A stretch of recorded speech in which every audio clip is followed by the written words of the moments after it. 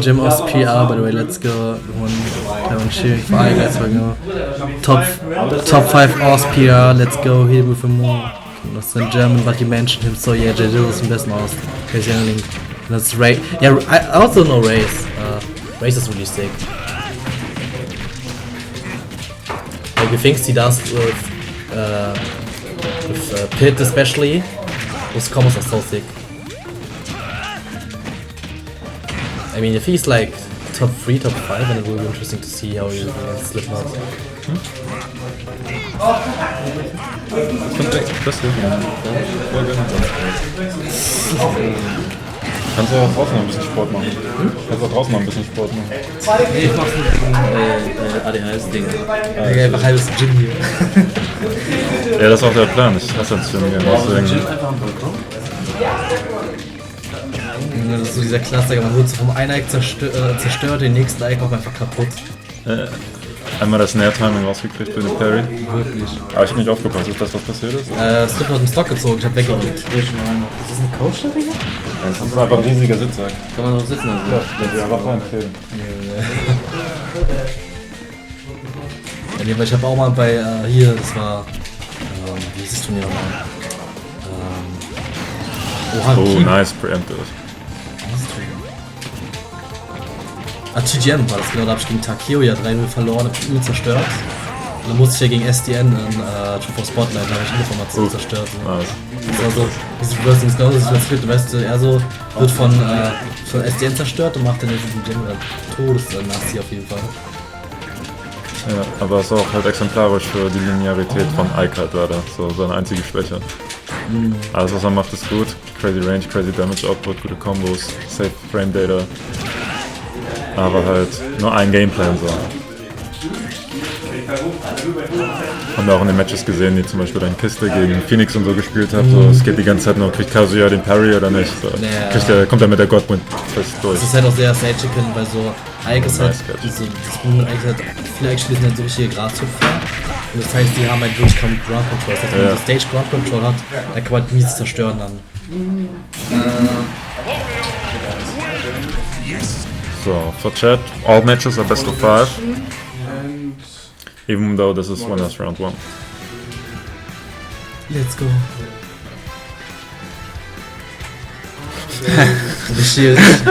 richtig menacing so. Wie lief bei euch? 3-1 habe ich gewonnen. Crazy. Mashallah. Oh, got to pick the Yoshis. Interesting. I kann Killt nach oben, ne? Sehr früh, du kannst auch ganz gut lernen mit dem ganzen Kram.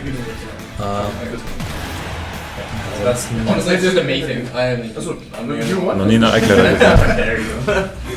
Vielleicht ist das für beide so, ist ja das Ding. Und für Ike auch gut, weil die Plattform halt macht, dass er relativ viel noch im Follow-up approachen kann. Das Problem ist in den Plattformen im Vergleich zu Battlefield ist halt, dass die weiter auseinander sind. Das heißt, die Ladder mit näher Abwehr und so weiter ist ein bisschen schwerer hier zu bekommen, tatsächlich. Ja, wie gut. Willst du sofort oder willst du kurz sprechen? Ah, jetzt poppe, dann kann ich nicht. Wenn ich verliere, dann kann ich nicht danach die ganze Zeit in die konzentrieren. Viel Glück! Erstmal auf den comfy Chair hier sitzen. Ein bisschen mies am Rumquietschen ist. Okay, so ja. Oha. Das sieht gerade nicht so gut aus, aber mal schauen, ja, mal schauen. Der Wagen ist eigentlich, wieso kann er das? Oh. Wen? Ah, stimmt. Der Mann.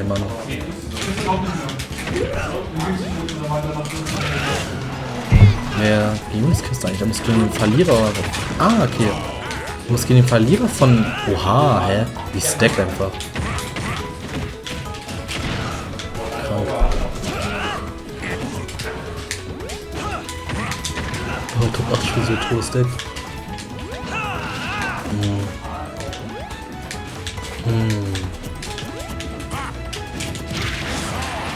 Tschüss, die SDN-Dash-Attack. Das ist wirklich so. Das war so. Ich habe bei Smash G gegen SDN gespielt, also so ein bisschen, weil ich. Du hast auf Smash GD gegen SDN gespielt? Auf Smash and Chill. Achso, okay. Mal zuhören, Bruder. Ja, und? Das war wirklich so. Einfach wie auf der Dash-Tag oder das Teil, wie aus der Korn machst, insane. Kannst du dir erwarten, was macht Ike auch sonst? Chillen. Also, muss halt nicht immer. Chillen und rollen. Ja. Muss halt nicht immer rein, Crackhetten. Eigentlich ist manchmal ein sehr geduldiger Char. Oha, hat er näher oder fair? Ich glaube fair. Fair. Krank. Ja, sieht gerade nicht sehr rosig aus auf jeden Fall, aber Sleepy, ja. Ein bisschen rasieren ließ das. Ah, bisschen mit Space, bisschen Käse, egal. Kriegt den nächsten Käse rein.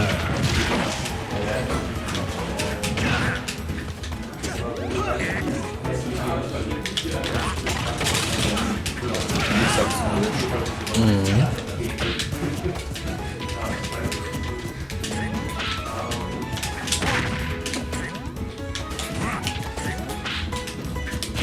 Oh shit. Oh, was, das hat gerade noch so geklappt mit der Plattform oben. Der Ike war schon krank. Wäre aber nicht gestorben, wäre nicht auf der Plattform gelandet tatsächlich. Also die Plattform hat dann gecarried. Der wäre auch nicht gestorben, wenn sie den Oh shit. Er hat die Zeit wie zweimal gemisst, deswegen gestorben. Er wollte so vorbeilanden, aber hat es dann verkackt.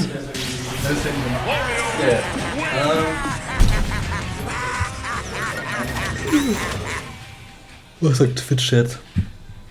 Wario Cringe sagt der Twitch-Chat. Ja, ist schon verständlich, ja.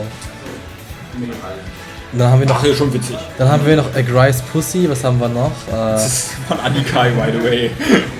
Dreimal Jam.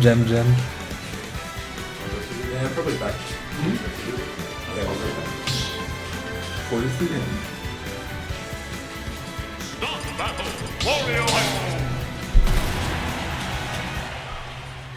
Und Justin, wie fühlst du dich so, dass wir jetzt matchen? Ja, keine Ahnung. Normal. Das ist, wie man sich halt fühlen soll, wenn man gegen Joker spielt, dann will das Run 2. So cool, oder? Ja. Da freue ich mich, wenn ich in der Kante bin und machst dann den hier. Der ist gut. Der Klassiker. Oder näher. Oder Becker. Meistens der hier. Alles andere ist ein Mythos. Renner macht auch mal nur FT in der Kante.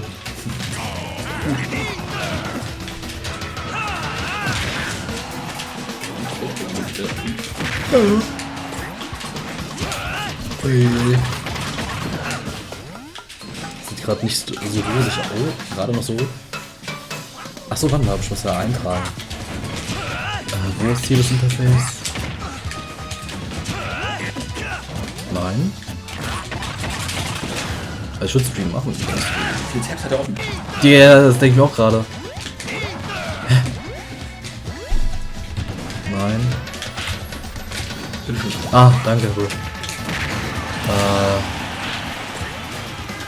So. Update. Was haben wir hier? Ist das nicht Windows 10? Bei Windows 10 kannst du mal so ranklacken und dann ist es so gesplittet. Oh, cringe.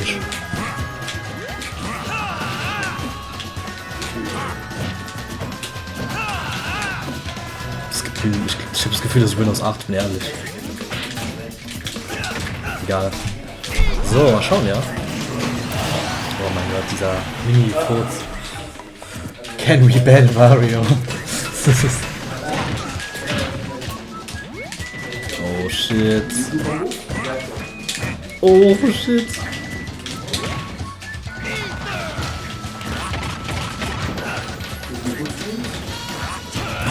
Oh mein Gott, er wollte die beerdigen. Oh. Oh mein Gott. Was machst du da? Oh nein. Oh, was? Oh shit. Abwehr. Oh nee, Alter.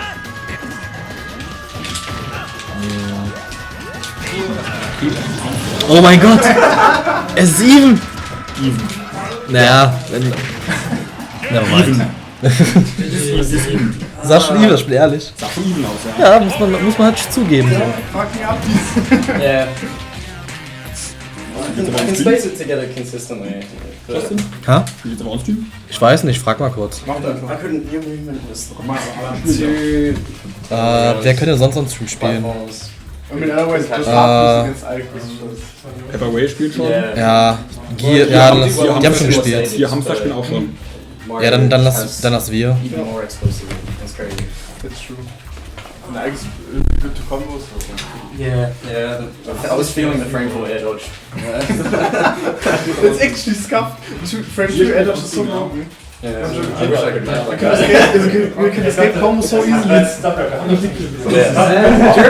I did that. Yoshi's was a decent stage. I feel like it was even enough. The thing is, you can spam up more. That's always good, I think, because you can just land on the upper platform. And That's true, actually. But I think Yoshi's is decent. You can chase me when you can juggle me really well. Wo ist der Adapter hier? Du musst deinen eigenen nehmen. Ich hab meinen verwendet. You can always reset through your platforms. You are more to your upper blast zone. I think Yeah, it's decent. I messed stage. up on that last game, going to the ledge without the a couple times, but that. We don't actually have Yoshi's story in my region. That's really good. Yeah, it is. Can I come to your region? Yeah, of course. More than welcome. I just want to play on this fucking stage. Yeah, we banned it very early because Mario was becoming quite Still popular. this island brawl at the I mean, 90% of the time. Yeah, thank you. 90% of the time you just ban the stage anyway. So. Yeah. Wait, did you say that you guys had Yoshi's Island Brawl? Yeah, at the beginning, Oh my God. yes. Yikes. We also had Lilith since I think beginning of 2021 Oh, okay, yeah. or mid 2020. We only Around just got rid of Island as well with the release of the last one, so God please. no, big fan of the Australian stages. Minus that one, because most of the Most stages important are question, nice. is it character or stage first? It is character first. Okay, that's good. Yeah, it is a rule set. Yeah. Fucking days. I don't know why America does. I mean, I guess it like It doesn't make any kind of sense, makes no. it interesting, but Then it's you have such an advantage to Then counter you have to this. you have to pick FD and your opponent picks min. Yeah, like When you get punished Screw that. for winning, you just punish for winning. It's just, yeah. Why are you losing, man? You're getting punished because you're better than the opponent. Well, unlucky, I guess. Yeah.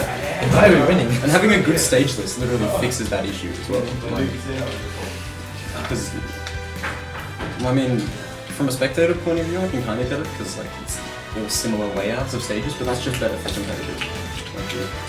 I think People who complain about that just don't play competitive. They're just the shitters in Twitch chat.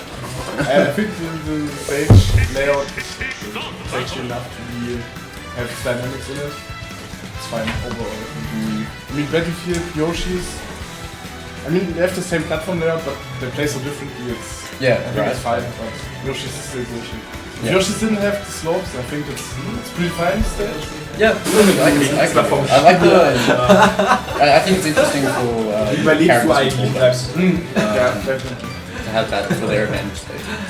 I still feel like we have like Smash Bros. Or the best shit. Like also same stage layout, but they play so differently. Yeah, because exactly. stage is bigger and stuff, so it's fine that they coexist. So. Yeah. It's. Yeah.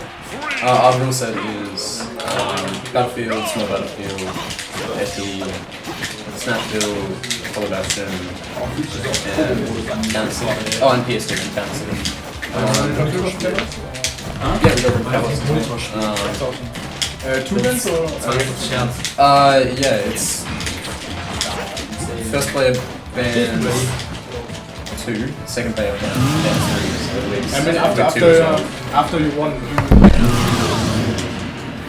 You ban 2. And then bans 3. After you lose a game. Oh, Du spielst Wolf heute, Zebra? when you win, after you win a game, you ban 2. Yeah. Yes. Deswegen oder Angst aus. Weil ich jetzt Angst habe. Yeah. Nicht jetzt in 2 No one has a problem with it. Everyone's just searching. We could get rid of Yoshi's accidents. Bis ins zweite Game rein. You guys have lots of Weil bans, ich so it's not so bad. rein davon Just like the other one.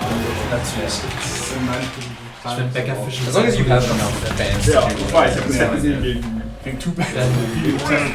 gegen Whale. Freeman ist fun. Everything is exclusive. No Leide, no shit. Jammet und Grace müssen spielen. Und Wilhelm Missing den Spiel drin. Wie wäre das against the Grace noch? Oh, ja.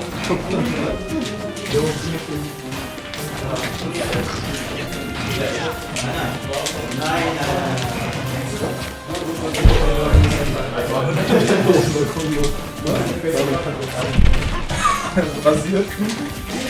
Okay, Ehre. So, bisher Ergebnisse. Ja, dieses Samstagspiel bei mir. Nee. 3-2 für Hamster. Echt? 3-2 für Hamster. Und Mani hat 3-1 gewonnen. Achso. Sagen Sie 3-1? 3-1.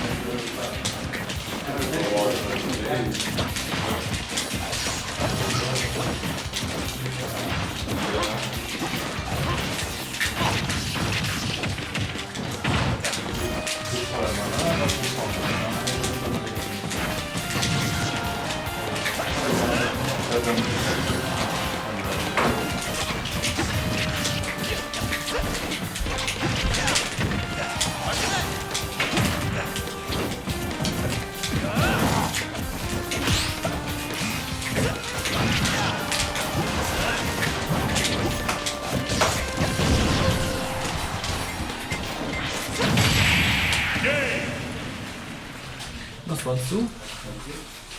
Warst du Müll? Ja? Warst du Müll? Ja. Okay. Yoshi's, Battlefield und... Es ist mal Zeit gehamstert zu werden. Yoshi's Battlefield zum Beispiel. Hamster, ich brauche noch 5 Minuten. Mal cool. Und dann ist ready für meinen ersten Hamster. Brauchst du erst Hamster Win, meinst du?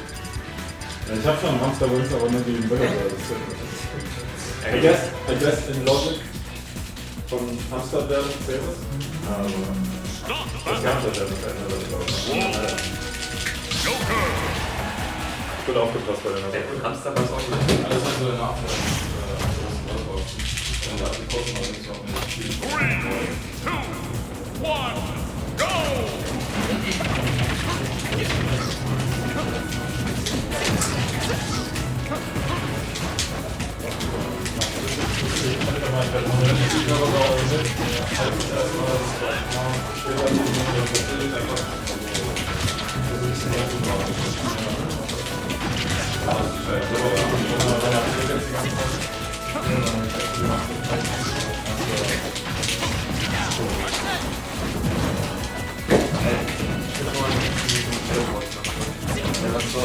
Ja, normal bin ich meistens dann einfach so bei der Ecke reingerannt, dann war das nach dem Bad oder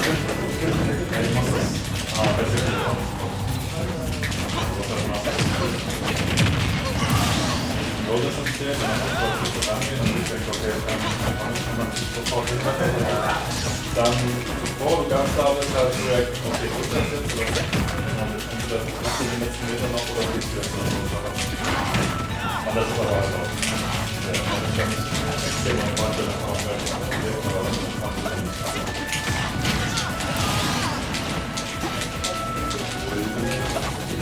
I have no control anymore. So I'm learning here. I love Slipknot. I love Slipknot. Very sad. Very funny. I literally in the morning drink it happy, and after that from that so I live here. I didn't until I went away. Yeah. And when I tried to go to the sport, very sad. it's fun, always very fun. Yeah. If I haven't, I can But yeah, I'm very 16 now, so there's not many people that could. Yeah, so I'm not everyone is Yeah. So you can. We're taking a step.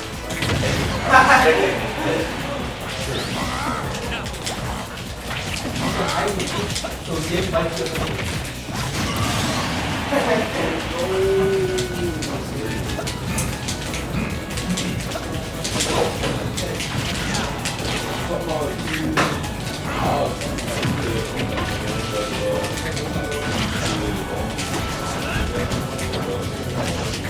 Are they eating too?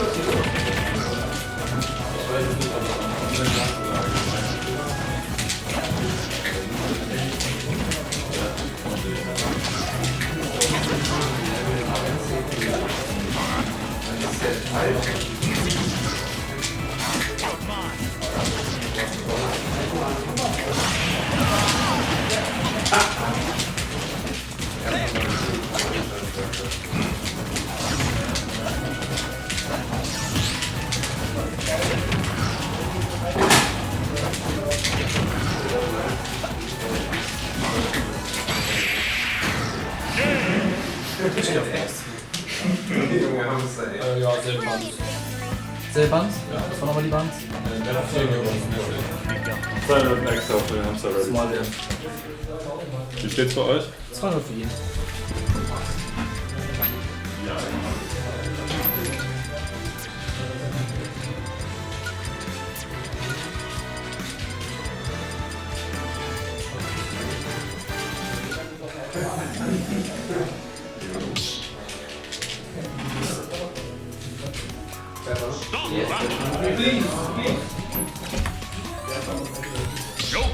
Ah ja.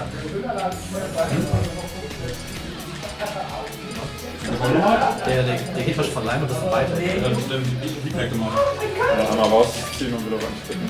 Und dann aufpassen, dass die keine Richtung geht. Ich meine, der Reconnect kostet nichts. Ich hab den schon connected. Achso, kannst mit Y X und Start connecten. I remember the time you So, ich würde richtig über den analogen einmal rausziehen.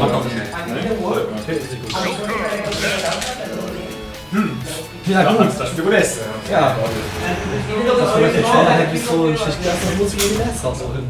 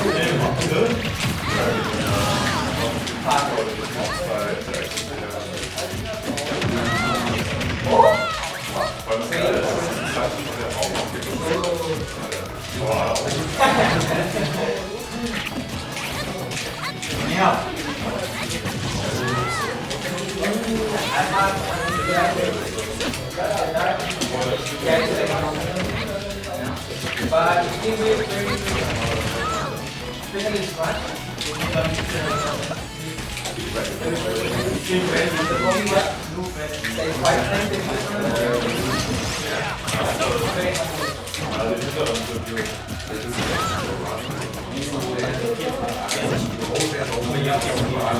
Yes, I wrote a body with a I was like, okay, I'm losing maybe words. I can maybe I didn't expect it. no, I was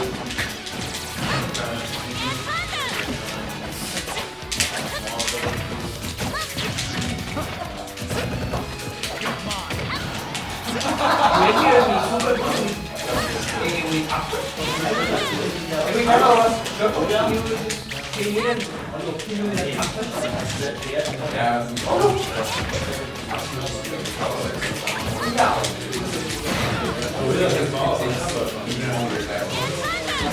that's really good.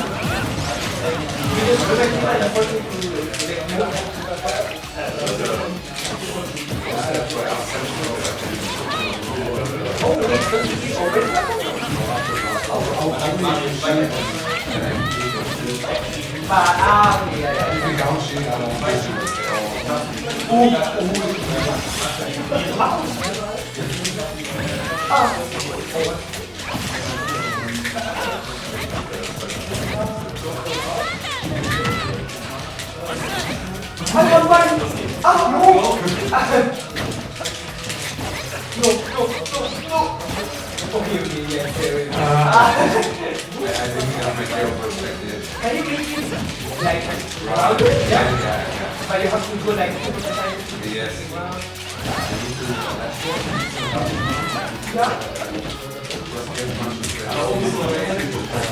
okay, that's it. I'm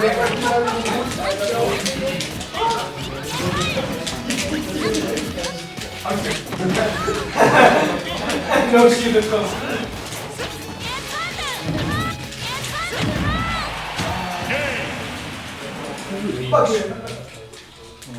Part of the sea tower. The stage genüsslich. I said I will react, I'm done to. But I didn't put it.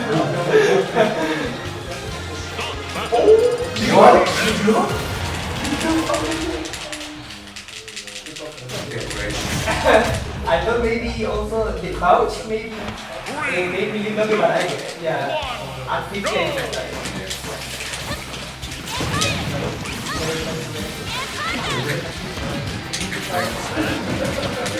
no, yeah, just you have to.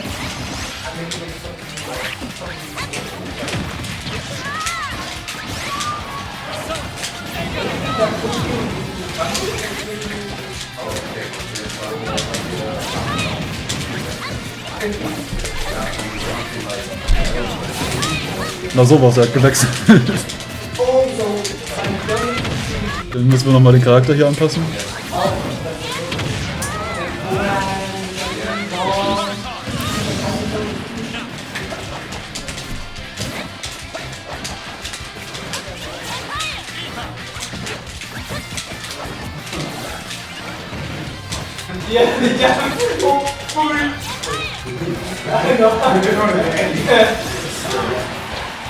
Okay. What do you do?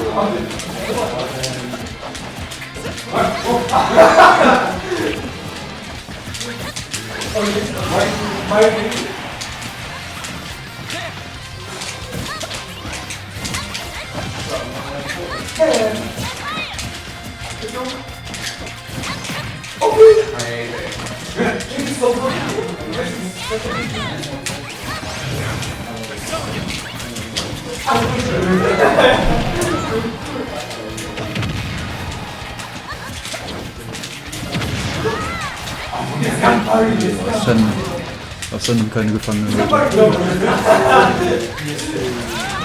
What? I retired. If you leave that one, I will have to leave my This is Marina.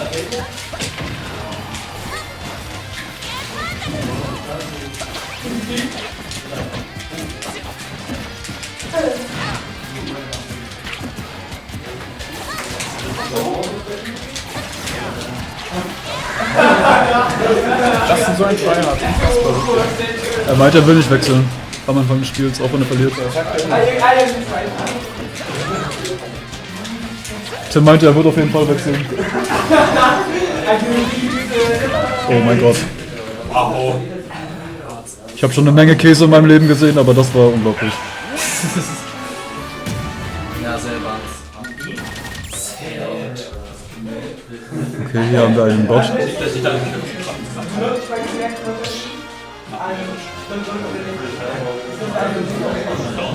Nein!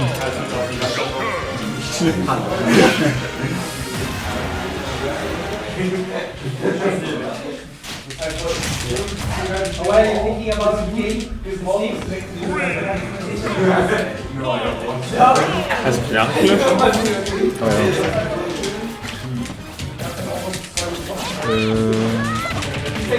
Wie geht das? Ist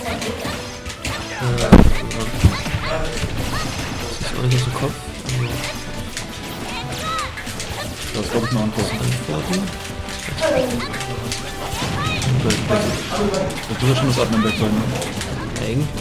Oder links, weiß nicht. Können wir noch. Aber dann von da aus denken? Ah, nee. Ist es vielleicht nicht. Nein.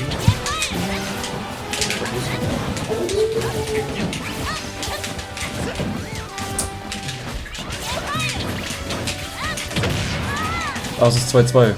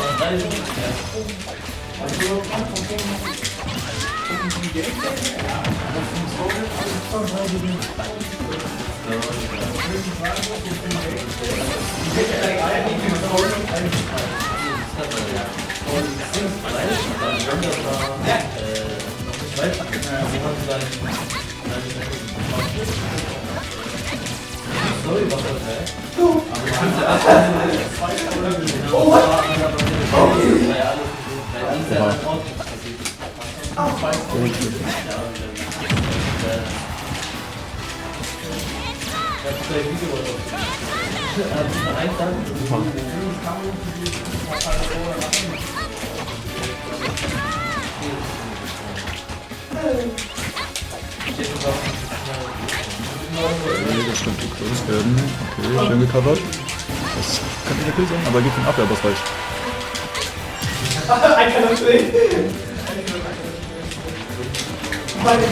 Schön.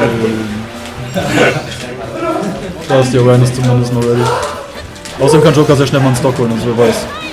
Braucht man hier Advokat noch nicht abschreiben. Beide gewohnt vorsichtig. Schießen so ein bisschen Feuerbälle aufeinander. Schnipser, Schnipser. Okay, das war eine weird Interaction.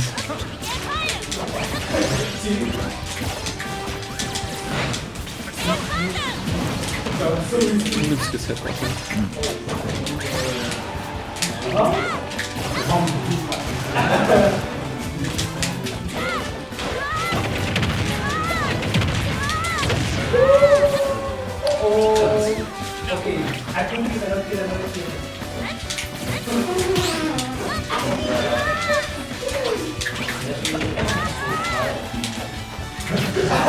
I'm out. Boah, schön. Das ist halt echt gut, weil wenn du getroffen wirst, dann ist halt die Range davon relativ hoch, ne? Da kannst du halt hier dann mit dem Ascent direkt den nächsten Stock auffüllen. Ja, das ist schon ganz schön smart gewesen. Ich werde jetzt nochmal nervös auf jeden Fall. Oh, schade, dass der verfehlt hat. Oh Gott, das war ein guter Grab. Ich wäre so hart in den Konter gelaufen an Justin Stelle und das ist die Mary reicht, ja. Der Reversal.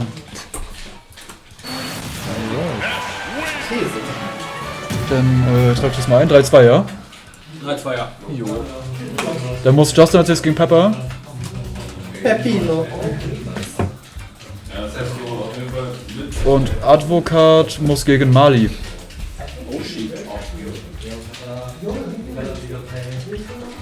Und du musst gegen den Gewinner von Slipknot, das weißt du ja schon, ne?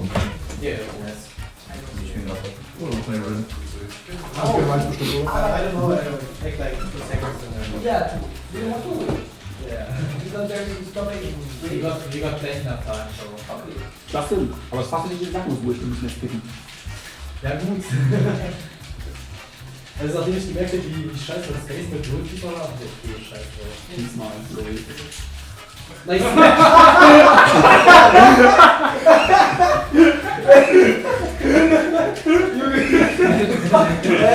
Er spawnt einfach ein. Oh mein Gott, so sorry.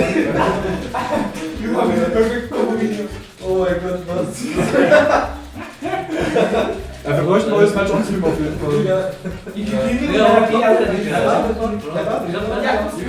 Oh, no? Ja. Okay. Ey, Basti. Ja. Das ist total nicht mitbekommen. Weißt du, Slipknot spielt gerade gegen das Schackel und gerade eben, wir gucken so drauf, und man kommt ein Smash-Ball, also mit einem Turniermatch. Also welche Minute das war? Ja.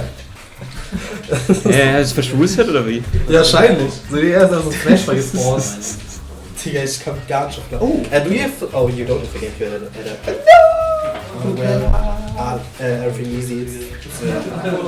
We can steal someone from. Yeah. Habt ihr mal einen Adapter, den wir stehlen können? Ich schätze mal schon. Einer schon bei Danny dran am Setup. Maybe someone's. Using?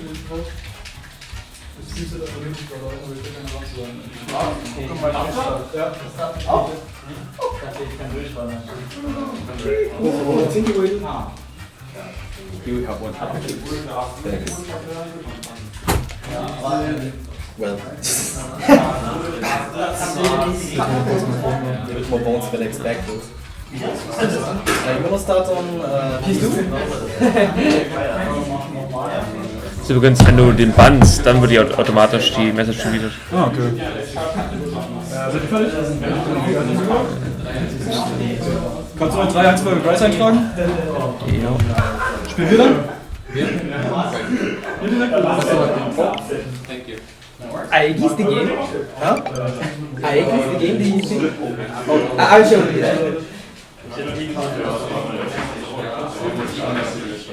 Did you just saw the game from the Shackle and the Slipknot? No, I don't know what happened. They basically played and suddenly a Smash Ball spawned. But were they in game 1 they were? Were they like in game 3 or something like that? I don't know, it was like in the middle of a tournament. Suddenly a Smash Ball. Yeah, no. Oh, we said that's killed me, man. They have to reset everything that's time. It's so random. Or they just play with it. Okay. Oh, das meinst du? Keine Zeit. Oh, ja, wirklich.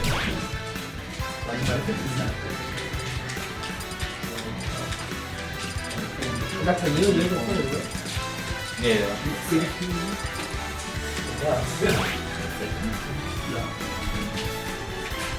Yeah. Okay. Ist gut.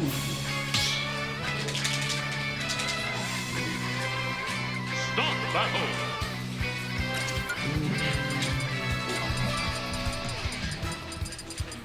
Yes. Mario. Let's have a good one.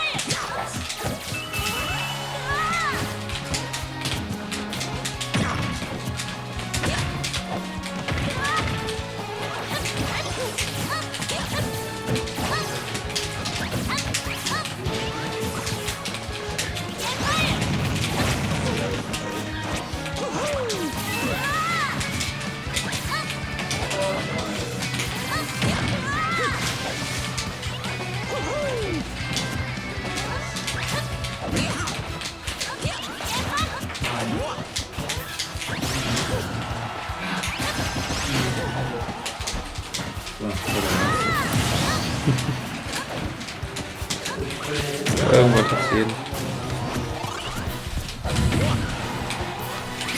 Ja, spielt echt interesting. Am Anfang auch einfach Carlos offen gelassen, bis ich da gewonnen habe. Crazy Typ, Ja, da haben wir auch gemacht. Aber was ist das Reasoning da für dich? Einfach um es zu lernen? Ich meine, du würdest es ja normalerweise immer bannen, Nee, right? es macht Warum? einfach nur Spaß, auf Carlos zu spielen. Aber was ist der Spaßfaktor für dich? Ja, also die Map hat manchmal coole Gimmicks, die ich nutze. Den Walljump zum Beispiel? Ja, auch. Aber gegen wen müsste ich jetzt? Oder muss ich jetzt warten? Erstmal. Wahrscheinlich musst du warten auf Winner of Y, Payload gegen Gear. Gear so gespielt? Wer hat gegen Gear?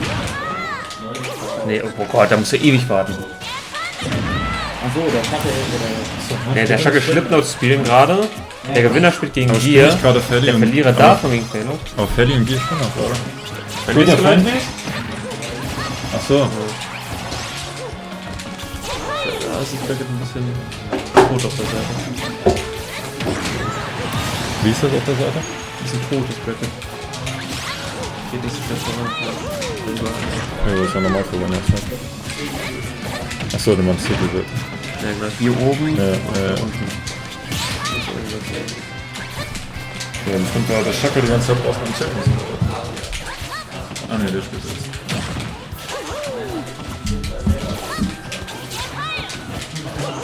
So, Zephyr gegen Pepper. Zephyr hat es also anscheinend noch geholt gegen Advokat, der lag jetzt 2-0 vorne tatsächlich. Ich weiß nicht, ob er da Verwurf gespielt hat.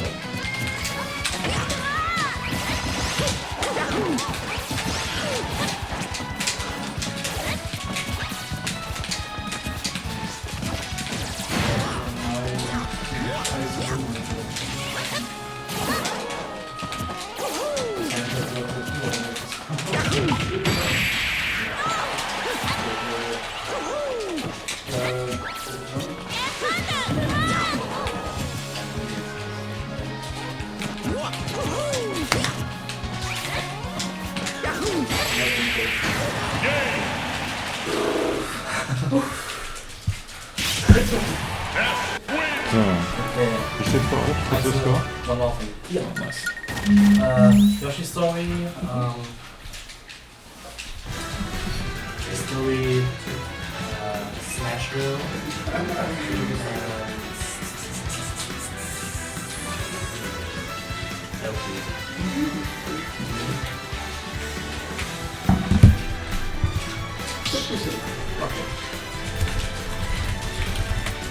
Start battle.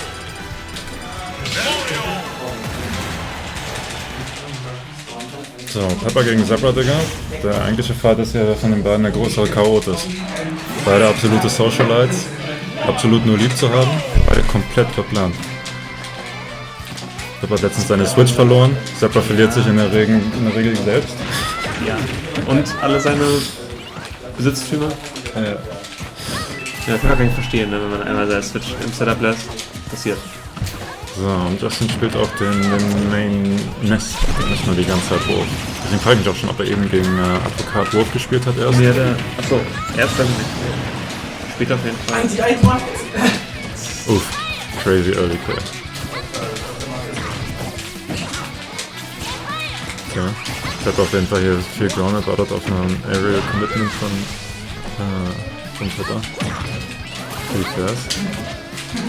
Oh, wir müssen ein paar komplett vergreifen.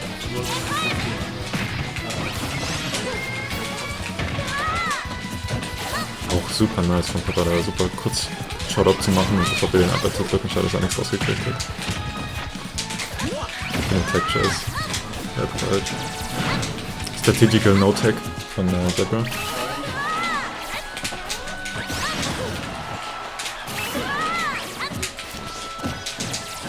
Aber ja, Zebras Plan scheint hier zu sein, sehr grounded zu bleiben und mit sowohl Jump Catches als auch Fading Areas Mario ein bisschen rauszuhalten. Ist doch nice Parrying Grab. Ist also sehr ready eigentlich für jeden Approach von Pepper. Der auch soweit noch nicht versucht hat, das irgendwie mit einem Fireball aufzumixen. Das ist auf jeden Fall eine Möglichkeit für ihn. Naja, kriegt auch sofort was raus.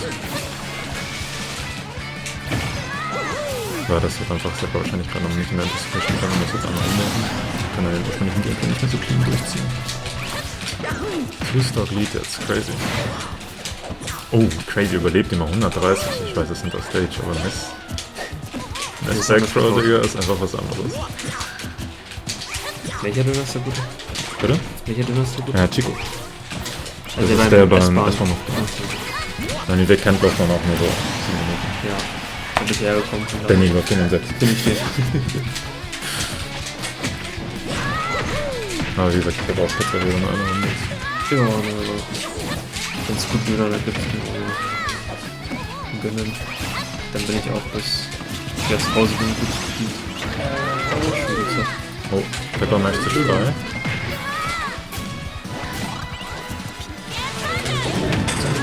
Oh, hält durch.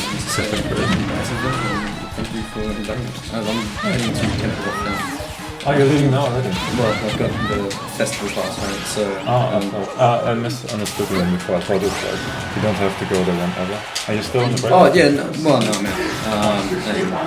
I would stay a little bit longer, but there is I checked the schedule and there's a band I kind of want to see, so I can just make it on time. So yeah, but yeah, thank you very much for inviting me. Yeah, no. Do you know if anyone here is going to Colosseum? What? Colosseum. I think some people are, but who are wegen Zebra probably. Okay. Yeah, he seems like the kind of guy, but the rest, I don't know. Yeah, I'm trying to figure out who I'll see there. Yeah, but they're only match 2, so it would probably take a while. Or maybe in between matches you can ask them if you want. I'll just ask him in Discord afterwards, I reckon. I'm gonna head off. Thank you very much for inviting me. I'm having a great time. Wonderful. Bye bye, enjoy it. Bye.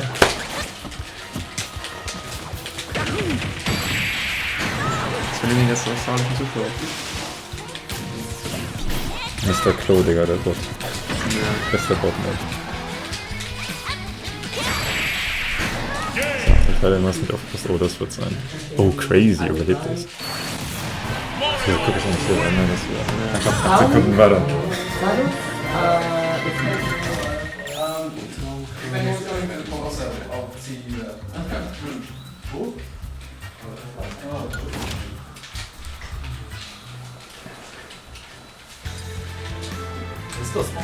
Okay.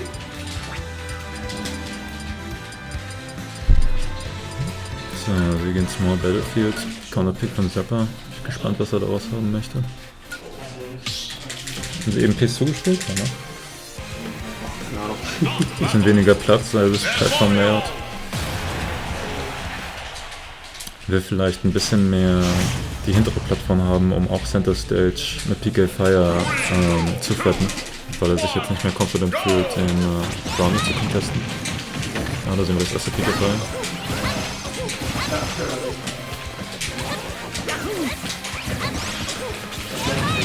Ja, definitiv. Ja, der Drop ist nicht nur mit PK Fire, sondern auch mit Dropdown Fair, immer in diesem Center-Bereich. Wenn das eine Rolle macht, dann kann er das Mix-Upen in Tomahawk Raps. Und muss keine Angst haben vor dem Fireball-Mix-Ups vor allem. Und Mario tut dann nicht so geil extenden, wenn er auf der Plattform ist, kann Mario auch nicht so viele Kombos drücken, ne, wie wenn er mit der Plattform selber extenden kann. Und kriegt auch einen relativ clean Essen-Stack hier. Zurück zur Plattform. Oh, jetzt war der dritte Combo dabei. Ist man das richtige die ein? Plattform 1, man kann da einfach nicht die ein und dann wird man das immer optimal. Für wenn man im Down Air ist. Ich weiß nicht, ob das Strategic Misinformation ist. Ich glaube, wahrscheinlich meint er einfach bloß, dass wenn man halt nicht bei super hohen Prozenten ist, ne? Ja. Dann weißt du, okay, mit nicht der tut es nicht, aber falsch der tut schon und so.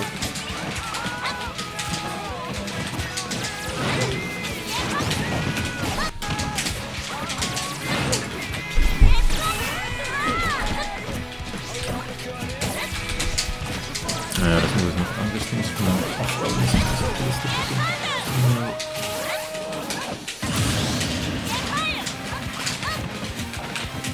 gibt mal. Und ein Streambot, der das Spam automatisch. Also ja, genau, wenn das ansonsten halt einfach Mods reinpacken. Ich glaube, bei Rex haben wir auch ganz gut.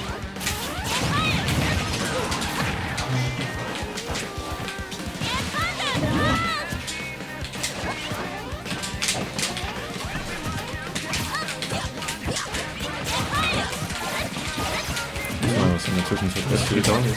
Sollen wir eigentlich auf den Stream Ja. deswegen so sehr viel Mix.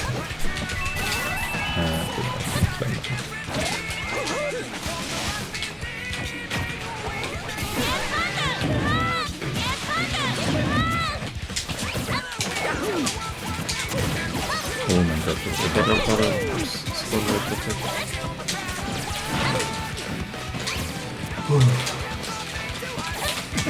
Ne, ist 2-0, glaube ich. Nee, 1 war hat es gewonnen. Echt? Ja. Ah.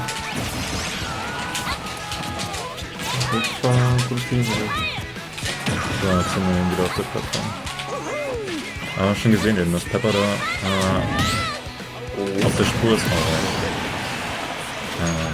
Eben hat er versucht, mit einem Raw S-Smash in dem Landing zu catchen. Oh, okay.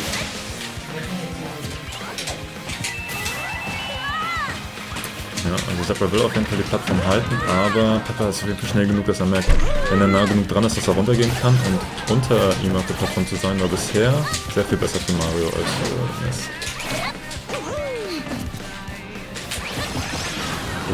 Der Raw ist knapp an das Match vorbei.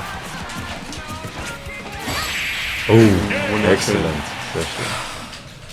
Einfach angetäuscht. Muss ja wohl öfter, weil es einfach in der Ecke rollt, dass er nah dran ist. Wahrscheinlich für den Ledge-Slip, dass er das machen kann leichter. Aber wir sehen Pepper auf jeden Fall auch ein bisschen hackischer heute. Normalerweise spielt er extrem gut. Es ist sehr viel Zeit, wird manchmal einfach stehen im Neutral. Im Burst Range. Hier muss er ein bisschen mehr hustlen.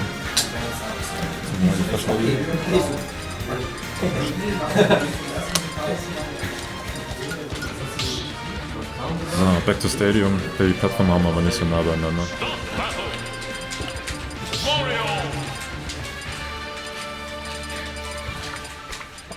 Ist immer egal, wie viel das einen Unterschied macht. Ja, Grass gegen Whale, immer wieder die beiden. Ich bin gespannt, wie das Match bei denen inzwischen aussieht, wenn wir gegeneinander spielen. Wie sich das verändert hat. Aber ob wir das immer noch genau gleich runterdrücken. Zumindest bei Danny hat sich ja extrem viel, bei Whale hat sich extrem viel getan. Die Grass habe ich lange nicht mehr gesehen. Ja, der war so aktiv hoch.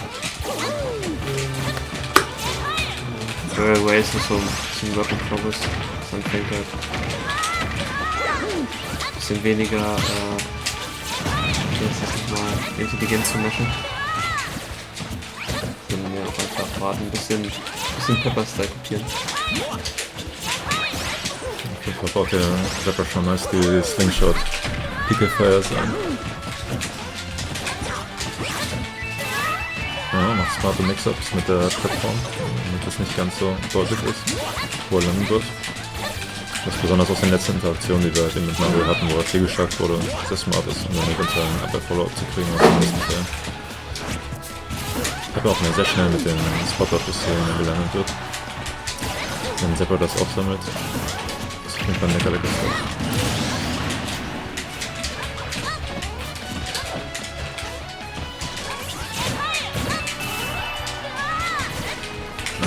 Aber Pepper auf jeden Fall die Anpassungen mit reingebracht, also lässt sich nicht mehr so viel an der Plattform catchen.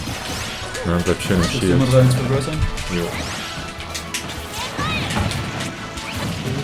Du musst den Browser wieder hochziehen.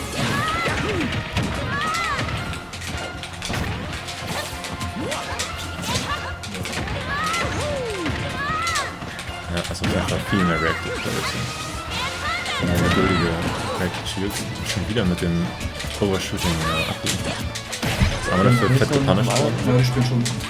Also ich bin schon. Das heißt, wir müssen spielen, dann muss der Gewinner gegen wir, dann muss der Verlierer da fahren, gegen Taylor und dann ist dann nicht gut. Ich hab's erwartet, ich weiß nicht, Ja, Grace hat gewonnen. Ich bin gespannt, den mal wieder zu sehen. Ich hätte gedacht, wir fangen Ja, da hat er so gespielt.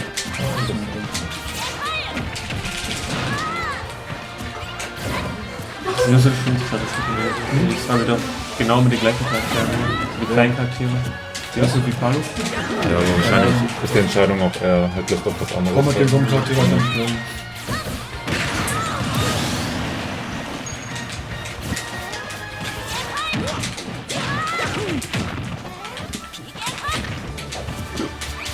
So, Nail weiter, Digga. Statt sind wieder I. Dann sind wir wieder back to grounded. Und er wartet wahrscheinlich jetzt wieder auf die Jumps. Oh, Flashback. Wir haben den Neutral-Kreis einmal abgeschlossen. Oh. War das Chill? War das verkackt? Ich hätte glaube ich tun können, ja. Abwehr.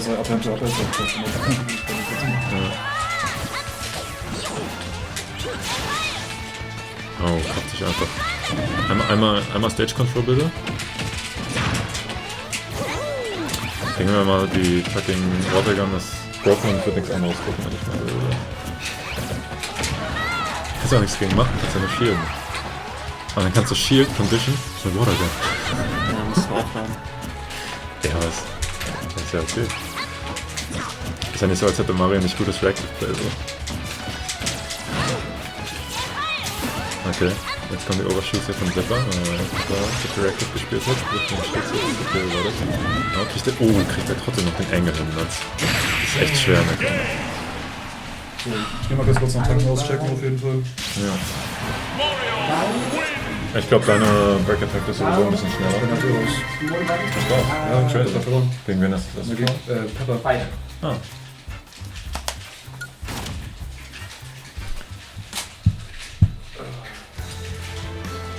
So, ich mal gucken, ab wann wir... Ich bin Sleepy und Tackle immer noch? Ja. Ist es 5 oder so? Ich habe nämlich gar nicht nachgeguckt, wann ist ein Typ 4 jetzt eigentlich? 2, ja. 1, 2, 3, 4. Ja. Gibt es überhaupt einen Top 4? Ne, es gibt nur Top 5. Und hier sind dann 5 und 6. Ne, es gibt nochmal 2 5. Plätze, deswegen gibt es keinen. Ja genau, 2 5. Deswegen gibt es hier 4. Ja, 2 5. Also 5 und 6. 3-2 für Slipknot, by the way. Ja, ich würde sagen, der Gewinner danach, also wirklich 3-2, krass. Ja, der Shackle ist am Start, oder?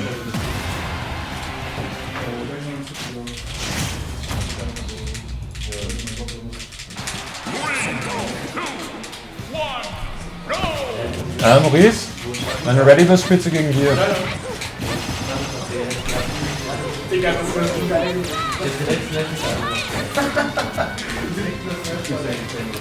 Interesting.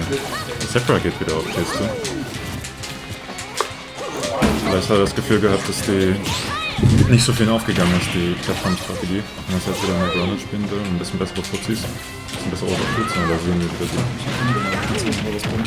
Oder? Kannst du mir das nochmal von dir mitgeben? Vielleicht kann ich die Karte bezahlen. Ich weiß nicht. Ich höre nicht genug Bild, oder? Achso, ich dachte, das ist ja noch von den Bildern nach der Runde. Ja genau, aber schon als Ausgleich wird er so richtig gegeben. Ich frage den anderen Vorteil. Aber ich gucke euch noch rein, ob das gebraucht wird.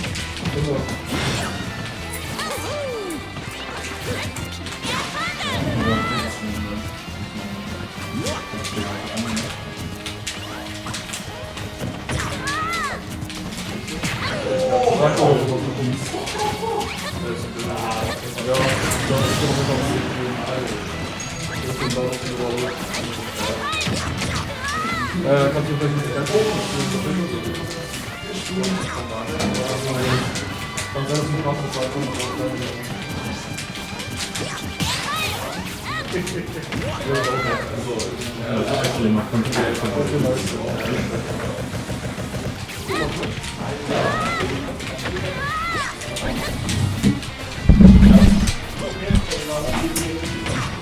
So, Pepper an der League diesmal.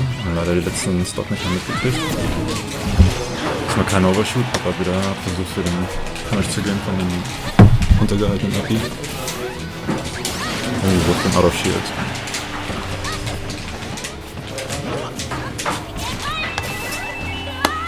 Plan ist Inputs bei Zepper. Gegen? Ah, echt?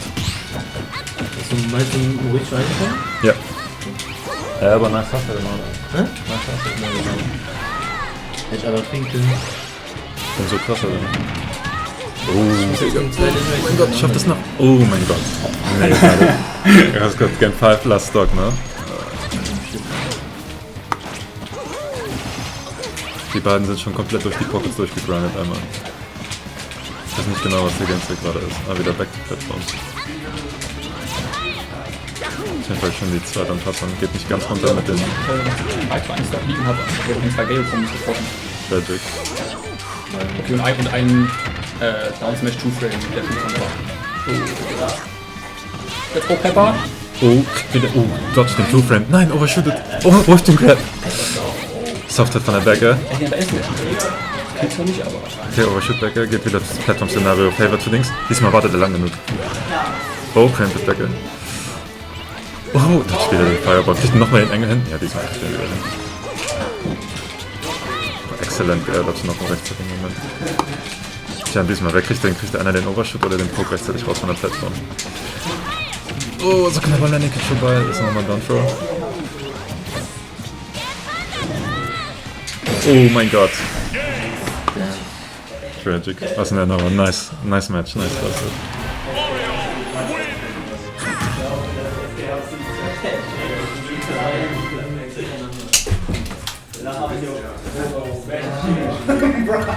Bekomme ich wieder. Das ist Taylor besiegt. Ich habe 8 Minuten habe echt.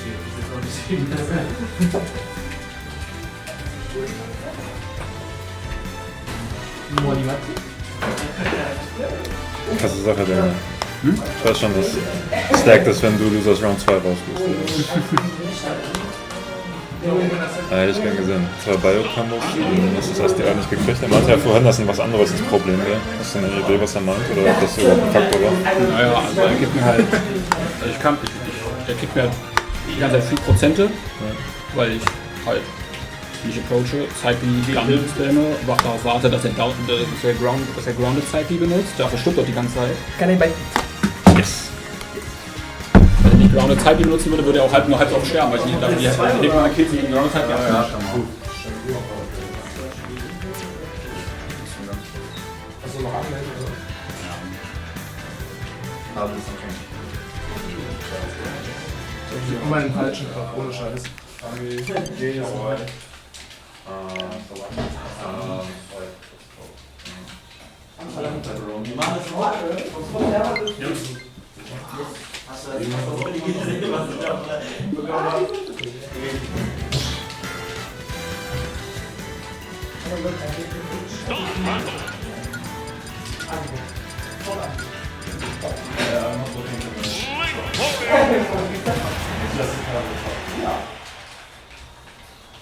They're also not for that. Alright. 3, 2, 1, go!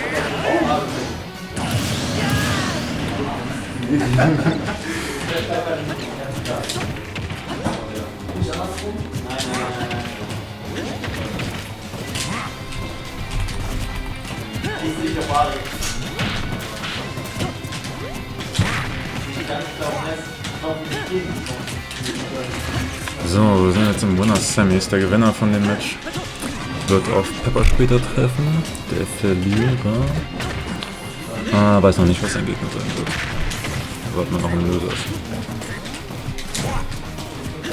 So, dann steht natürlich nicht 2-2.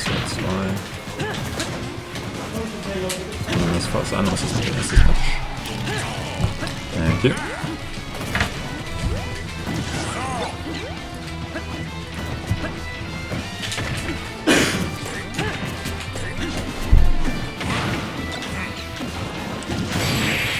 Oh, kriegt die Extended Box. Ist Game 1 bei euch? Ja, ja. Also ihr spielt beide ohne Controller.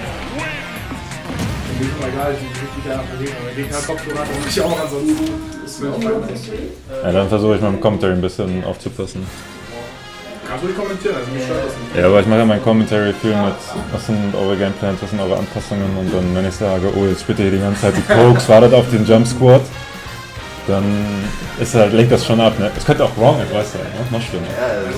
Also ich blende es aus tatsächlich im Game, also mir wäre es egal. Okay.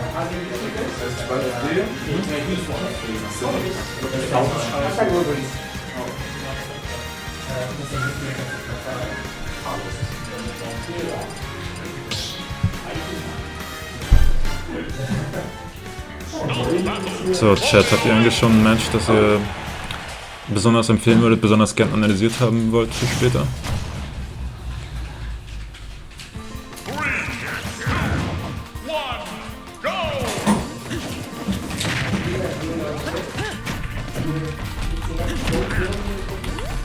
I didn't get any lucky. Maybe, but I think you were out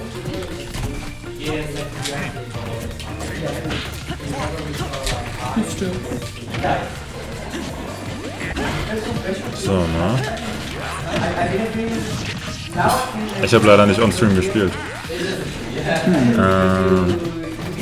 Wieso hast du dich eigentlich nicht für das Analyse-Ding angemeldet? Ich habe fest damit gerechnet, einmal ein Advokat in die Liste und 10 Herzchen runter. Für was angemeldet? Für Set-Analyse. Achso, für die Set-Analyse. Ich habe überlegt, ob ich das noch was. Aber irgendwie, also die Zeit hat dann Pepper, also ich habe dann Pepper rausgeholt und ich habe Pepper reingelassen, das ist eigentlich schon cool. Willst du sehen hier? Dann habe ich es gelassen. Ja, verstehe ich. Ich bin auch sehr gespannt, wie das mit Pepper wird. Ich meine, die Sache ist ja auch, ist ja nicht so, als müsste nur eine Person es analysieren. Also es kann ja auch easy Team-Effort werden. Achso, ja, ich mach das mit dem zusammen. Also, Also allgemein, also einfach viele andere einfach so den Perspektiven geben, weil ich meine, je mehr Perspektiven, desto besser. ja, sure. Aber so also grundlegend die Idee ist halt, eine Person immer so ein bisschen zu spotlighten und halt auch das Geld zu packen, um auch ein bisschen zu normalisieren. So, hey, Analyse ist voll geil und es lohnt sich auch Leuten dafür Geld zu geben. So, dass unsere ganzen Top-Player halt mal sagen können, so hey, schickt mir eure Matches und gebt mir ein bisschen Geld, dann hauen 10 in die Hand. Weil das euch einfach 5 Monate Zeit spart. So.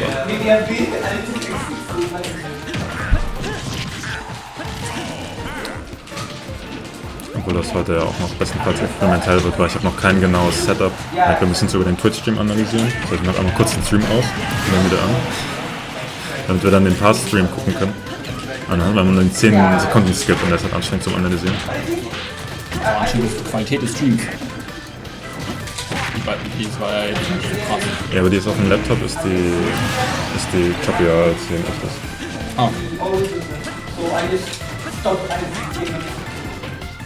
Aber die 2000er Bitrate sieht auch nicht so vielversprechend aus.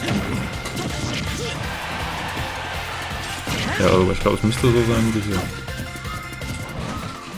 Ja, an sich schon. An sich ist es ein Stream-Preview, glaube ich.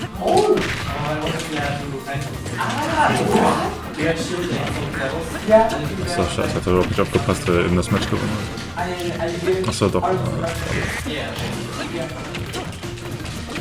So, das heißt, das Match-Counterpick ist von Gear hier. Ich weiß gar nicht genau, was will er mit denen? Will er einfach die kleinere Stage haben, früheren Kills an der Seite, oder will er die Plattform haben? Oh krass.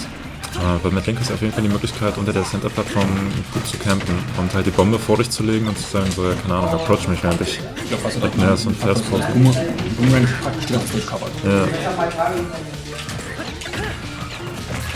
Aber es ist natürlich auch so, dass wenn er mal in die Corner kommt, das gegen Mario dann schnell kommen kann, dass Mario von der Plattform sofort mit Combo-Startern runterdroppen kann, was halt natürlich auch gefährlich ist. Das ist auch ein Center war, ja. Das ist mit Mario das beste Stage, glaube ich. Und, naja, also wir sehen jetzt... Bitte? Was bei dir noch ist als Charakter. Oh.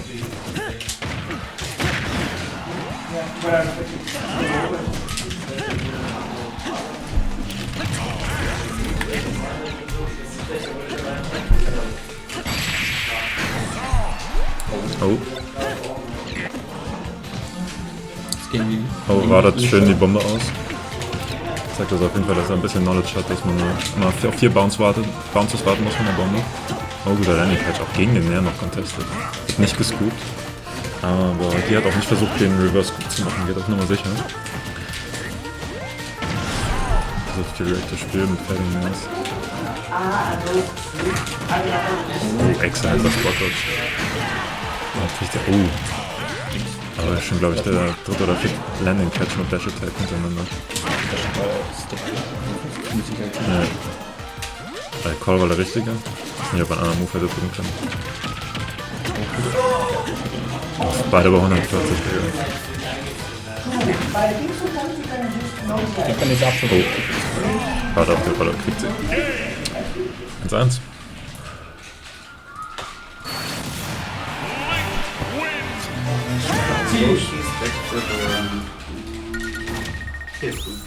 Yoshi's Battlefield PS2 Ban. Du hast gegen Hamster noch verloren. Ja. Er hat mich ein paar Mal bei 60 gekillt. Ich habe nicht ganz durchgezogen, immer zu Plattform campen, aber es ist auch tatsächlich ein bisschen weird noch, weil selbst auf Carlos macht das halt wie auf die Plattform. Also er hat genau die Angles drin, dass er dann genau auf dir landet. Ich denke, wenn man das einmal noch verstanden hat, kann man es wahrscheinlich noch härter abusen. Und hat noch der Plattform nicht um zu campen, aber zu shielden. Und steht ja auch noch. Zu shielden. Ja, aber es ist echt crazy. Der Typ hat gegen mich, Carlos und Yoshis gespielt, ne? Das ist Hamster. Hamster ist einfach ein Nutty Boy. Und nie merkt so viele Areas drin sind. So, dann haben wir schon mal einen halbwegs soliden Lead. Also mal. Okay, speziell Poke hier. Nutzt einfach. Zweitlängst im Spiel. Ja, echt? Achso, weil er so komisch so sich nach vorne den Peaks, ne? Und kriegt keinen Confirm aus dem Bruno rein. Guter Effekt.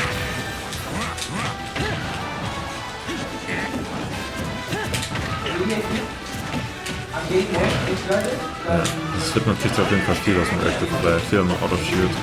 Das mich ein bisschen überrascht.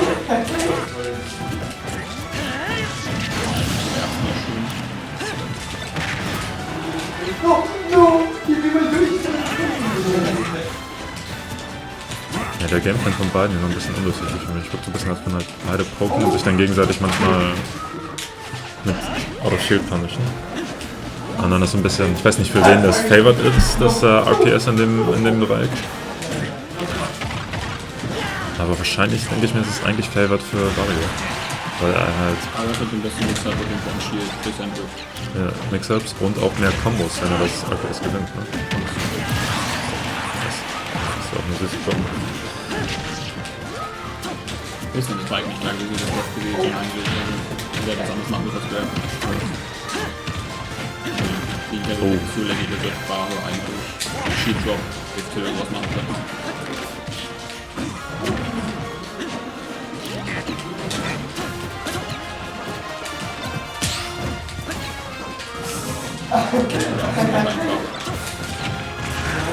Hier auf jeden Fall extrem viel mit dem Approaching Nairs. Das interessant ist, weil er dafür relativ viel gepunished wurde. Ich habe nicht ganz mitgekriegt, wie viel er daraus noch gekriegt hat, aber ich glaube, viel von dem Schaden kam vor allem von Projektilen, wenn er ihn in der Luft erwischt hat. Also Das scheint ja eine Distance-Frage zu sein, ab wann Slipknot mehr Grounded spielt und wann er viel Aerial Approaches geht.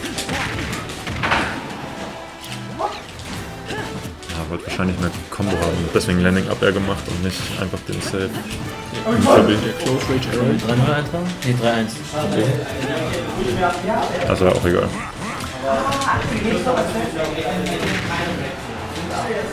Little Mac Record.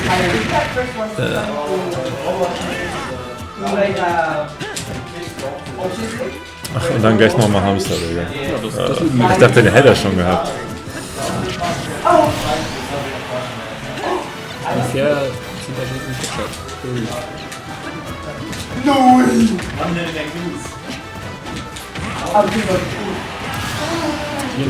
Hier schon ein bisschen schwerer hätte. Ja, scheint ja auch bisher auch funktioniert zu haben. Ja, so weit weg. Der nach vorne dashen, der wird mit nach vorne dashen. Ich würde sagen, vielleicht wollte er den Dash auf Timing, weil so eine Multibility ausweicht oder so. Ziemlicher hart, wie das dafür stürzt.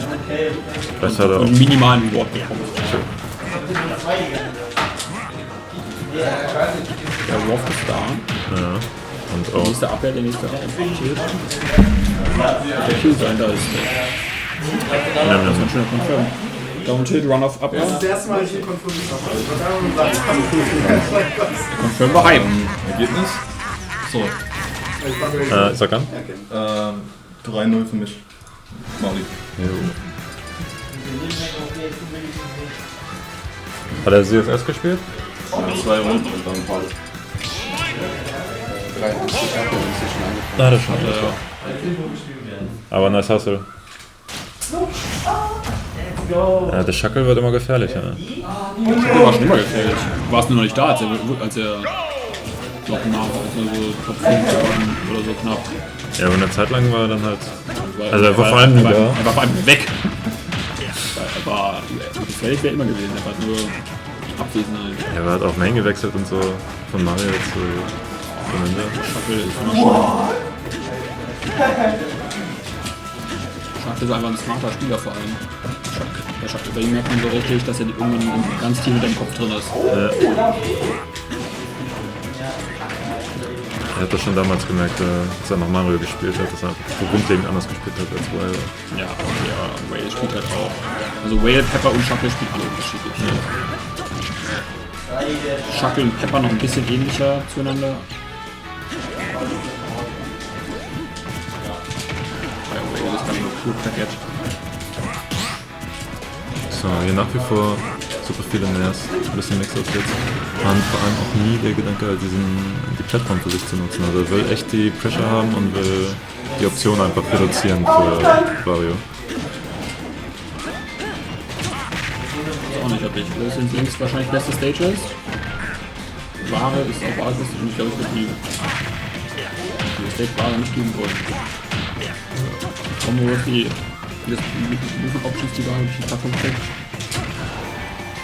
Das ist alles crazy.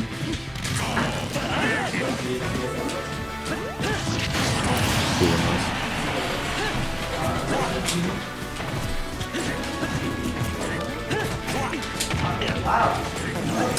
Oh no, das ist greedy gewesen. Echt, das war Aber nicht mal ein mit dem Lead kann man sich das mal erlauben. Er hat noch 2 volle Stocks. Die Chance, dass er auf jeden Fall einen Hardwash bekommt, ist extrem groß. Aber wie er sich da auch immer noch durchwuselt durch die Projectiles, das ist echt crazy.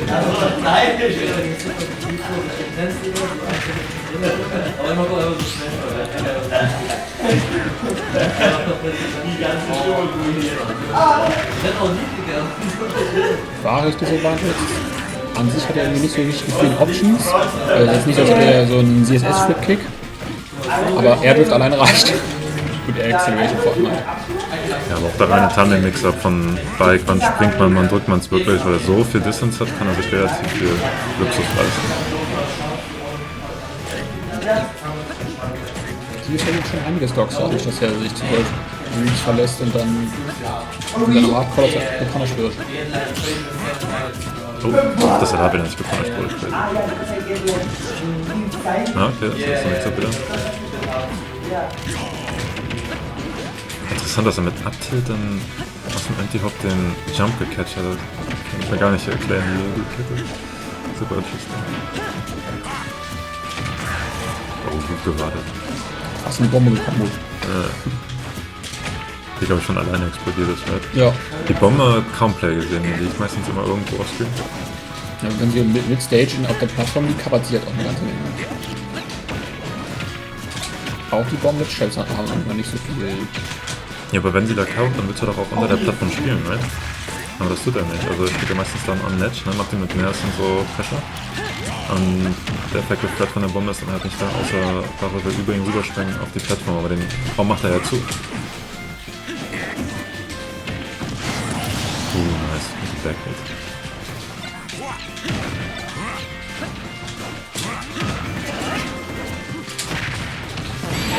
Oh, das war das. GG's.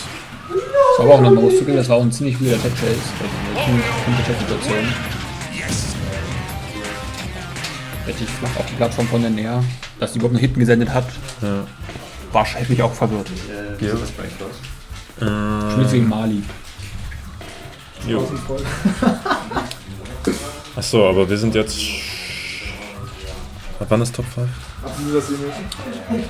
Also wenn die gespielt haben, machen wir Pause. Also willst du noch das Match für den 4. haben, oder? Du willst Top 4, Also wenn du auf Top 4 wartest, musst du vor Losers Finals aufhören. Der Verlierer von diesem warten wir jetzt nur noch auf Losers Quarters. Jo. Alles klar. Also das kommt das angespielt, oder? Ja, also wenn Zebra gegen seinen letzten Gegner gespielt hat, dann können wir uns schön packen. Mann. Ja, ansonsten könnten jetzt auch die und Mali on Stream spielen und dann Ja, kann so. müssten Justin und Shakira Hamster halt kurz warten, bis sie. Ja.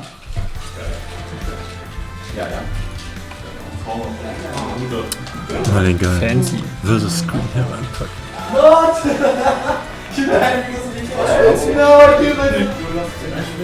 No, mein Haus!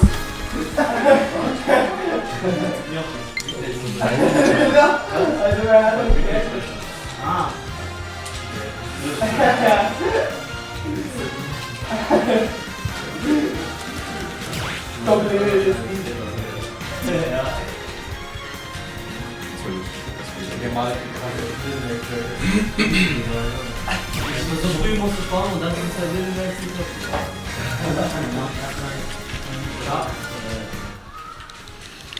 Tja, wir werden sehen. An sich kann ich mir vorstellen, dass Mali sehr mit Gear strugglen wird.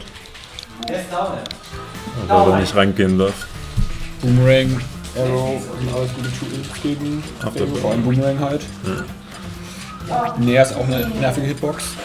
Das ist interessant, wir haben 2 Elite Wi-Fi Warriors, right? True. Ich glaube sogar unsere beiden besten Wi-Fi Warriors. Wahrscheinlich, ja. Auf jeden Fall.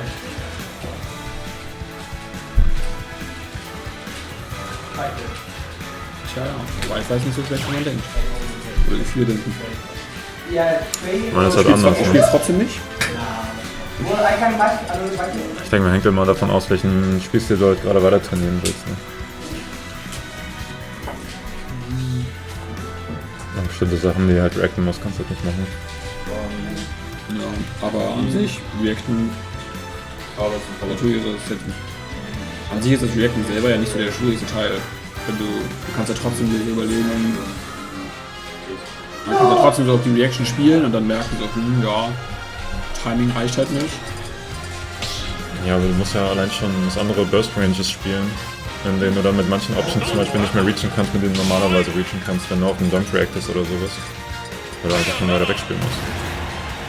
Und dann musst du dann was anderes committen, ne? Statt dann Jump Up Air musst du dann Jump Back Air machen oder so, wenn du einen Charakter hast, der mehr Reach hast, und das ist einfach ein ganz andere Art von Commitment. Für mich ist das größte Problem, wenn ich online spiele, dann gerade wenn ich nicht spiele, geht das in irgendwelche Habits wieder rein, wo man einfach eine Shadow Ball spammt, weil das halt am schlechtesten ist, weil auf einmal 2/3 der Map Treasure ist als Burst Range, wenn das Ding loslässt. Und dann werde ich die Habits wieder nicht mehr los, wenn ich offline spiele.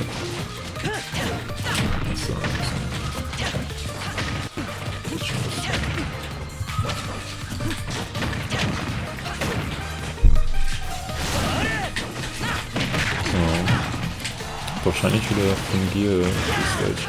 Ich gehe mal gefragt vor dem Match, was erste Überlegung ist in der Stage. So lange wir keine Tournaments gesehen. Ist das so gut für Bio? So, weil die auf den Plattforms actually Resets kriegt, right? Ja. An den Plätzen und so. Bayo kommt jetzt auf Town, ziemlich illegal. Also so Bayo auf Town ist ungefähr mit derselben Schiene wie Warrior auf Town. Für andere, aus anderen Gründen, aber so das Prinzip ist ungefähr das gleiche.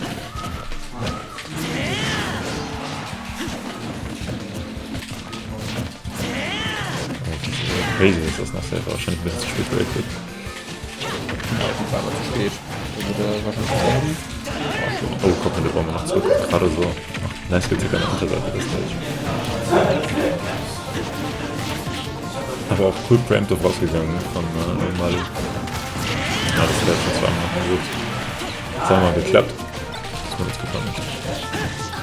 Ich bin überrascht, dass wir so nah drauf sind. Okay, das ist cool. Wenigen Kill-Options, die Bio da noch ziemlich safe hat. Ich bin überrascht, dass Bio an Ledge so nah an der Ledge steht, weil an sich kann Bio halt einfach unreactable Jump Side Video tun. Und wenn du nah an der Ledge stehst und shieldest, fliegt halt hinter dich und kannst trotzdem nicht punishen. Ja, sie geht auch durch die Bombe durch damit, ne? Wahrscheinlich, ja. Ich kenne jetzt die Interaction nicht, aber davon will ich mal ausgehen. Oh gut, der actually der... Ach nee, normalerweise hättest du sonst getroffen, ohne der Trick. Wo soll ich einen härtere Confirm sein? Oh nein. Der nach vorne etwas viel, auch unnötig. Vielleicht verdrückt. Ja, ist crazy Get Attack von Link. Oh, nice. Ja, das macht der Jungs halt gerne.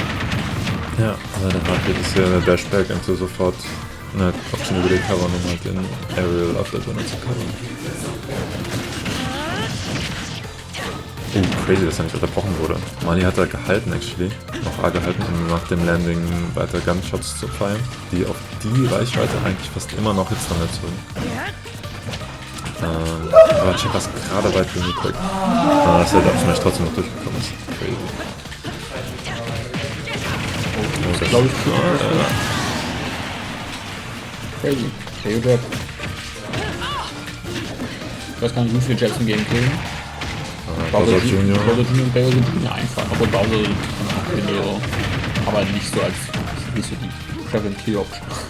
Ich glaube, Falcon Gentleman killt auch irgendwie bei 160 zumindest.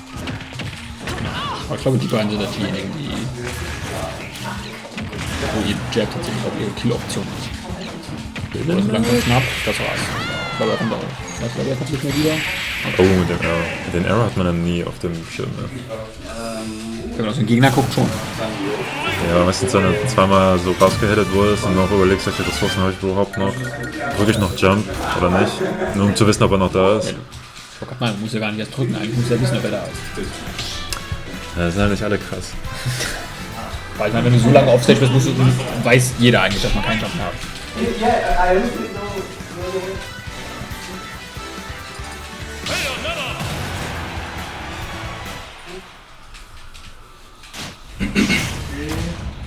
Ja, entspannt, gehen sie back zu Snaffle? Nee, PS2.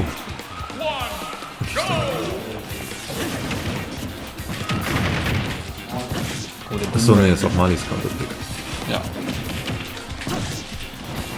Das Timing von Boomerang.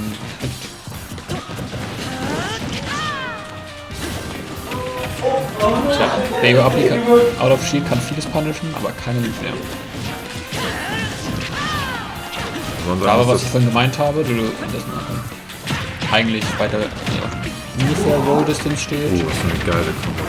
Da wird er viel sterben. Ja. Lecker. Das sieht auch cool aus. Baby kommt, das sieht auf jeden Fall flashy. Die meisten sehen immer ein bisschen langweilig aus, aber die hat so das die letzte Der F-Click. Der Timing Reach.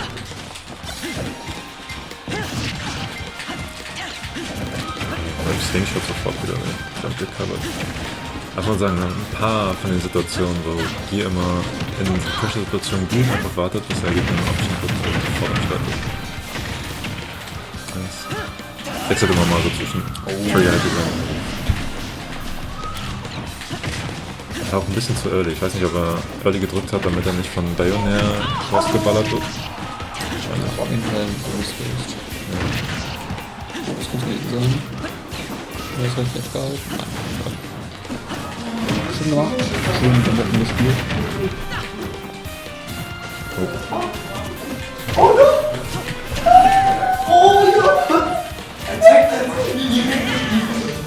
Oh Gott, scheiße.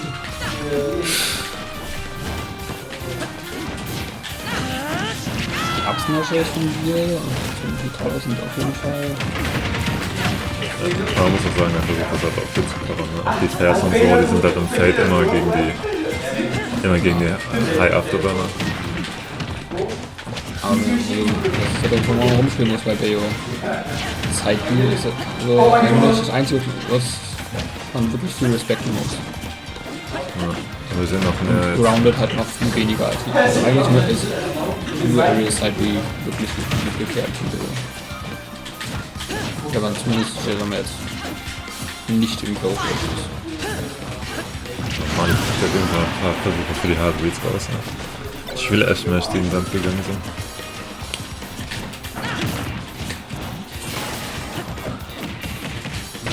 Ich würde im Ali gerne ein bisschen mehr chillen, wenn ich tatsächlich auch mal ein Lied habe, weil dann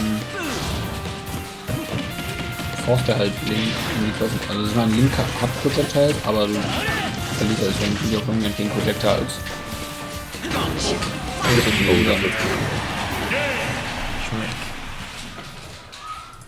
Also wie gesagt, auf Long-Range verlierst du ja nicht Link.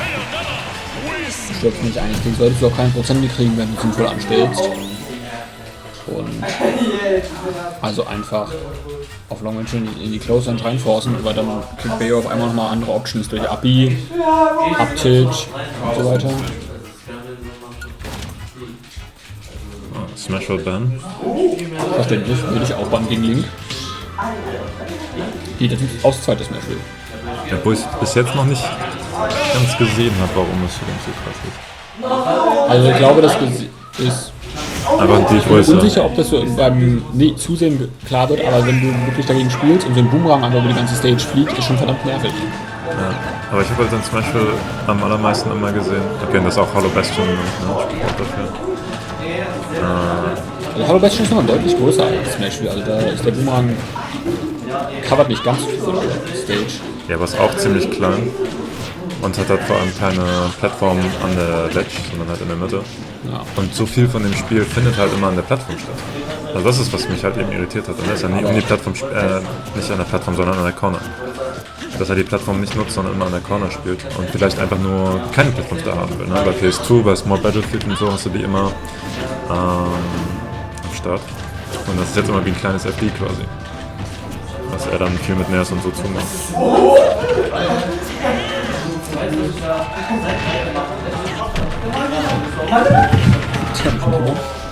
Kiste.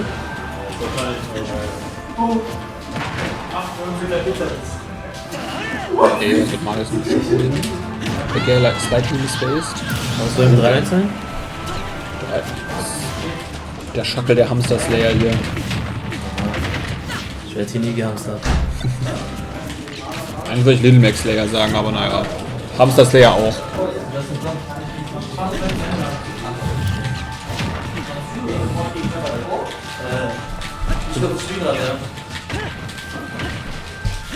Aber ich glaube, wir können noch erwarten, wenn wir uns zuspielen, ja. Die Zeit haben wir bestimmt.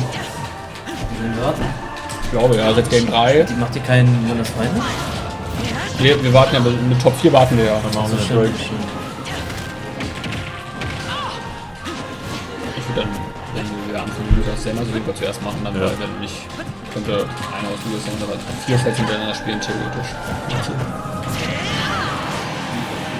So, ist ja schon Energie hart angelegt. Marvel ist auf jeden Fall sehr, also Marvel benutzt sehr viel Dropdown, Aerial oder halt Zeit von der Ledge, was halt mit Bayo halt verdammt gut ist, aber gegen so einen geht es schon wie Link fertig, ja, mal killt bei 90 oder so, ist das auf jeden Fall manchmal problematisch. Ja, besonders weil geht das ja nicht mal readen muss, sondern die Option für ihn einfach free zu covern ist. Also er gibt dafür nur einen Neutral Get Out auf, den er dann nicht covern kann, aber da war es immer noch Stage Control. Deswegen soll Lady Match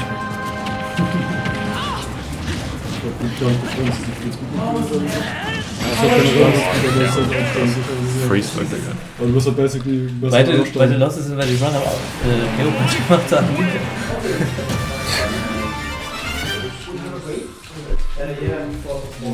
Ich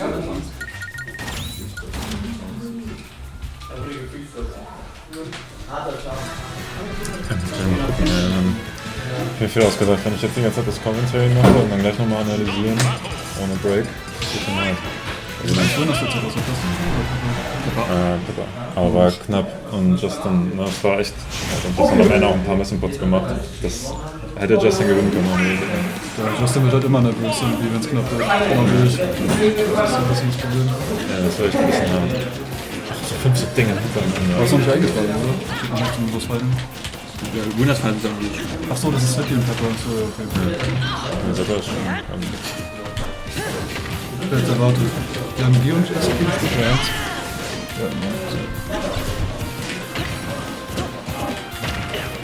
So, wieder back to Disco. Hast du irgendwas, wo rein vielleicht eigentlich? Muss ich glaube ich eine Tasse nehmen. Ich habe noch nichts besorgt. Die sind über den Herd direkt.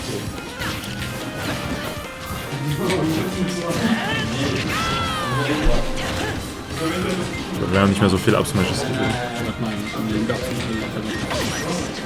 Mali kommt auf der Welt nicht so ganz klar. Also wir sind auch tatsächlich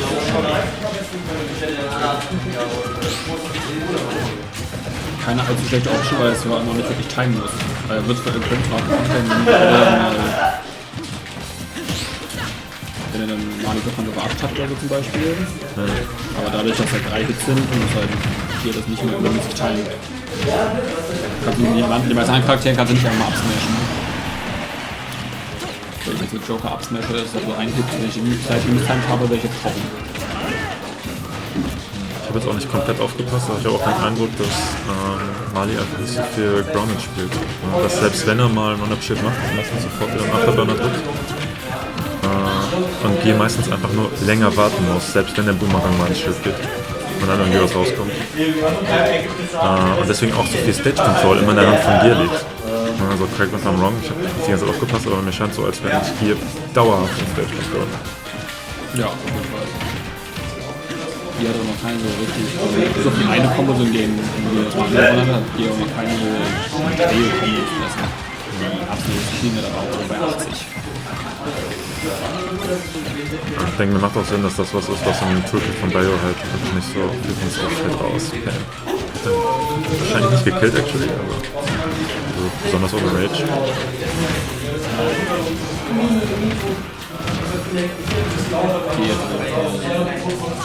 Im nächsten Mal liegt keine Chance. Oh, das ist natürlich.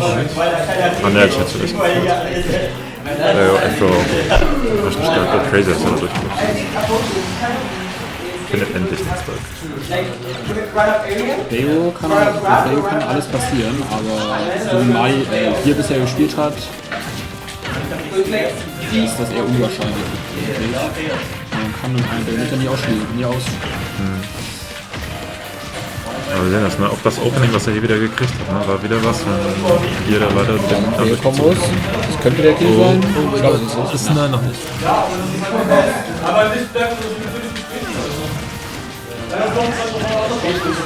trotzdem für den Smash.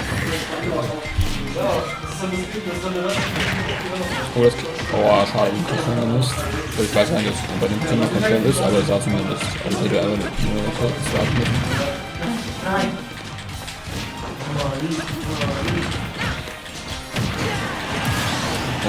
Jetzt wird's noch spannend. 2 Bio-Kombos oder eine Lucky One? Oh, das geht. Nee, noch nicht.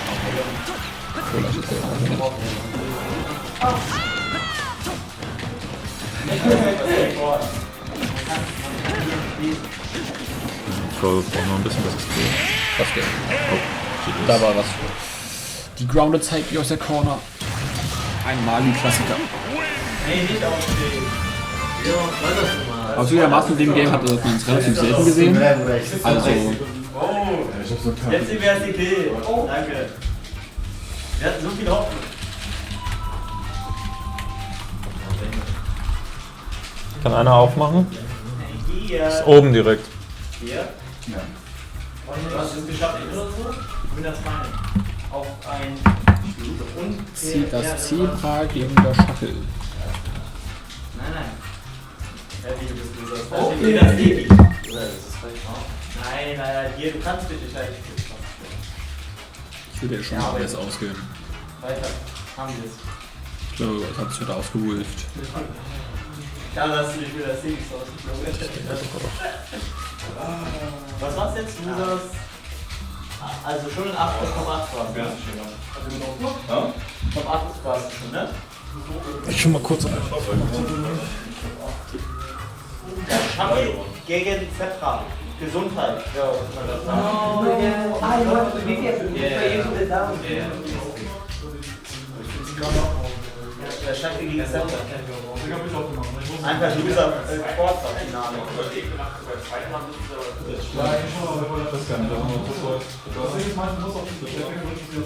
Ich hätte gerne gespielt.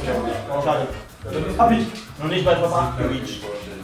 Ja, aber heute ist auch krass. Also für den anderen Turnier wäre das Top 11. Egal was du spielst. Nee. Willst du nicht? Ich hab schon überlegt, ob ich eigentlich einen Top 16 machen muss hier für die Bundesliga. Warte, wie viele Leute sind da? Oder bin ich schon Top 8 gewesen? Oder ist das wirklich ein Du warst Top 8. Du warst Top 8. Ich dachte, die gibt's Pizza. Wenn du zweimal gewonnen hast, dann... So schnell geht's. Top 8 rausgeflogen. Und Mali auch. Oh nein, nee, Mali ist nicht Top 8. Doch, natürlich. Ja, aber er ist nicht bei mir rausgeflogen. Schade. Er ist als nach mir rausgeflogen. Das heißt, er ist Fünfter. Ja. Nein, ich hab dich doch rausgefahren. Das ist sehr schade. Aber es ist ein Frühstück. Fünfter kann ich schon akzeptieren.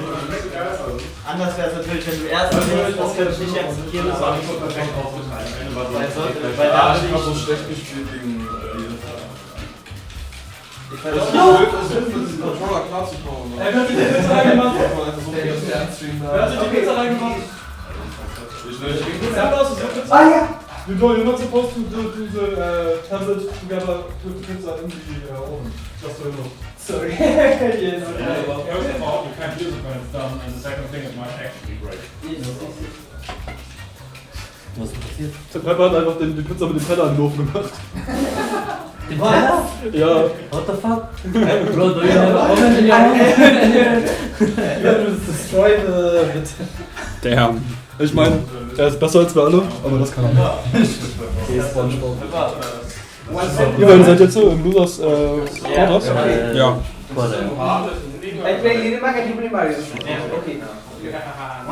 One set. Wait, one game? Deine, du willst ein bisschen Commentary machen? Nee, ich will jetzt Mob nehmen. Aber ich brauche noch was zum Stopfen und ich muss... Ich würde danach ganz gerne auf jeden Fall die Analyse angucken von Pepper. Ich glaube, ein Problem, was theoretisch ein Problem ist, wir tun auf 30 FPS, das ist für Analyse meistens nicht immer, Analyse manchmal nicht ganz so gut. Aber ich glaube, wir müssen nicht so Frame-by-Frame-Zeug angucken. Das ist manchmal ganz interessant, um mal zu sehen, so hat er da einen Button gedrückt, ist das immer ein Habit, oder? Oh, ist das ein Problem. Ich muss mir sowieso noch was überlegen, weil über den Twitch-Ding das zu machen ist halt scheiße. Ich will es am liebsten irgendwie auf YouTube haben. Du drückst auf den Knopf hier. Achso, ja. Ja, das ist wahrscheinlich smarter. Also für das nächste Mal muss ich nochmal aufsetzen.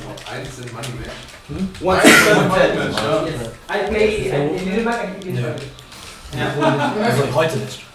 Habe ich zu hart kaputt gemacht. All or nothing. Oh, okay. Warst du vorgestern bei ihm? Gestern. Wir haben von 8 bis 11 Uhr gedrivet. Kein Bock. Oh, warum? Gehst du starten? Da kann ich gleich. Was noch?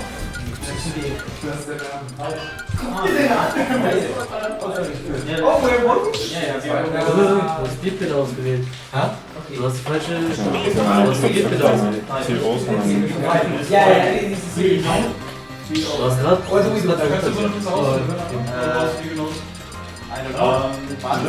Okay, warte. Aber Split Pillar ist schon eine coole Stage. Aber einfach reconnecten.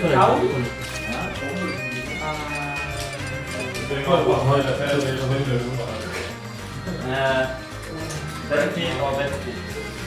More Battlefield or Battlefield? Yeah, you're I was finding little mistake. Yeah. Okay, my new skin. Oh, look. Now my new skin. Oh, der hat jemand ausgerüstet. Oh, wait, what's that?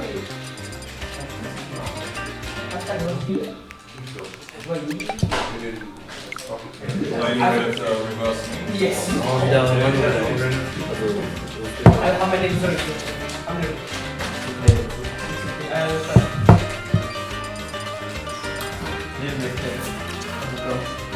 Was geht nicht so aus der KO eigentlich Wait, actually, you could have taken this to me. Yeah? Oh, you know? Yeah, I know.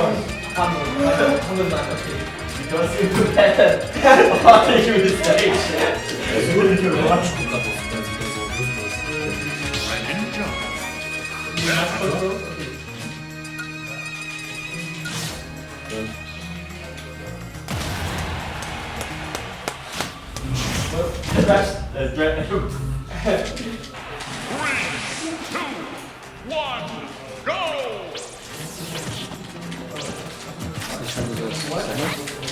Nein.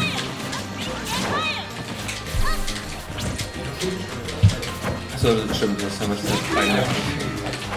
Are you ready?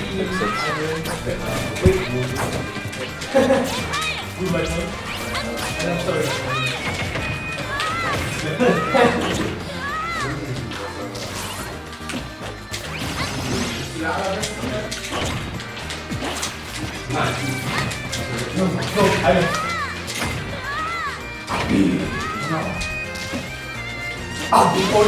No, it's not my. Das ist nicht so okay hier, können wir machen.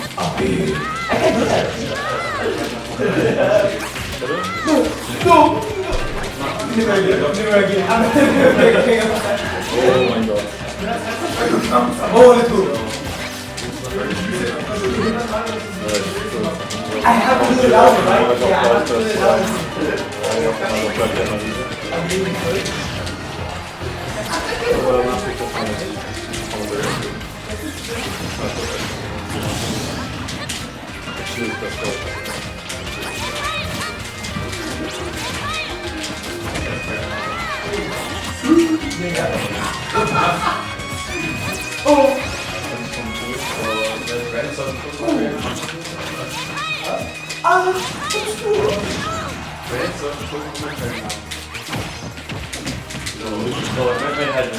Das kommt nicht vom Team, ist ja egal. Einfach alles Wer ist jetzt hier?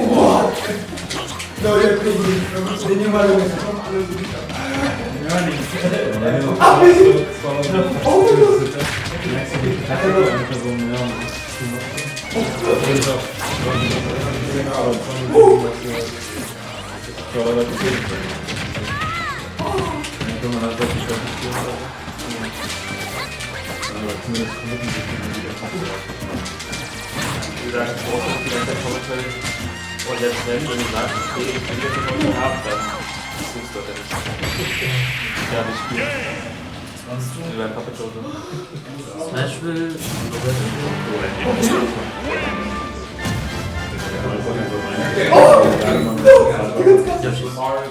Oder eine Karte. Mario want to fight? Mario Man.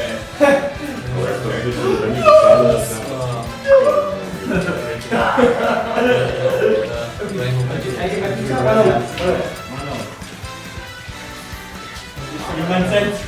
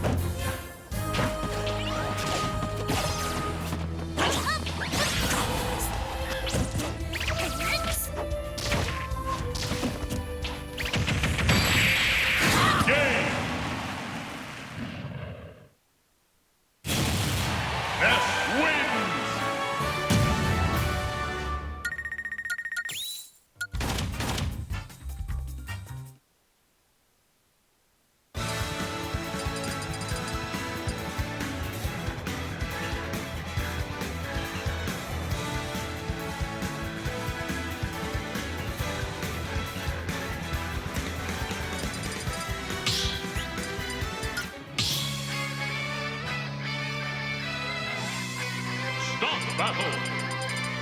Greninja.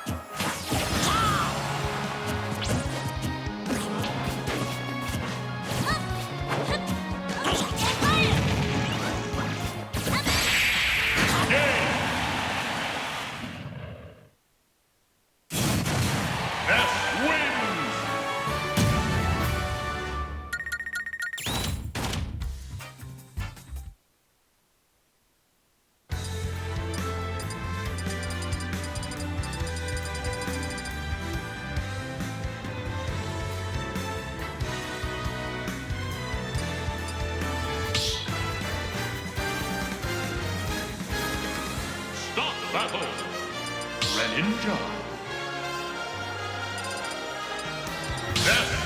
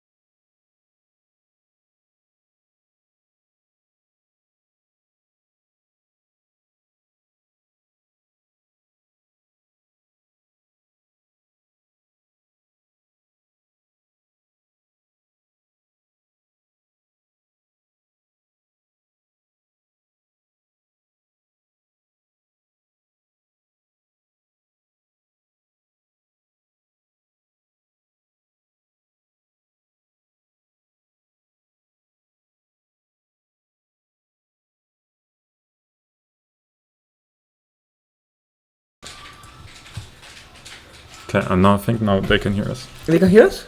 Yes. Let's go. Okay, hello to everyone. We'll be analyzing, I think, Jerry versus Slipknot, and feel like another match more if we have the chance and time.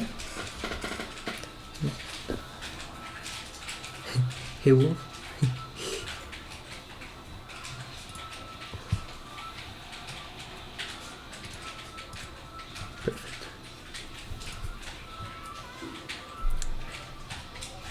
Okay, hey Nisha, danke für die Info.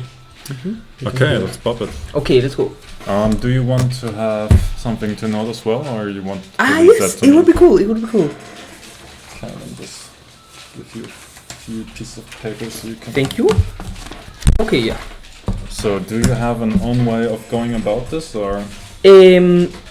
Not really. I think how the matchup will be in my mind first, and then I just start looking and start to see the patterns and try to understand how the players think and how they want to mix up their options, and also seeing the risk reward, which I think it's super important in this game. Yeah. But yeah, from the overview, I think this matchup, most people would think Link has to camp and Wario has to find his way to enter, but I don't think it's that way, particularly with Wario, because he just charges waft when he doesn't approach. Yeah. And also Sleepy is a very, very patient player himself.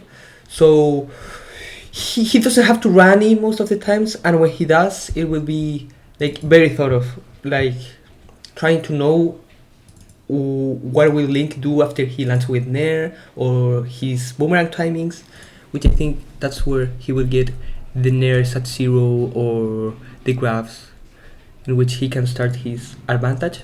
But I expect a very patient match overall. Camping, waft, charge. That's important. Yeah. So perfect. That's what I think of the matchup. I don't know if they pick any weird characters, but they're very loyal to their mains, so... Yeah, no, they stayed with their mains the whole time. Yeah, okay. And Link also has decently good out of shield options. I think a bit like frame 7. So, because of the range, he would be able to punish Slipknot pressuring his shield with down tilt, F tilt, and backer too. No. And Slipknot is also a very good player at parrying. So I'm expecting also a lot of landing nairs into Slipknot's shield, parry, and down tilt. Yeah, you're absolutely correct. I've seen a bit of that match, and that happened. Yeah, quite it a lot. happened a lot. I was surprising how many punishes on Link Nair he actually got. Yeah. Because Link Nair is so safe. Yes, generally it's so big, beats so many moves. Well, I think it's -2 if you space it and land it perfectly. Yeah, but you have to space it like so you reach the shield with the tip of your toe. Yeah. If you hit the toe of the shield, then it won't work. Then it won't work, yeah. Starting with the boomerang immediately. Slipknot just falling through. I think he's doing an up tilt. No. He's doing an air. Yeah, the only sad thing we have now, because we're analyzing on Twitch, going back is always 10 seconds. Okay. So that's going to be a bit of a pain. For the next time I will have something set up that we only have like 5-second delay. First interaction, Slipknot tries to catch him with a Nair, which I don't know if it's such a good option against Link, because, Nair beats everything. So it's more safe, in my opinion, to catch his landing than trying to punish him in the air with your own aerial. Yeah. Especially Wario, that doesn't have much range. But then again, they're both trying to catch each other with their like neutral Nair tools. Yeah. But Slipknot does get much more out of the Wario combos at low percent than Link does. Although he does give him like... No, it stops at 20%. Both run up shield. Both run shield. Oh, and first option that picks Gear is sure hopping. He will Nair very likely, but I don't know what Slipknot doing. Is he doing a jump too? No, I think he's grabbing. We've had quite a few options. We will see that later. Okay. Slipknot has also been trying to grab after Nairs because he's thinking, okay, maybe he might stay in shield because he's so safe. He's scared too. But he still jumps anyways. Mm-hmm. Oh, again? Oh, he was jumping too. he was jumping to both jumped out of shield at the same time. We may see that a lot. Like the preferred out of shield options of Link, it's out of shield Nair, and Slipknot did that too, both. Yeah, also both trigger happy when in pressure right now. So this is like we have seen 2 wake up reversal Nairs from both sides now. Yes, well, it's understandable. Slipknot gets so much out of it, and Lynx has a lot of priority against Wario's attacks. So I think we'll see that so much. Yeah, but now I'm thinking let's watch a bit of the match to get an idea, so we have some context for the rest of the interactions. Sure, how many out of shield. I've seen a few aggressive boomerangs, even though he's like well within burst range. They take outside, trying to punish Link's Nair with his own Nair, but it's not fast enough. Parrying against the boomerang. Gets out with a get up attack. What do we do now? Yeah, interesting. I thought boomerang was safe on shield actually. I think it's decently safe on shield. It's like -7 or something. There with the tomahawk. Slipknot loves doing that. Yeah, except when he's like able to fish for a down B combo, then he will never do it, which is a tragedy. It's just not worth the risk reward. Getting nice empty jump. Getting the sour spot. Doing a get up attack again. Link has a lot of lag after his get up attack. I don't know if maybe Slipknot could have gotten a down smash in F field, or maybe even an up smash, even though they're not that good for Wario. Landing in the ledge. They are both at K position, but I don't see how Slipknot can connect his stabby arm tilt. Yeah, it's really interesting. That's something I felt during the match as well. Like most of the match has been played in like really close-up pressure situations. Yeah, I think he's one of these zoners. Okay, getting the air dodge through the up tilt. Yeah, and that's also something we will see a lot. That never didn't kill. Dash attack, catching a landing or a startup. Oh no! Oh, both dying. He loses the stock at 0. It's 0. And that's such a change. He has the whole stock advantage. I think in this matchup it's so important at kill percent to have the center stage, because both of these characters love killing to the sides. The only upwards kill move that Slipknot has is upper or up smash, but that's not that common and he doesn't used to play it in neutral. But also Link doesn't have many options that kill vertically. Maybe up smash, which is very risky. I don't know if he has the waft already. Yes, he has he's at full waft. He has been looking for it already, especially in the corner of the uppers. Yeah, looking the short hop uppers. Oof. The solution here for years, not to shield them so much, but trying to outspace them. Oh no! He went for the extended. Interestingly enough, this is the 3rd time that Jir has done get up attack from ledge. Don't know if there's a particular option that he wants to cover. Getting there. Yeah, so immediate overshoot here. We see so many so early in the match already. I think what Slipknot tries to do there is in this overshoot. This overshoot just a bit later. I think now he overshoots. Yeah. Yeah. I think he tries to catch the typical short hop with a side B that Link's main tend to do, because Boomerang's startup is like frame 25 or 27. I don't remember well. So if you hit him before, it's much better than trying to punish it when he already threw it, because there's not much lag really. Yeah, when we see here, like we've seen a lot of jump backs already. Yes. A lot of dash back, jump in with the boomerang, here we see it again. So very quick pickup by Slipknot. And the first 3 interactions of the game basically to go for the overshoot here. He gets a good 20% out of it, yeah. It's nice to have the advantage against Link. Yeah, and again we see like here, already 2 nairs again. And we have 1 interaction in neutral, and now we're back in pressure situations where it's just who plays the rock, paper, scissors better. Does he jump, does he shield? And we trade nairs again, fair again. And he gets the grab out of the landing fair. We have seen both times that Slipknot has 1 neutral that Jir has a double jumped out of this advantage, which is a very common option for Link mains, because Nair's good, but it's not that fast really. I think it's like frame 7. So he's left with Nairing out of disadvantage, air dodging, and double jumping. And double jumping, I think, is the best option because he has different options to land, like side B, Nair, down air, which is a little bit more difficult to land with. Yeah. Like Also, for the next interaction, we will have next is he's always ready for the parries. Yeah. Now we see he's ready for the momentum shift too. Yes. Because he is safe on the platform in theory, because Link can't really land through it. True. Unless he does like a last second nair.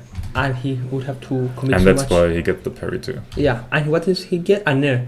And after the nair, he was ready to punish that nair, which I don't think he reacted. Recovering, I'm first neutral get up attack, I think.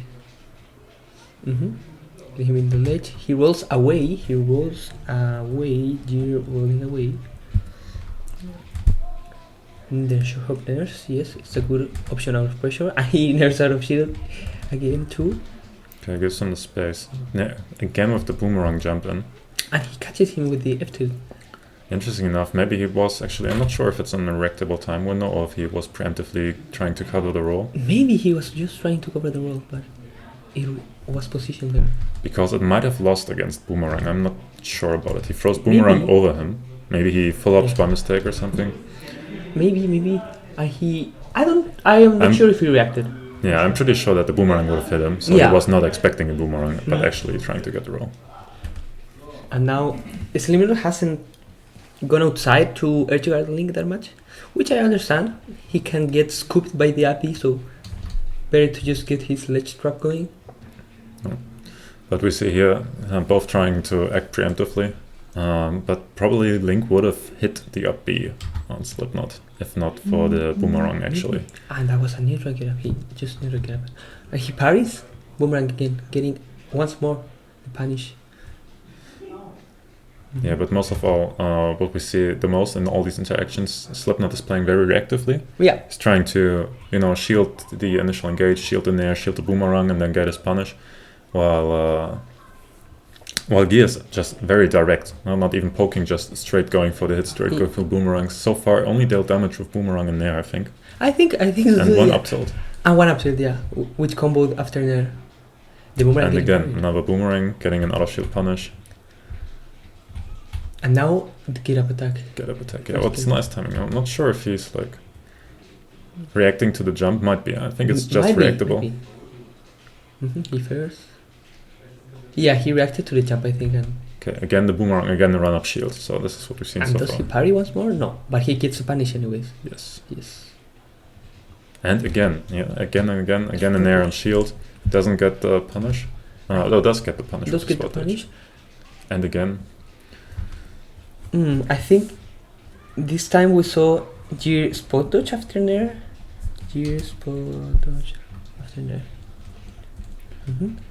Gets himself a mix up, which is probably like not to be counted in neutral because it's a high pressure situation where most people will shield. And it makes so much sense to shield there, yes. Even if he spot dodged, I think it would have covered the option. Neither get up into roll, Slimmer just reacts to it. Yeah, can just react to whatever animation is going there. The bomb, but just to get it there. So, just for in between, what would we expect Gear to adapt? To do more empty lands, to do grabs out of a tomahawk, or to wave bounce backwards with the boomerang. So it's safe. It would be a good idea, yeah. Wave bounce, wave. Other than that, he also has the option to just shield in close to burst range and wait for Slipknot to whiff something on his own shield, or just take space. That's a very good idea, really. If he tomahawk shields on Slipknot's shield and he nairs or fares, he will most likely drift away from him, and I think you could just short hop and fair, and it doesn't matter how far Slipknot is because Link's fair is so big. Maybe it could be maybe it happens. Maybe it even happens. Tries to edge guard him low, but no, he was prepared. Gear was prepared to. Yeah, it's super hard to. He doesn't even have to be prepared. He just goes as low as possible, and when he sees like someone pressed something, then he's all good. He jumps. Yeah. Get up attack. And again, reactive. He's just shielding. The fair was and very Gears good. too at the trigger punish. happy. Yeah. Oh, nice decision to overshoot with the... If it was a decision. Yes. To overshoot with the bomb. Ooh, didn't punish the... But again, it was... He got a hit out of the Nair, but it was again an over-aggressive option against someone who's playing grounded with shield. And he was probably already in shield startup. I think he pressed too late and was... Oh, it might have been down tilt actually.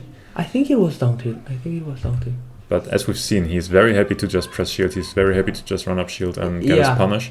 That's why he has been getting these punishes, parrying the boomerang and getting to shield Nair. Yeah, so both like the preemptive, the pokey forward air that didn't connect and the snare coming up are both like in pattern. Yeah, and very safe options which. So the boomerang which doesn't get parried. Yeah, I think he was the parry timing.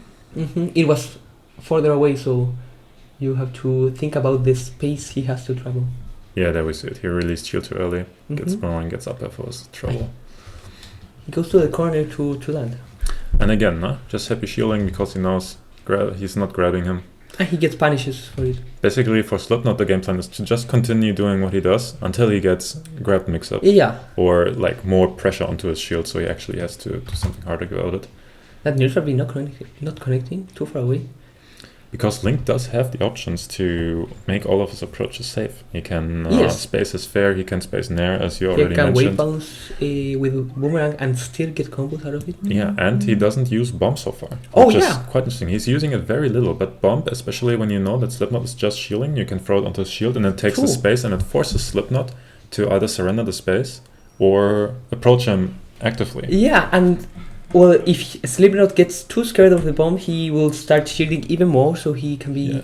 G could be more confident about just running up and grabbing, which gets you stage control and Link's ledge trap. It's actually pretty good. Exactly. Especially with the bomb. And also more boomerang openings, because when you force Slipknot to jump when he's close to the bomb, then you can basically just throw it out safely, and it really narrows down the options that Slipknot has. That makes so much sense, because from a short hop from Slipknot, Link could get a forwarder, and a forwarder is a very good option for catching jumps, and also has a lot of kill power. Because I don't see him getting stocks from anything besides a ledge trapping or a fair. Yeah. I don't think so. I'm just really interested. Has he had the time to pull out bombs at all? Like we'll probably try to look for that in the next match, next stock, because now he's like on the ledge for 10 minutes. He could have pulled a bomb, didn't pull a bomb. I see Slipknot shield like in a bit later the get up attack that Gear does, and I've seen him a lot just shielding the get up attacks, but punishing with something not that strong like an air or a fair. I think it happens here. Yeah, and by the way, he's already ready here too. He's just standing there to react to whatever he's pressing and then just shield. Shield, just in case. He's probably thinking that he will full hop, jump from ledge and then land with Nair, which is very common. No, getting the sour spot of dash attack there. He could have died there from an F tilt or an up smash. The boomerang, which this time gets jumped over. Yeah, and again, like instead of pulling out the bomb, establishing more space, he goes to cover the aerial approaches, even though Wario has not been. He's only played grounded, basically. Yeah, most of the times he's just getting grounded, except when he punishes like that. Yeah, but this is like the first time we see him actually get the bomb out in neutral. Well, he has advantage. And now it's in disadvantage. He throws it directly to Slipknot. He doesn't keep it, he doesn't use it to recover, he's throwing it directly to him. That was so key. Dying or getting killed. There, Slipknot didn't have many options. And especially, it's also still within Parent so far. He is still trying to poke him, still trying to land a direct hit. Slipknot still playing reactively, trying to just jump through it within defensive option, then get his punish. Then get his punishes.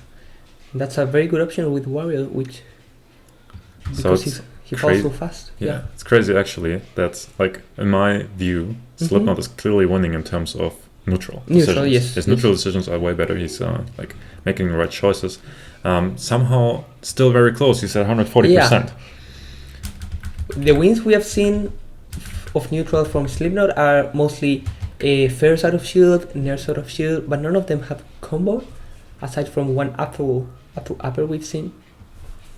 Yeah, I think the first 50% he takes from unsafe on hit interactions. Yes, like that's the biggest combo. Okay, this is the first interaction where he realizes, okay, me poking gets counter poked. I take 20. That's alright. Happens, like whatever. Not too bad. Not too bad. Then the scramble situations, he takes another 20. It's alright. And like, then immediately overshoots. Immediate adoption.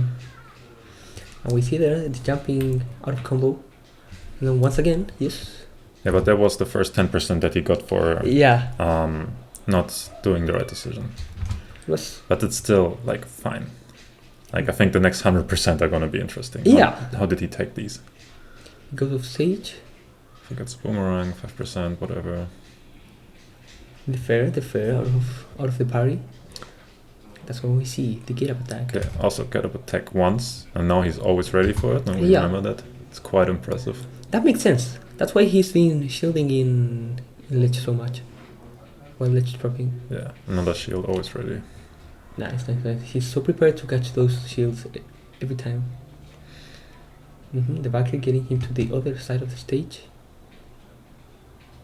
Oof, that clutch air. Yeah, and still, like the air rush was still within I play reactively. Yeah. I expect you to throw out something immediately. I will do my defensive option and then try to get a punish, and that's what happens all the time. And that dash attack made such a difference because why it didn't kill, now Slipknot's taking like 70% extra. Yeah. And also what we see here, that one time he does take damage from a neutral interaction now, is when he deviated from the plan. He was actually trying to go for an aerial approach now. Which got stuffed out. Here we go. And because Gear is still playing Pokey, this actually Nair. nets him a Nair, yeah. Another Nair. Yeah, trying to defy a challenge Elix hitboxes with your own, not that good, not so much of a good idea. Yeah. For example, their downer just lost to upper. And that was the only one, because the other two interactions after that were like mistimings, inputs by him, not getting the shield up in time, letting go of shield too early, but the decision itself was still correct. Like they're shielding the down tilt. But it's not big hits. It's just getting some stage control and putting him in a good position to kill. I don't see. How did Slipknot die? No. How did Gear die in this stock? I think he gets dash attacked after. He gets dash attacked. Ah, yes. Okay, also that scramble situation, you take that, that's alright. Look at that. So what do we take from this? He does not kill early enough. That's like his main problem here. He was at 50% when Gear was already at like 120. So he took 100% during that time. Extra. And only did one wrong decision neutral wise. And the rest was really from not being able to close out the game. There we have it. Just some seconds ago, Similar was at 50. Getting the parry. So his stage control, but this gets punished for being too overzealous. This is still taking up information. I think if we counted the amount of times Slipknot has won neutral, it would be obviously a lot more, but also so much from just these fairs out of shield and Nair out of shield. So now we're really looking like, well, how does... I actually don't even know how Wario kills best here, probably raw back airs. F-tilt plus also kill from now. I think his most used kill option is down tilt into dash attack. Yeah. Raw dash attack or landing fair in dash attack. Yeah, and those are all options he can't really... He can try to F-tilt an air approach. Yeah. I might need to backdash a bit. And get some good timing, which is pretty hard considering it has only 8 frames of lag, link snare. Get up attack. He could have died there. Could have F-tilted. Could have F-tilted. Anything really, up smashed, down smashed, anything is fast enough. Which, it's understandable. Wario doesn't get to use smash attacks that often. Because they're super laggy and not even that strong. Also quite interesting, if he knows that he's jumping so much, which is why he shields so much, he can also try to go for a run-up smash. True. That's an option that I haven't seen Warriors doing really outside of gluttony. Yeah, which is interesting because it's such a staple on Mario. It's because it's not as accessible. Mario's kills way earlier. I think yes. But like from 130 onwards, you can Mhm. do it just as well, and he has the same air drift, etc. It's a big commitment, but if you know it's happening, then I think it probably even beats Link Nair if it lands from on top of the up smash. Yeah, and here he actually whiffs the punish. He tries to react the roll, but he's a bit too far to the left. But tries it with Nair again. Could have up smashed. True. Could have up smashed. Doesn't up smash. And Nair wouldn't have done that much there, because even if it hit, it would have sent Gear to the other side of the stage. Yeah. But from Gear's advantage, he hit a side B. He ends up getting killed. Yeah, but what can we take from this so far? Like, for Slipknot, this is really... He's gathered a lot of information, even though the stocks are really close. Yeah. So I'm expecting this to get even harder onwards. But I think, yeah, this is the stock where the tragedy happens. Exactly. The pain. But what happened there exactly? I don't know. Did Gear lose his jump early off stage? He tries to nair. Yeah, I think he goes down and then he tries to jump nair again, and then he trades, and then he's in hit stun too long. And he probably jumped there. We can't see because of the camera, but... And he doesn't tech, and that's... Oh no, he goes through it. He neutral beats, actually. He has inputs. I didn't notice that. And that's a special property Warriors API has, that if one of the hits that's not the final one hits you, it sends you backwards towards... There you see it. There's the ball. And he dies. Even if he had a jump, I know, he would have come back with the jump. And this play is so fatal for Gear, really. Yeah, but for us, from our viewpoint, we have to consider Gear maybe getting nervous because of this. Yeah. Maybe it hits his mental. But considering neutral decisions, this might still be brilliant. This is still like pretty good for the next games. And interestingly enough, sometimes it's also weird for the mental of the person winning, because they feel very safe now. The other person just SD'd, and they might mix up what they're doing, because down there now they're feeling like, oh, I need to get the kill now, I need to close this out or whatever. Interesting. Maybe Simmer keeps playing this game in a different way. It could be. Yeah, just thought of it because he immediately started jumping in a pressure situation, which so far he established he doesn't want to and doesn't need to, because he wins the exchanges. Also, waft coming up is a factor for him wanting to jump more. Oh, yes. For him wanting to land with nairs, wanting to land with uppers. And I've seen that a lot in the past in his games, that when he's looking for the waft, he is not playing his neutral decisions correctly anymore. Even though he knows they will always shield, he doesn't do the neutral B. He will do the up air, the up air. High reward there is for hitting those combos. But he gets the Nair of Wario gets stuffed by the Nair of Link. Yes. Yeah. But here we see it. No, he jumps, even though why should he? He hasn't. Yeah. For the whole past stock. It's definitely this one is alright, but now he's jumping. Even though he could have would have shielded the boomerang again, would have gotten a punish again. You're so right about this. Yes, really. I didn't notice that he jumps so much when he has waft. Being the upper, jumping again even through the platform, doesn't get the update for. Yeah, maybe it wasn't true, and he figured because it was at like basically 0%, it doesn't combo into the waft yet. Yes. Or it doesn't kill yet, at least. It doesn't kill. So he probably figured like, let's drop it, see if I can get another. That's probably what they do, like similar to what the Diddies do. They do down tilt 1 and see, it's not safe yet. Wait for the other to get another down tilt. And then try to kill, or maybe just getting some chip damage until he will really die from up tilt waft or upper waft. Getting the I think it could have come, but he just got a phantom hit. He was trying to go for it too. We saw it was a phantom hit. Yeah. What probably have comboed into another up tilt with the platform there. Might have been stock actually. Might have been really strong. You getting out of the situation with a direction to the right though? Yeah, but just for consistency, again doesn't get a punish out of it, but the decision is still the same. Yeah. Now we see another run up shield. There. The boomerang is coming again, just with the punish because of whatever. Yeah. But it's fine. And he was not trying to parry that time. He just immediately jumped. Getting that. Okay. Let's go too early, like the other one before that. Try to go for the F smash in that situation. Well, with this disadvantage, I don't think it's that crazy, really. And here we see again, he doesn't press reactive option. He gets up tilted. Yeah. And the Mashes out. Here going for the hard read with the F smash. Oh, the turnaround graph was so good. Look at him, look at him. Yeah, that's also something we need to pick up for later, because what we have been talking about earlier, that he was going for these grabs out of shield, because Link is shielding himself, because I'm safe, and later on we see him jump out of his safe area. Jump more.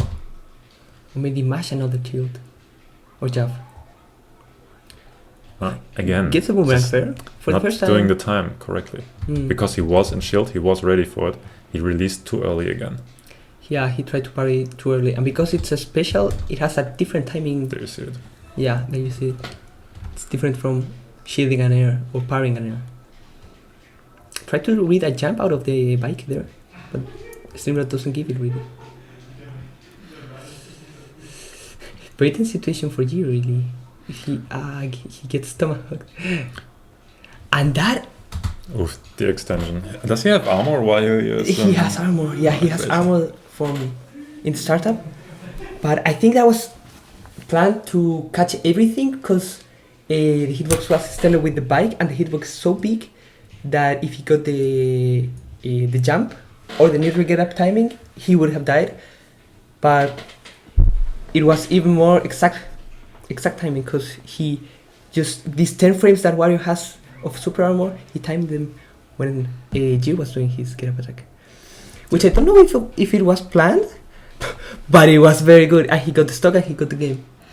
Yeah, but very interesting. So, you know, we've established now that Wario is heavily in neutral decision winning. Well, especially he's doing the right neutral decisions, yet they're very close in percent. Even this second stock, which they both started at 0 basically, it got close. He died at 100, he still has 100. It's true. So even though the decisions have been right, he has been misinputting them or not gotten enough out of it. For example, we see a lot of nairs that don't lead to a combo, fairs that just, you know, add 10 damage. So he has to win a lot of interactions, while Gia, if he does manage to get the boomerang because of the mistimed shield or whatever, he gets a boomerang into fair, into an arrow off stage. Into maybe an edge trap. Gets maybe 2 or 3 times as much damage out of an interaction, even though in the grand scheme he's winning less interactions.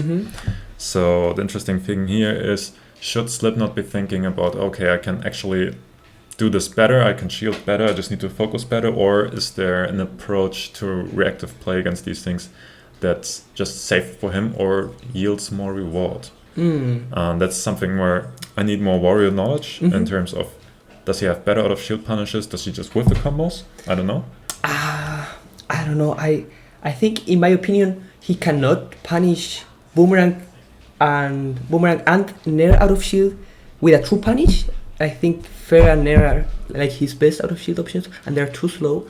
So what I would like to see more from Slipknot, which we already saw, is this overshoot nair, which catch, or not just overshoot, but catching the side B startup, which is massive 25 frames of startup in boomerang, and I think that's more consistent, and he can get more out of it. Yeah, and the other thing, his advantage has not been the best. He hasn't killed super well. Granted, 2 stocks. We haven't seen a lot yet.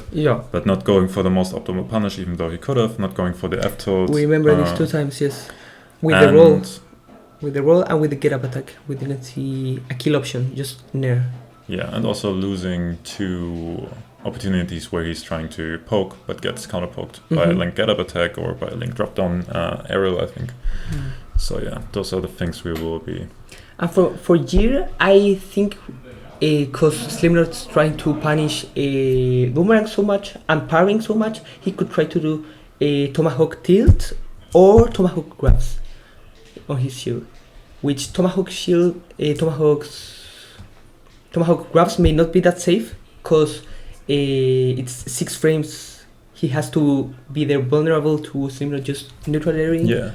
So he could do tomahawk tilts, which I think are about the same frames, but they wouldn't lose to Slipknot aerials, and they would mix up the timing in a way which would make Slipknot just not go for these parries at all and just shielding or evading the situation completely, because it would be too dangerous. So for Gear, basically trying to go more into tomahawk tilts or tomahawk grabs, and for Slipknot trying to get more like important punishes when he has the frames to do it, especially on Link's get up attack and roll from ledge. Yeah. I'll be back in 2 minutes. I will surrender control to you. Okay. I'll be right back. Okay, and some data that I've got here written is that we've seen Gear jump out of vertical combos mostly to center stage, which can be important for Slipknot to extend his advantage. We've seen Gear roll outside in tech situations. What else? And we haven't really saw that much of camping. I thought it would be more important because Link's neutral is pretty good, and Wario's neutral is not that good, but it's very menacing. Like if you get hit by an air, you're taking 40, and if he has wafts, well, GG's, shake my hand. So yeah, I hope we get to see more adaptation from these players, which they already did a big job. But this game was kind of a special because this interaction of stage that killed Gear at 0, and Slipknot too, but Slipknot was at like 150, so it was not that important. Let's get a little closer to when the match starts. We have it there. Hello. Okay, so we have 20 more minutes. So now we shouldn't look at every interaction now that we've established what they're looking for in general, and see if we see hallmarks of them actually adapting. Okay, marks of what we've already talking about. Then we'll see it fully. Yeah, interesting. Immediately more run-up shields from Link, actually. He did it twice. So fast. Getting the boomerang, catching Slipknot dashing. He did that. He did what I said, but it didn't work. He did the tomahawk up tilt, but Slipknot was just shielding. Maybe tomahawk grabs. Like this. Oh my god, he's so ready. Hey, massive adaptation. The adaptation pro coming through. Oof, big punish on that. A greedy option, in my opinion. Drop down. Yeah, and also something like, let's go back anyways. I think we've seen a lot more safe aerials right now, because he has been hitting shield 2 or 3 times already. Again, the same old. Should have got the punish for Slipknot, but shielded too late. Was in the dashing animation. But here we see him empty landing, going for the up tilt. But Slipknot was shielding. Yeah, he was shielding. Maybe it was just missed timing. Wasn't ready yet. Was waiting to actually react. Maybe. Doesn't punish. Lucky for Gear. The fairy just poking. And there again, could have hit shield, and Slipknot realized, okay, it's super safe. He's not gonna punish that because that's like -2 out of the full health as we saw. Dash back. And we see again Gear shielding. The nair to get out of shield. That upper, which by the way, it's also -2 on shield. So no change yet, because there was again a nair he could have shielded. Oh, that was such a good ledge trap from here. Like nairing, short hop nairing so much, but making Slipknot react, trying to drop down and neutral B, and he just stopped in that moment of doing short hop neutral and dash back with a boomerang, getting the punish, a big lead.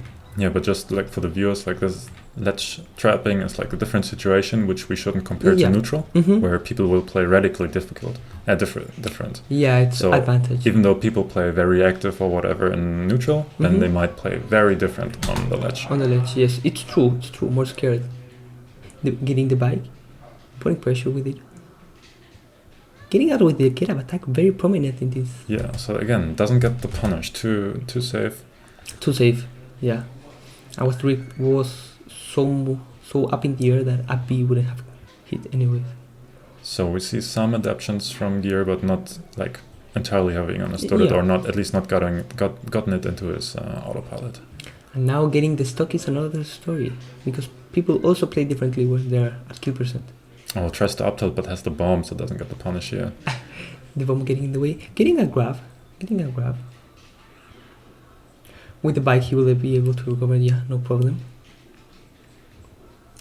Okay, Gear though trying to play more reactive himself here when he's not immediately close to him. Instead of just going in with an air, empty hopping, because from Gear's point of view, Slipknot could have run up shielded here. Yeah. Like after the ledge situation, we will see it. Which was so important in game 1. Here. He could have landed and done run up shield, but Gear did empty land, does dash back to force an action. And what does Slipknot choose? Does it again. Shield. And again, empty land. Up tilt. Up tilt. Which so not only is Slipknot whiffing his punishes when he does get a hit on shield, but also Gear starting to mix it up more. So no major decision changes in terms of approaching, but in mix-up. And we see that happening with the results in this stock at least. Oof, but big combo from Slipknot. The difference is not that important right now. Oh, doesn't get a punish. The up throw will do it. Yeah, and also importantly, grabbing. Grabbing instead of approaching with an aerial, knowing that Slipknot will run up shield or whatever. We're too far back after this. And that's where we see the adaptation. Grabbing more. Last game didn't happen mostly. We think grab, unfortunate. And again, baiting him to force out an action, mixing up his landing options. He's playing more bait and punish. Cheers. Paying out for him. Yeah. And also realizing we have had a lot of situations where they're close in a pressure situation, shield to shield. Yes. And Slipknot does always have the same timing for when he's jumping out. So Gear here waiting for him to push the button first. Interesting enough, because he's not been playing reactive so far. Yeah. The downer well timed, getting him from above. Very good edge guard, but kind of dangerous sometimes because of how strong and big Abdi is. Yeah, and that was once again, and Slipknot is trying to punish an air on his shield, probably. Just it doesn't matter for him, he wins either way, even if it's a slow poke. Yeah. And do I see Waft? Yeah, Waft is already up. the neutral get up into the neutral get up into Nair that led to so much. And also full waft on the second stock already means he might even get a half waft for the rest of Could the match. be. I don't think it comes into play, but and in my opinion, the match has not been that patient really. Yeah, maybe he ate a full bike or something. Makes sense. Could be. Oh, getting the punish. One has on shield. He tried to rob them here. Getting the punish on the landing there, which is unsafe from that distance. Oh, nice. Very good spacing from Slipknot. Yeah, crazy. He could have died for that. Could have died. A few pieces, millimeters more to the right, he wouldn't have made it back. He would have died, yeah. Oh, the perfectly timed air dodge to the bomb. Oh, this is the third time we've seen a Nair of shield working from Slipknot. Yeah, he did get a nice combo out of it this time, right? Yeah. Upper and neutral V, which is not only clean but 40%. Tries to edge him though. Gets beaten by Link's Nair. Yeah, and also we're still seeing very few bombs, even though there were plenty of times again where you could have pulled it out. Still playing very aggressively, trying to just out-damage Wario on these interactions. And in my opinion, Jir has been winning neutral so much more consistently, and even advantage situations. But it's still even with the big combos and waft combo that Slipknot has gotten. It's interesting that he's going for the down airs so much. It's such an even game right now. The roll with all the advantage here, and FT could do everything. Fair getting the kill? Not really. Don't know if that was a shit book. I'm not but at least once again proving that the ledge trapping from Gear is just much more deadly. Also due to the character, you know? Link is just a menace. A very good ledge trapper, especially with the bump. Getting the shot up there. Okay, yeah, coming back to neutral. It's just been hits that get each other off stage, but we haven't seen. There's a doubt. Yes, I was about to say that. Did that kill? I think it did kill. Yeah. But I'm curious. I think it caught the landing, and that's I think an adaptation he does from here onwards. Because I think when we didn't see it again. Mm-hmm. Instead of shielding, he starts dash attacking it. Which Well, dash attack is super fast. I think it's frame 6. He didn't die. Crazy. Bomb throwing it directly to Slipknot. The neutral get up to roll, which we've already seen from here. Get up attack. 9. Again, doesn't get the Punisher shield. Slipknot off stage. This is such a scary situation against Link. Already with that. And that was definitely a reaction from Gear. Yeah. And a good punish. A punish that would kill. Gear doing very clean in this game, really. Yeah, and also opening up the questions that even if you know he's doing the Nair, apparently you're not getting the mileage out of it that you want to. So even though you're technically winning neutral, it's not worth the risk, apparently. Sometimes it, in this matchup, like you're getting an air. You're getting an air. It's not the same as Slipknot getting an air, not by any means. And we've seen that even the cleanest, the more small commitments that Jiri makes, like throwing out a fair or just dashing it with neutral air, gets punished by Slipknot with his own air that he's not afraid to throw out in neutral, because Jiri doesn't have the out of shield options that much. No, I got lost, sorry. What was the point that I was trying to prove? I forgot. Doesn't matter. Risk-reward ratio. Risk-reward ratio. So yeah, but like what alternatives does he have? Like, as we see now, he can try to wait for the Nair to land and then punish with a dash attack or an F-tilt. But due to Wario being so stubby, he has to be quite precise. Yes, it's true. And the ledge trapping from Jiri has been very deadly this game. So that means the risk reward gets shifted into Jiri's favor, because if he can get Slipknot off stage, he's not just taking a hit, he's taking various or maybe even dying. Yeah.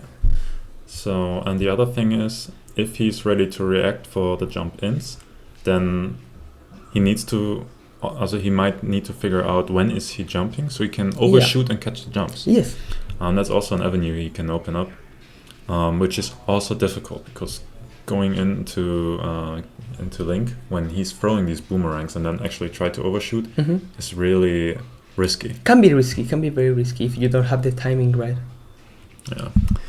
I haven't really looked out for stage control, which might also be interesting, considering the platforms. They played game 1 on PS2. And we consider the kills. And game 2 on Smashball. And he hasn't really used them to mix up his landings. Am I landing on platform, am I not? To open up gear into throwing out a fair, for example, which is way easier to punish than an air. Yeah. He's played very grounded, usually set under platform, which also forces nairs over fairs, because you can't really... Link always wants to full up fair usually, but he can't really do that, especially not approaching when Slipknot is sitting under platform. Yes, he has to pressure with up tilts or just trying to get the option that Slipknot would do out of the platform. Yeah. But against Link, once again, it feels like it's very dangerous to even consider going onto the platform, because he's so safe and just flailing on you, and you can't really punish. And you can't really except punish. For fair, maybe. Fair, maybe with grab or neutral air. I don't have the stock counter here, but I know that Slipknot has gotten 2 kills out of dash attack, but raw dash attack, and I don't remember the other ones really. That might be interesting. I will count them here. But especially the kill differential has been really high. Yes. Gear has been killing very early, while Slipknot, like, always in the triple digits. Yeah. Usually always 150%. More patient. Except for the waft kills, obviously. Except for the waft kills, which kills super early. The grabs coming into place once again. Yeah, but interesting overshoot grab from Slipknot. Yeah. And that time Slipknot was caught trying to dash instead of shielding the boomerang. The jump out of vertical disadvantage once again. But that FT was... but it was what we were talking about, trying to catch a landing and counter poke it. Yeah. landing in the platform. Yeah, and we see again, like whenever he's in the air, when he's not close, he does get hit. And there we see why it's so scary. It's so dangerous to be He there. tries to counter poke it. After this one, he's on the left side again. He tried to counter poke if he was. This is the F tilt coming. That's the F tilt, yeah. And if he was nearing, it would be the perfect spacing, would get him the hit. But now it's the boomerang. So he gets hit. Almost dies for the ice correctly. If he died the in, he would have He would have died, yes. Dead. He would have died from the fair. So that's what we talked about now. This is why it's so hard. We see another roll away from you. And there, yeah. Did you see the Nair was so safe on shield? Fair didn't work. For the rising one, it works, yes. Getting out of the ledge without much trouble. Oh, very close. Nice.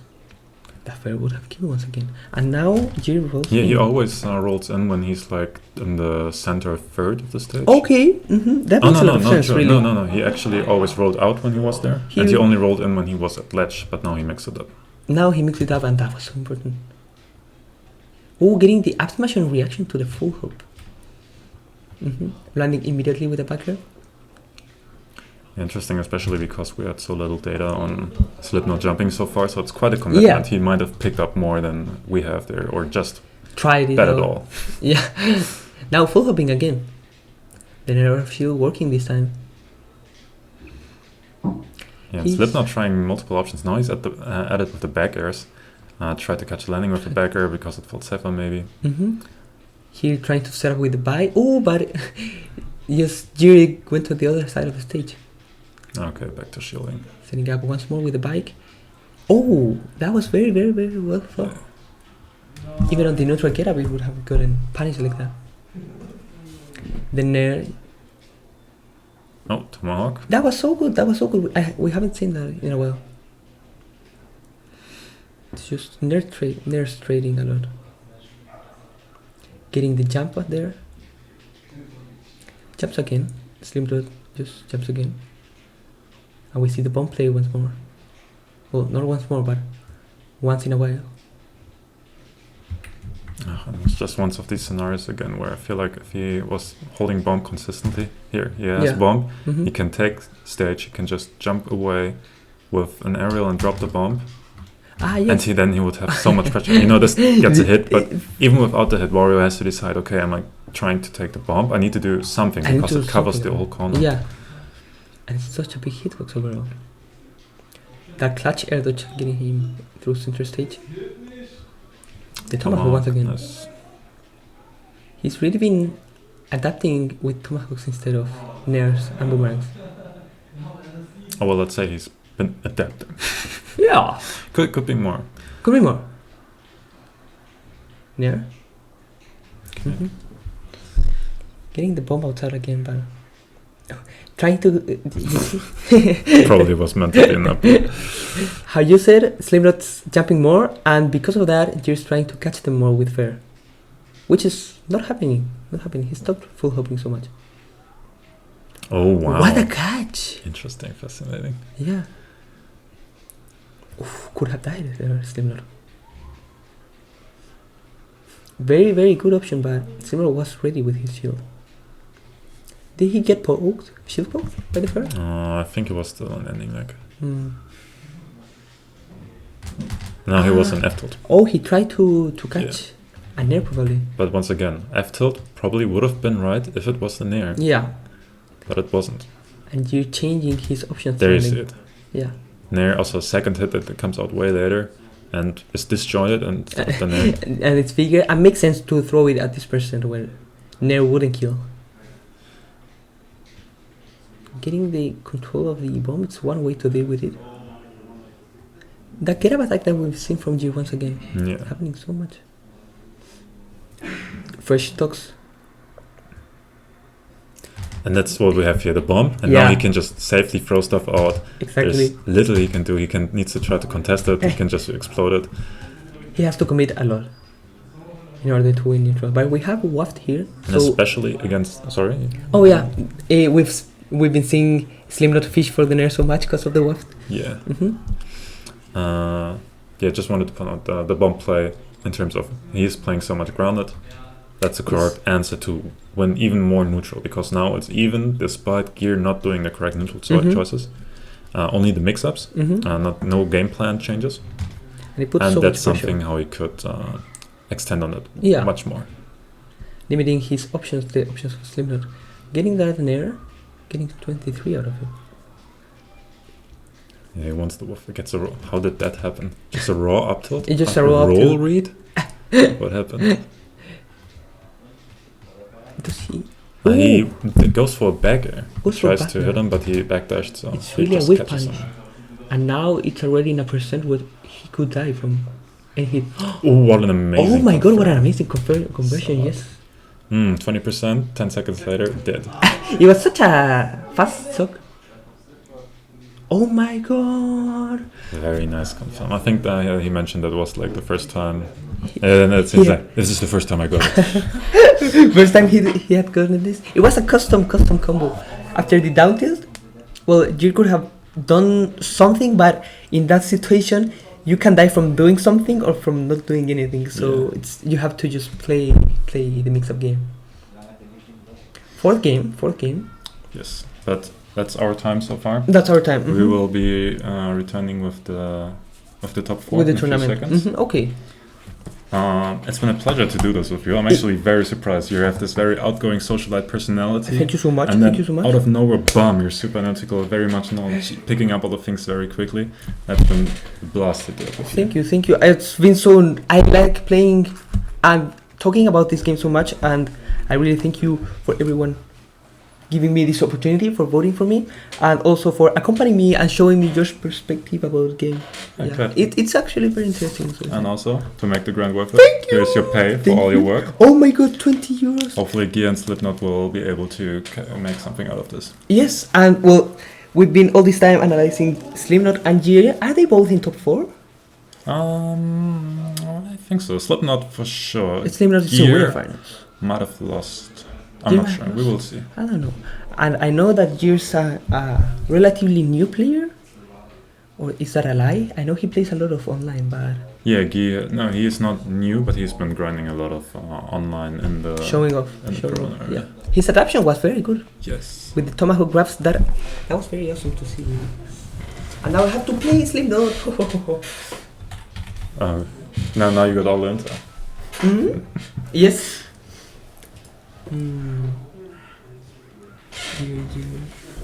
Okay. Thank you so much for hosting. Nice background. Oh. I actually love this. Thank you. Goodbye, everyone.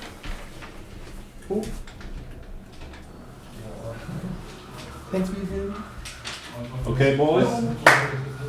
Doch wir nicht los? Ich hab gar nicht da, würde ich sagen, essen. Die Hunde, Digga. Wir haben eine Stunde Zeit gehabt. Ja, aber der Döner da, der war zumindest noch ziemlich lang als der Döner. Ja, aber läuft da 8 Minuten hin. Und zu welchem sind die denn gegangen? Ja, aber zu dem gefahren, ne? Der andere ist auch noch 10 Minuten. Zu dem bei Norma? Ja. Einer bei Norma ist auch noch. Einer muss immer fragen. Eigentlich geht es noch zurück. Ja, aber das ist nicht so. Auch wissen Sie das? Oder das ist Hamster. Ja, eins, zwei, noch zwischen den Spielen. Ich hab mal den Rest aus. Ja, okay. Dann wäre jetzt hier. Welches Set beginnen? 10 Runden, glaube ich, ne? Ich glaube auch. Wobei, eigentlich muss auch ein Windows anfangen. Ne, ich glaube Loser sollte anfangen. Ja. Wie geht sowas? Ich weiß nicht, weil ich musste schon wieder das bei ganz so wieder abgeben lassen. Aber jetzt geht er. Ich muss ihn die ganze Reset, dann geht er auch schon. Ja. Winners oder Loser? Ja, ich würde mit euch anfangen, dann spielen Slipknot und Pepper. Das ist gegen den Winner von euch. Bios ist gerade sehr eklig. Ja, das ist wohl sehr leer. Also, weil ich ja noch nicht schlafen wollte. Ja, auch weil ihr Loser seid. Hä? Auch weil ihr Loser seid. Eigentlich fängt das Winners an. Echt? Winners fängt Ja, damit die aus dem Winners nicht zweimal spielen müssen. Okay, dann macht Sinn. Ja, dann macht auch so. Ja, dann so. Okay, unsere beiden Winners Boys. Also unser einer, der fehlt noch, Slipknot ist noch nicht da. Auf den warten wir noch kurz. Und dann geht's weiter. Moin! Silvi, du musst direkt ran bei Null.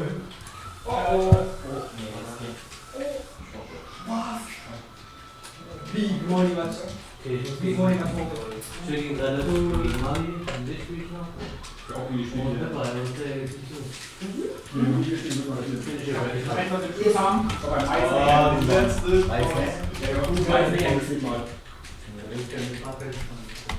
Wie war die Analyse? Oh, Do you play Mario or? yeah, I used to, but now I'm not. Greninja, but Greninja is so fun. Actually, it's Really fun. and probably maybe as broken as. Probably. I think they're in the same area. I think too, so, but yeah. You all play Mario. Only Mario, only Mario. Ich hab da Sometimes, but I play Hero and it goes away. Hero? No, but not in tournament. Unfair. Das ist echt unfair. Das ist voll unfair. Ja, er ist immer der ineinander so soft contested. Ja, ich wollte Pepper Vortritt lassen, weil er nicht so lange hier ist. Makes sense. Aber für ein normales Save. Aber ich dachte mir so, er muss ja nicht fighten. Slipknot Wario. Oh my god. Oh my god. Mein Mario. You Mario against my Wario? Okay. You Chic against my little Max. Hat von euch einer Bock, Commentary zu machen? Oh my sauce. Or will you counterpick me with Dr. Mario? Du kannst ja auch tun. Who knows? Who knows? Komplett, ja? Ja. Oh wait, so price pick? Price pick Dr. Mo. I haven't told you about my secret name. Do you know this character called Hero? Oh, Hero Dito? The general illegal. What am I hearing? Hero did those? Hero Ditos? It's such a fun matchup. It really is. I think it's my favorite matchup. Oh, ist ja noch schwieriger als Hero itself. Like Top 3 DC Character? No joke. Yeah. I actually think he's high tier, which is decent. And just like good design characters. Just pure design. Honestly, yes. Honestly, yes. It's my favorite character. But I have to get like Type C cable. I will go running it through. Hast du eigentlich eine Idee, wenn man nutzen kann? Ja. Das Problem mit der Punkt ist verboten. Sleepy, you play Falco, I saw you. Falco ist kein Falco is such a fun character. To play with. Against? Yeah. Okay.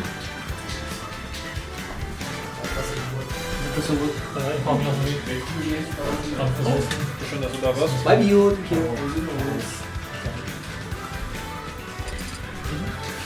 Ey, nicht dein Ernst. I love it. I love it. Thank you.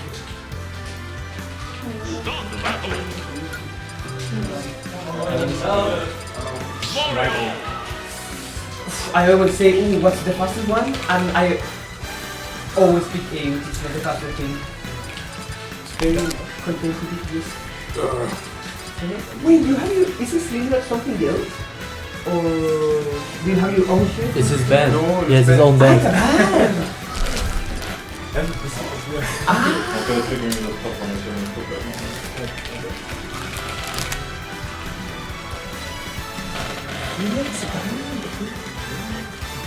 So, hast du auch Bock auf Commentary alleine oder willst du das zu zweit machen? Wie du willst, ja. Also Ich du kann kannst kurz alleine. eine Pause machen, wenn es dich nicht stört. Jo, kein Problem. Chill, Digga. Ich kann viel Scheiße da, passt. Unfassbar. Aber ist egal, ob Deutsch oder Englisch, ne? Ja, kannst du einfach ganz Okay. anders mixen. Alles klar, Leute, ihr wisst Bescheid.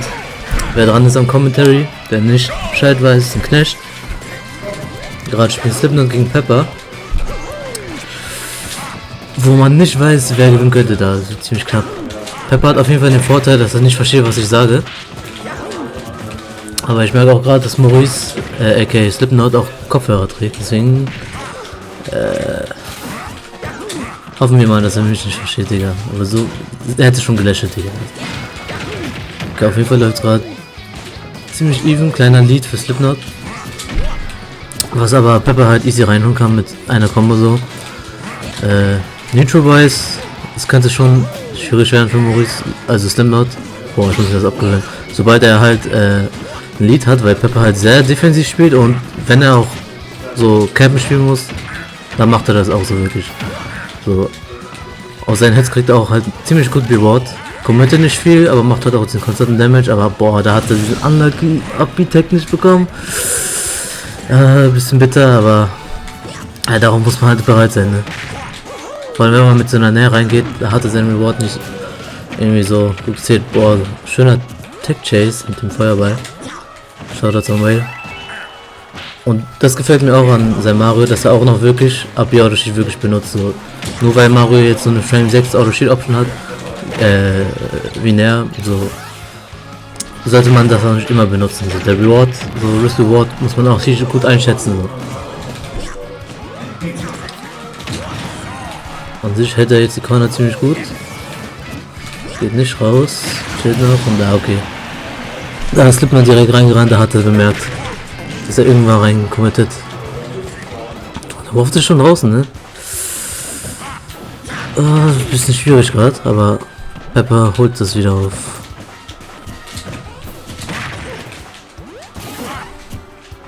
Und gut, kriegt den Two-Frame nicht. 15%, Digga. Broken.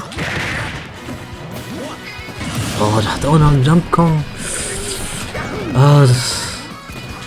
Ich glaube, da hat Pepper ein bisschen Probleme noch mit der AP, weil der tradet dann noch zu oft so. Mario kann das eigentlich ziemlich gut umgehen, soweit ich weiß. So. Und kriegt er die Fair? Oh, kriegt das. Damn, Alter. Konnte nicht mal springen da rechtzeitig. Und das ist schon wieder even. Auf die Corner, ey, schöner Empty Hop. Ich merke an sich, ja, dass Slipknot so mehr grounded bleibt in der Corner und Pepper merkt das irgendwie und kriegt dadurch irgendwie immer ein paar Hits. Also, auf jeden Fall denke ich, muss er da ein bisschen mehr mit seinem Drift so arbeiten. Oh, da hat er den Dash Attack nicht Punish bekommen. Oh, in den Low Profile vermutlich. Kriegt er die Backe, ja. Hält er wieder unten. Boah, so richtig gut. Der wusste, das war negativ und nicht.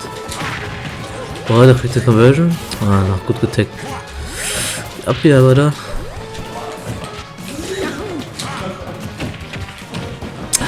Gerade ziemlich schwierig für Slipknot. Ich schaffe es nicht, einen Hit zu kriegen. So.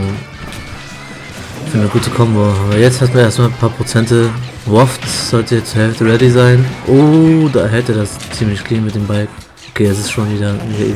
Oh, da hat er. Scheiße, der wollte gerade seine Hitbox extenden. Aber da ist Pepper schon rechtzeitig davor gesprungen.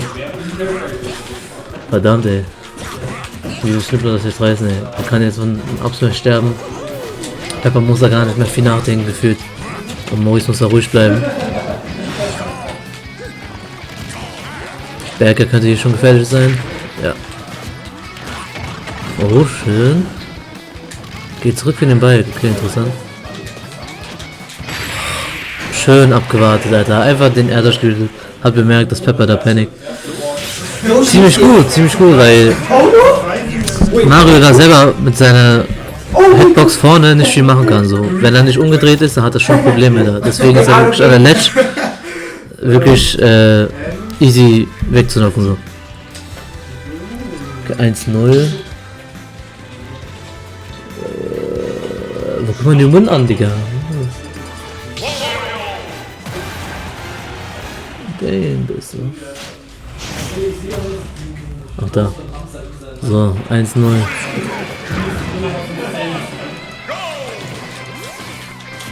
Und Update. Okay, wieder auf PS2. Scheint Comfort Pick zu sein für die beiden. Slipknot kriegt schon seine ersten Hits. Jetzt die Frage, wann kommt die von Pepper? Boah, schön geparried, ey. Kriegt auch noch F-Smash raus. Ich glaube, das war sogar optimal so. Also er hätte sich vielleicht umdrehen können für eine Abwehr, aber ob das da worth gewesen wäre bei den Prozenten, weil da kann er noch rechtzeitig Airdodgen oder wegspringen. Die Frame Traps da wären dann nicht so gut mit Wario. Vor allem, weil Wario halt wirklich auch bei den Aerial Combos auch gut traden kann mit seiner Nähe. Und das ist halt ziemlich nervig für Mario. Oh, da hat er schön Down-Tilt punished. Ja. Also ich glaube, da gibt es halt schon langsam so ein Muster, wo Pepper halt Bescheid weiß, dass Slipknot halt so relativ ruhig an der Ledge ist und versucht sich so ranzutasten. Pepper chillt dann natürlich, wartet das ein bisschen ab und versucht wirklich mit seinen Get Out of Me Options irgendwie das zu challengen. Macht er ziemlich gut. Oh, hab da jetzt kurz weggeguckt, Alter, der hat aber ihn jetzt schon direkt wieder Edge gehandelt, also Slipknot hat halt natürlich gute Erfahrung gegen Mario, so meines Wissens nach passiert das mit den Edge aber eigentlich nicht so oft, das sollte nicht so oft passieren, aber Pepper an sich ist ja auch relativ neu hier, so hat das Matchup halt nicht so viel gespielt wie, keine Ahnung, Whale oder mir. An sich macht er aber da so ein Neutral Advantage ziemlich gute Arbeit. Es könnte auf jeden Fall sehr schwierig werden für Slipknot, wenn der Pepper wirklich anfängt, gar nicht mehr zu approachen bei seinem Lead. So wirklich und Slipknot immer zwingt, ihn zu challengen und dann halt immer tradet. Und die Trades gewinnt Mario halt auch immer so, weil er macht halt viel mehr Damage mit Stray Hits. So die Nair von Mario selber macht auch nur so, also Nair 1 macht 4% oder so gefühlt, der zweite Hit macht ein bisschen mehr.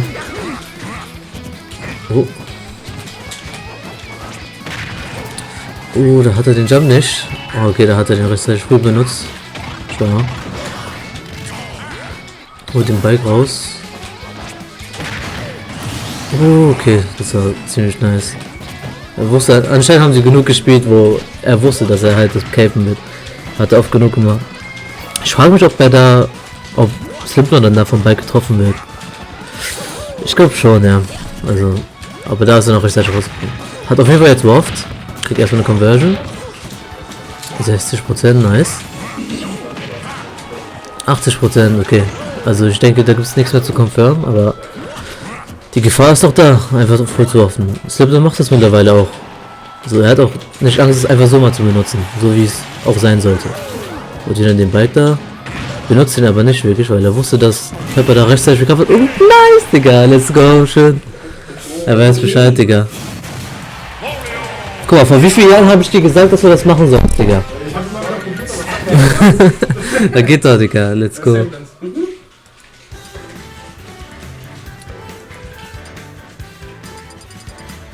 Also auch wenn es knapp aussieht, so was Last Stock Situations angeht, so da hat auf jeden Fall Slipknot die Oberhand. So mit Mario ist es da ein bisschen kritisch so, wenn man nervös wird so keine Ahnung, in der Luft mal ganz kurz Air-Dodge, gibt es da schon viel Zeit, das zu punishen so. Also die Angst, die Pepper hat, die nutzt auf jeden Fall Slipknot aus.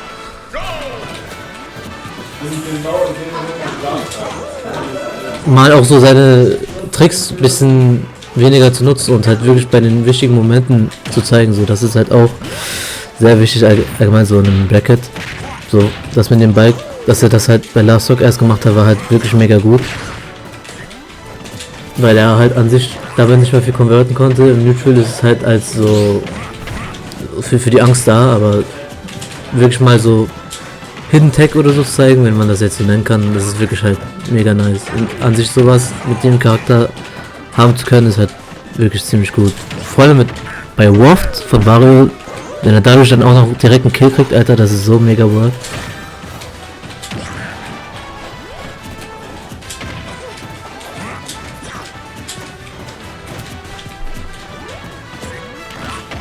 So, beide relativ 5%, noch ein bisschen mehr, dann können die schon mit ihren Main Moves killen. Apropos, da hat er den Beefy AP rausgehauen, aber Pepper hat da schön abgewartet, hat auch noch mit einem richtigen Move gepunished. Ey, ich hätte safe da gedown smash oder so, das hätte ich gar nicht gekillt.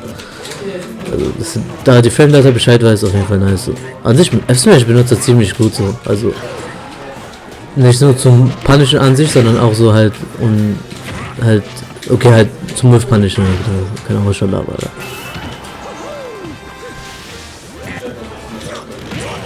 Oh, okay, macht Up-Tilt an der Ledge da und versucht damit wahrscheinlich den Jump zu catchen.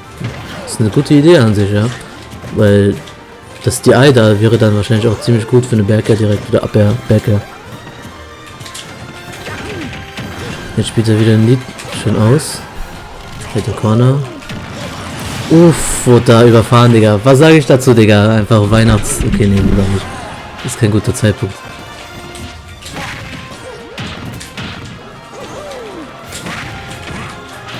Boah, da kriegt er auf jeden Fall direkt Momentum. Hat es noch rausgeschafft und jetzt dreht er sich wieder um. Uff. Oh, Digga. Oh, geil. Ey, er wartet alles ab. Er weiß direkt, wie Pepper denkt. Aber das ist mittlerweile noch nicht genug. Hat er gut die Halt. Boah. Jetzt ist es sehr gefährlich, ey. Bei den Juggle-Situationen kann er einfach mit Abwehr schon killen. Das ist wirklich mega gefährlich gegen Mario. Da hat er einfach getradet. Aber es ist noch machbar. Ey, der versucht das schon mit Downer irgendwie einen Hit zu kriegen schon mal. An sich hat Mario da ziemlich Probleme, da das wirklich zu punishen, einfach mit seinem Ground Speed ist es nicht so gut. Er muss halt da wirklich ein bisschen hoffen und traden so, das ist halt ziemlich nervig. Vor allem wenn man keinen Lead hat, will man halt nicht so viele Prozente dafür aufgeben, nur um Kill zu kriegen, damit es even ist, was Stock angeht.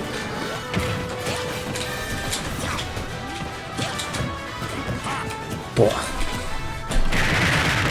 Schöne AB.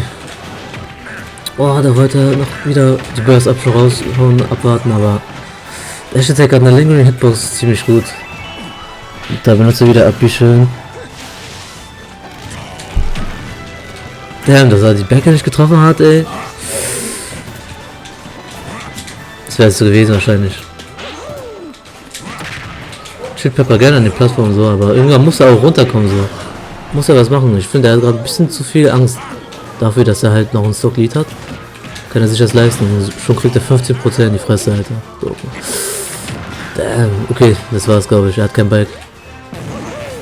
Hat er offen? Verdammt.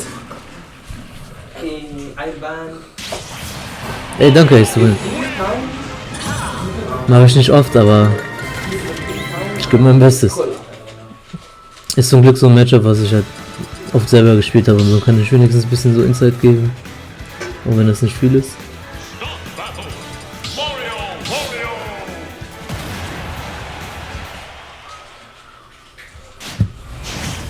2-1, vermutlich wieder Small Battlefield. Ne, PS2, okay. Klassiker. Gut für beide Charaktere. Das war jetzt der Counterpick von Slipknot.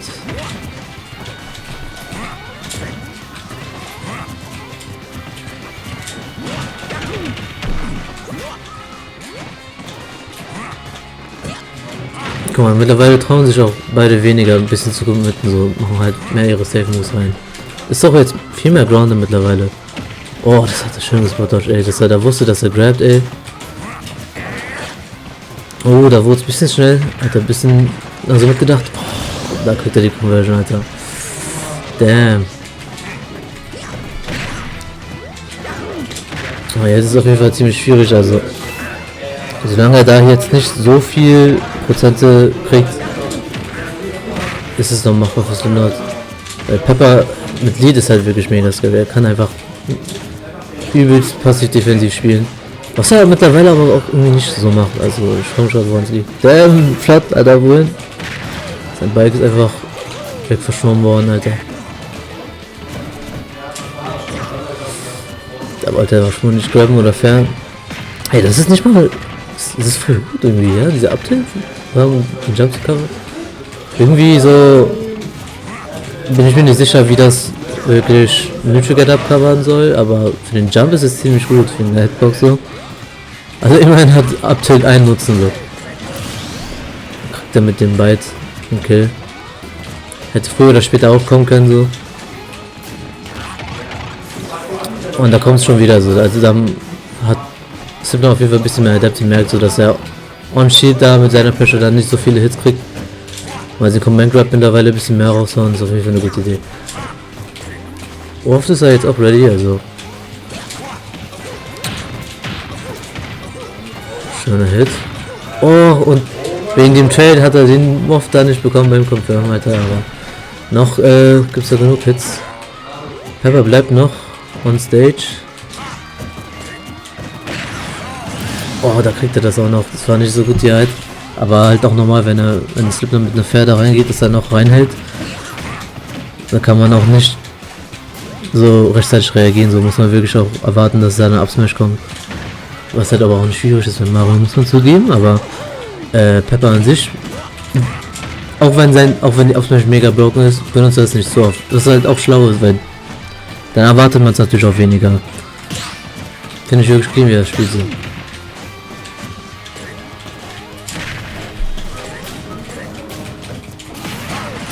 Kriegt er noch den Two-Frame, ziemlich easy. Sobald Mario keinen Jump hat oder er dann da diese Feuerbälle benutzt hat, da war es schon ein bisschen klar so, dass er da den kriegt. Einfach weil er wirklich nur auf eine Art da die Up-B Sweet spotten kann.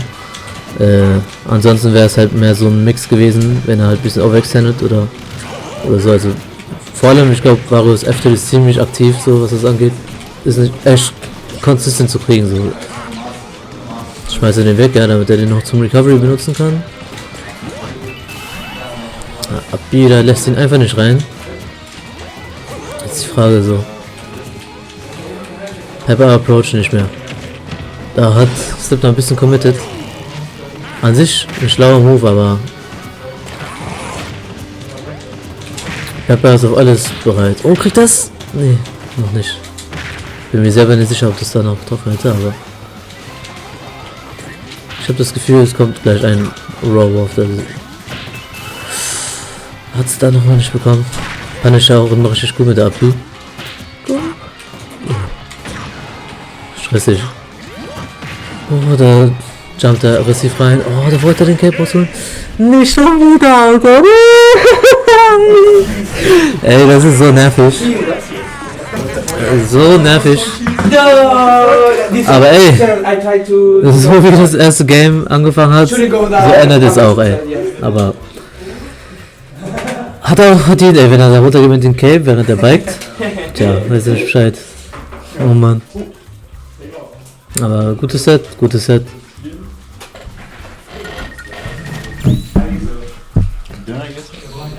Oh, scheiße. Ich wollte gerade sagen, der war echt unspektakulär ohne Witz. Übelst kacke. Haben eigentlich noch nichts geschmeckt, oder? Ja, Digga, das war einfach nur alles süß, Digga. Nur der Salat war richtig weich. Kennen wir doch nochmal zusammen. Ja, wenn du Geld sparen willst, hast du es. Besser so, besser so. Wir bewahren dich. Okay, jetzt spielt's Gehe gegen Zebra.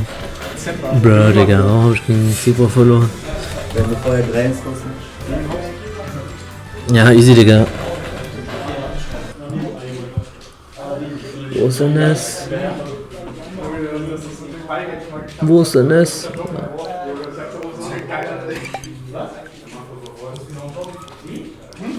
Link, wo ist der Knecht da?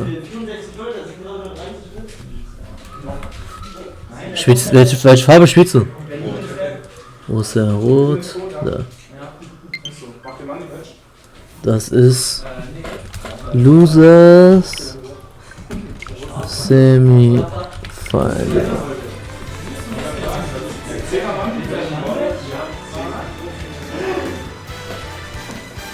Alles klar.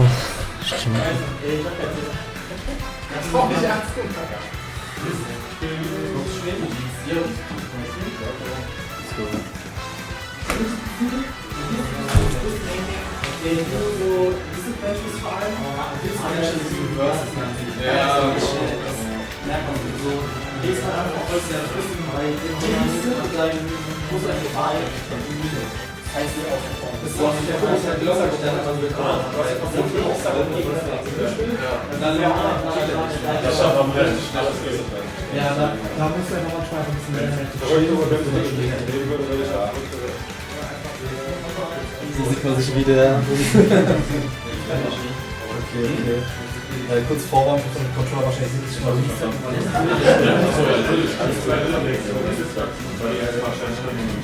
wollen wir noch verbannen heute?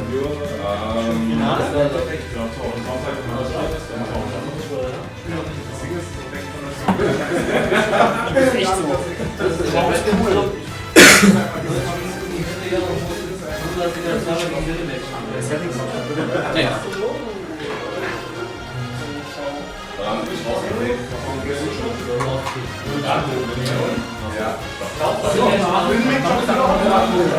Wenn man den Potsdam nimmt, dann ist eigentlich gleich mal eine Scheiße.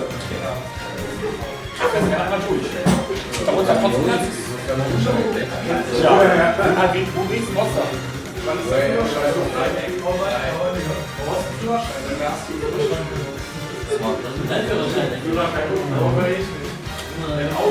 Dann ist die beiden.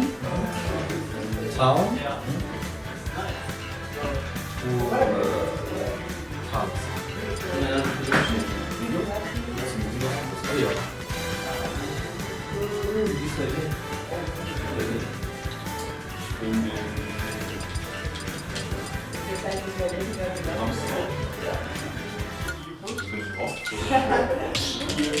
Achso, ja, hier. Also ich glaube schon 2-2 oder so. Ich glaube 2-2.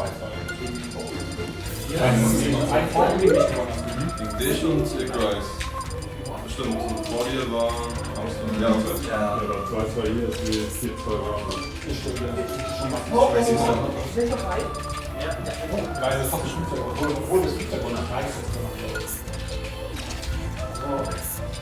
Ja, ich weiß nicht, wer der Typ ist. Wo ist Omni schon eingesucht haben. Da kann man erstmal gewonnen. No, we losers quarters? Oh, the Force. Crazy. Also in diesen Eisfeld? Ja, jeder als Wir gucken jetzt. Du Scheiße, Alter. Ah, gegen Bio, natürlich. Ah. Ja.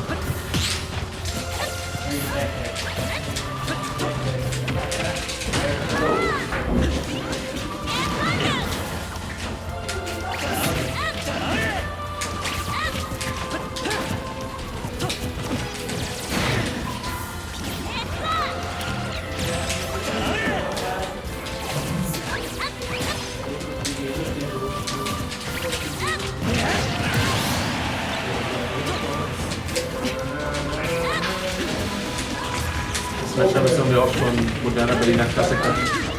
Dann ist ja nicht optimal, also man kann nicht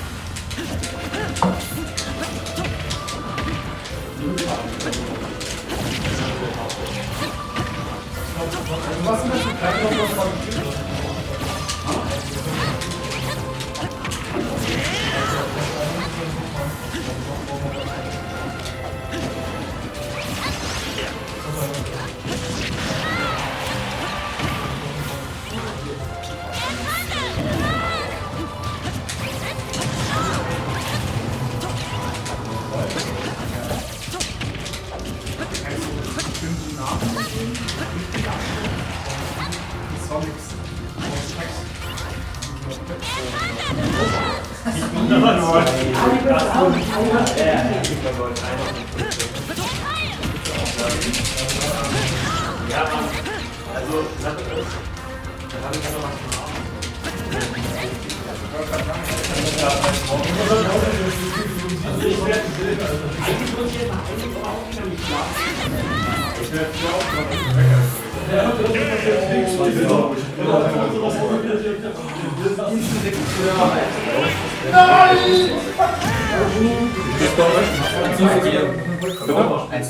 Wer schießt bei den Filmen was macht?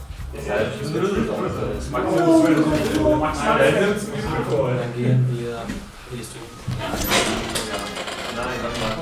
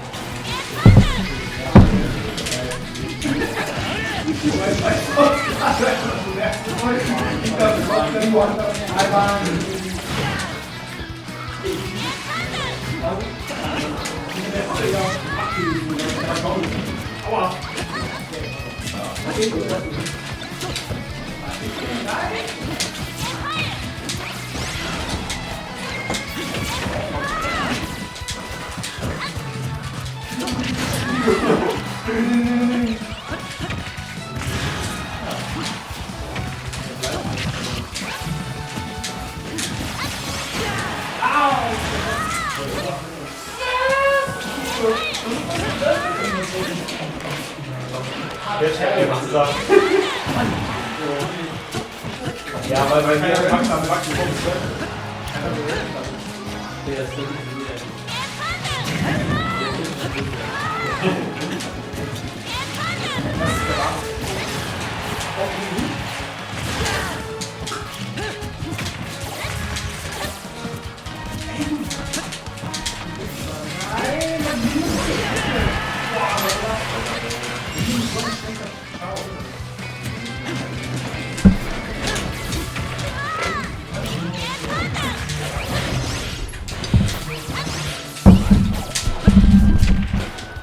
So, mein First. Schön, dass du im Chat bist. Jetzt gibt's wieder Commentary bis zum Friends. Zumindest ein bisschen.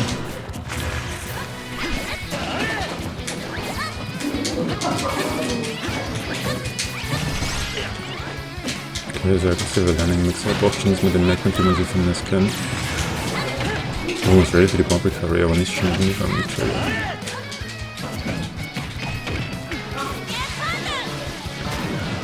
Oh, und Gear entgeht nicht nur ganz knapp dem, das Wichtige an dem Abi ist, dass der selbst wenn der Gegner zwischen dir und der Hitbox ist, dass man dadurch weggeschossen wird, das wird trotzdem getriggert und die Hitbox ist so groß, dass man dann trotzdem noch getroffen wird. Also es waren echt Millimeter, die ihm da das Leben gerettet haben.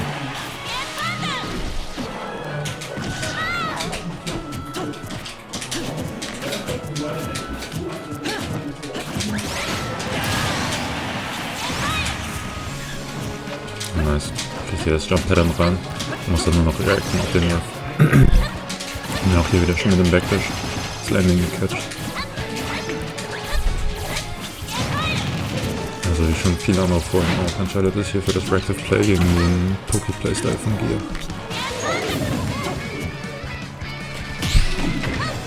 Oh, was mit dem Abgebrannten hat nicht den Multiple Grabs erwartet. Oh mein Gott. Tragic ist die. 1-1.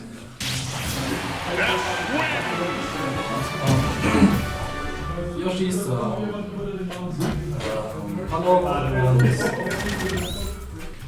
Oh mein Gott.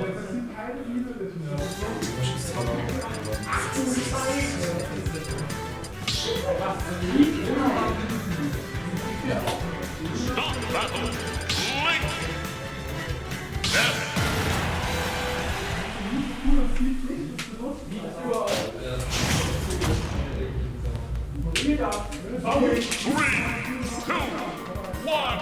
Also Smash für seinen Komfort-Pick.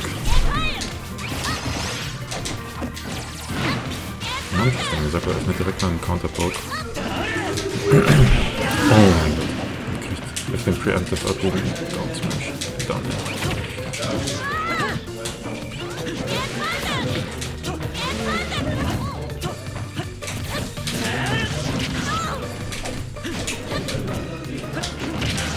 Sofort ready. Auf jeden Fall die Reaktion von Gear an der Ledge immer exzellent.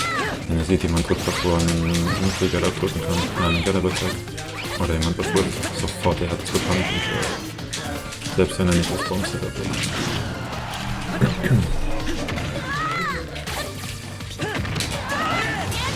Das Mal von Zephyr hier den Arrow mit Aerials von der eigenen Seite zu contesten und nicht einfach zu airdodgen, wie viele andere das machen würden. Fordert halt mehr Timing, aber lässt dich weniger lange am Endwave. Oh, knapp den Tag gerettet. Passt.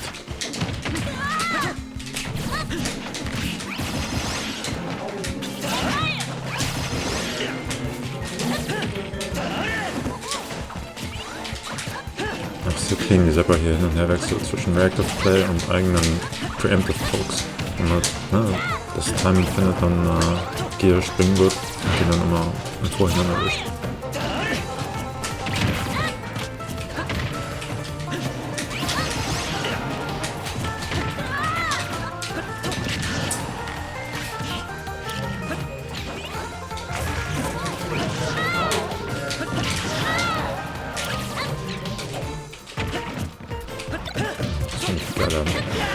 Driftmix raus, um den Punish zu umgehen.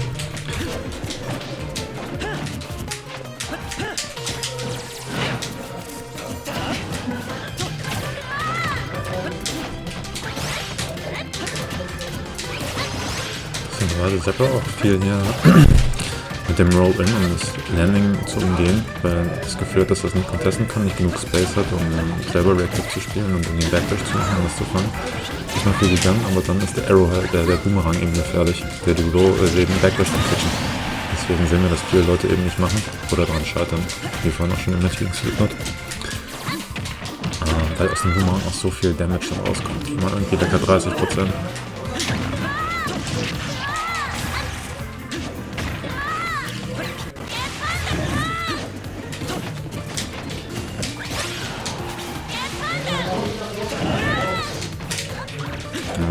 Hier für den Reverse gut gehen.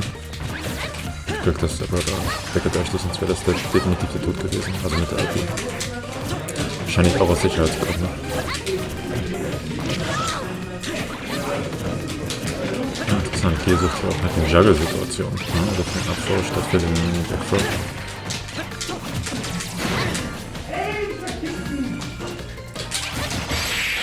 Excellent gewartet.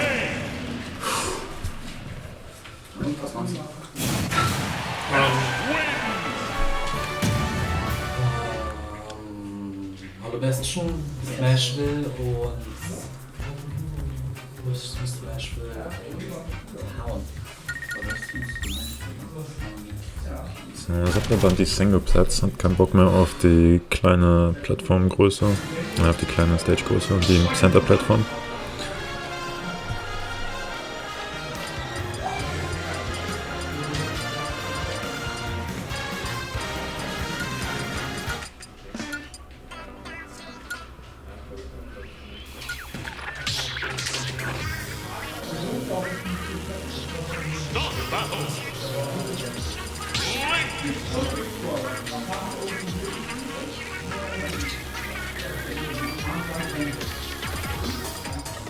Willst du einen anderen GameCube-Controller haben oder willst du einen anderen Controller haben?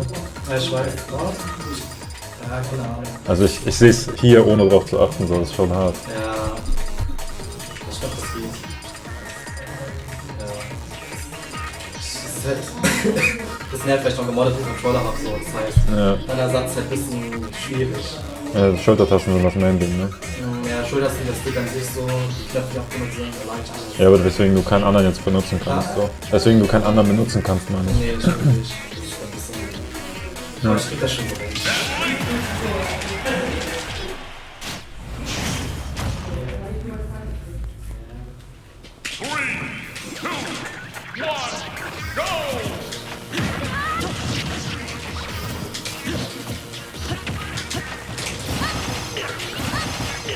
interessant auf jeden Fall. Hier mit FD als Counterpick. Ich hatte erst gedacht, Battlefield, um halt weiter die kleine Größe zu haben, aber dann scheint ihm entweder doch das Plattform näher am Herzen gelegen zu haben. Die Defensive Utility, wenn er Control hat. Oder er will einfach was anderes probieren, jetzt wo sich das nicht bewährt gemacht hat. Ja, dann ist er ja. What?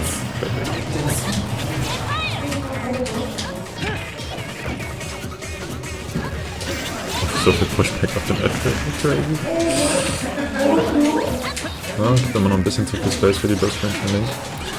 Die tatsächlich auch sehr klein ist. Dadurch, dass die Dash Attack so langsam ist von mir, muss man quasi nur die Short Hop näher Fastball Range respekten, die sehr viel kleiner ist als bei den meisten anderen Charakteren. Und der Rest kannst du dann über den Jumpscope reacten, weil der Boomerang der nächst größere Pressure ist, aber dann eben auch wieder reacten.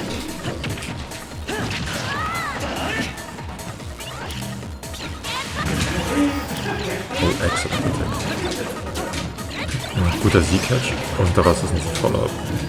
Also für wie Deadly Gear eben auch ist an der Ledge, ist Zephyr echt gut slippery.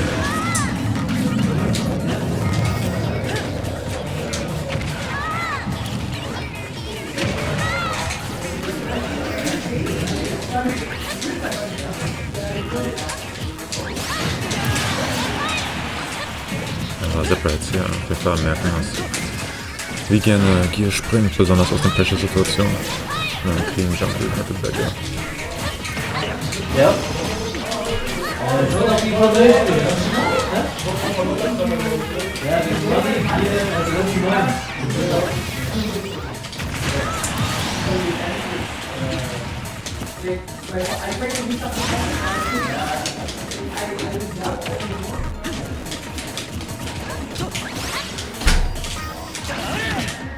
Oh no, wird wieder gesqueakt.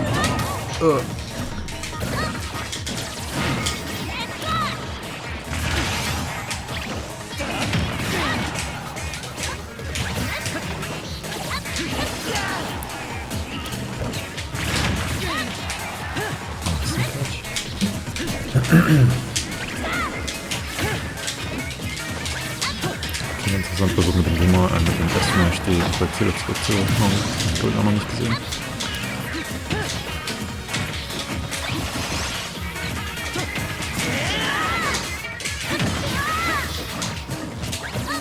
Da ist ja auch einer der Spieler, die immer auf dem Schirm haben, wenn wir die Bombe in der Hand haben. Oh, das ist ein geiler Dragdown. Der Dragdown kriegst sogar fast noch einen extra Follow-up daraus. Nicker 40%.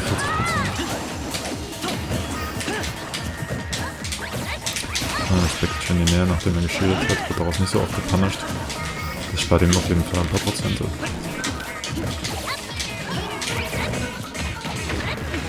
Gut gemacht. Ja, aber nach wie vor das ganze Spiel. Oh Gott. Geiler Catch.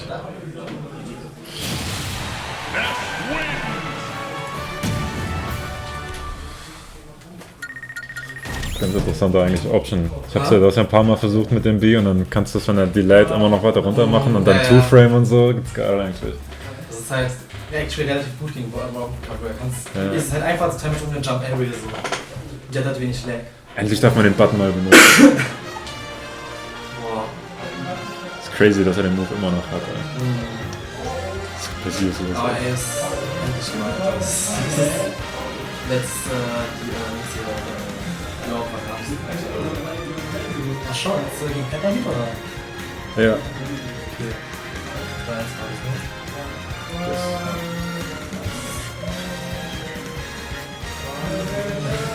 Achso, nee, Pepper und Slipknot habe ich schon gespielt, die haben 3-1 gespielt. Ne? Ja.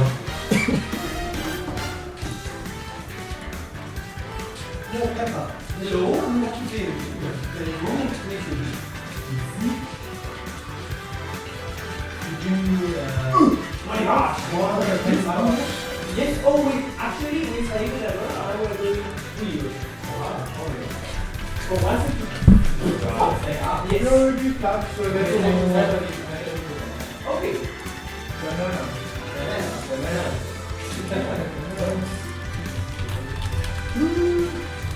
Hey!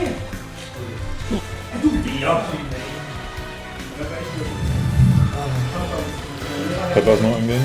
Ja, das Match gegen den guten SG Hamster. Ich hab gehört, sie sind hochgegangen gerade im Money. Nicht mehr nur um 5 Cent, 10 Cent, sondern 2 Euro. Jetzt haben wir 1,57 Euro und einen halben Cent. Also die Stakes, die erhöhen sich. Doppelt oder nix. Ja, gönn dir Banane, noch ein bisschen Zucker für das Match. Ja.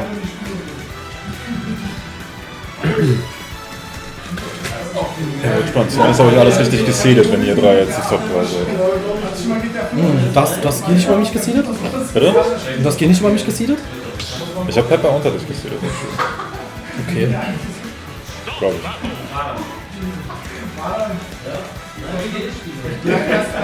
Aber ich kenne halt auch noch nicht so viel von Pepper. Achso. Ja, der wusste ein paar kranke Results.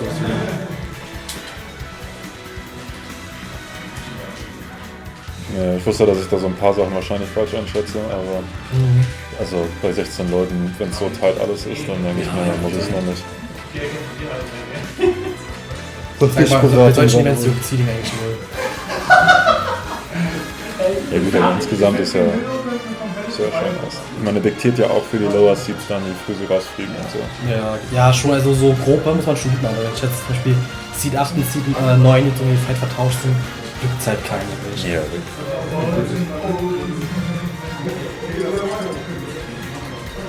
und was ist dein Plan gegen Pepper? Wir gegen Mario halt Lied holen und die Scheiße aus dem Boden rauscampen. Naja, das ist dann mal. Deswegen hast du mal Battlefield gepickt, ne? Damit du die Stages näher beieinander hast, die Plattforms, damit du mal Access zu anderen hast, oder? Battlefield ist relativ risky, weil mein Pepper relativ gut mit den Kombos ist. Und dann besteht die Chance, dass mich dann so lädert, dass mit der Damage Early Kill, was schon teilweise bekommen hast. Deswegen also Battlefield und Dings und Safe gebannt gegen ihn. Oh, du gehst? Ja, danke fürs Haus. Jo, lässt sich jetzt sehen auf jeden Fall.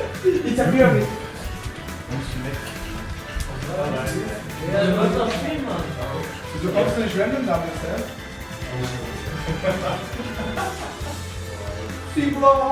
Are you ready? Let's go! Are you ready, kids? Are you ready, kids? Top 3? Top 3. Ist das?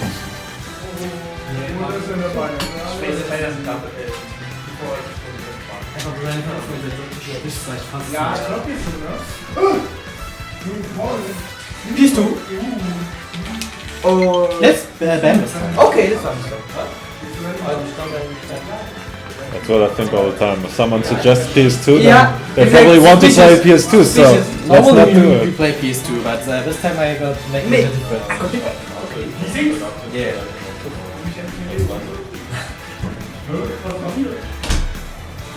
Okay, yes.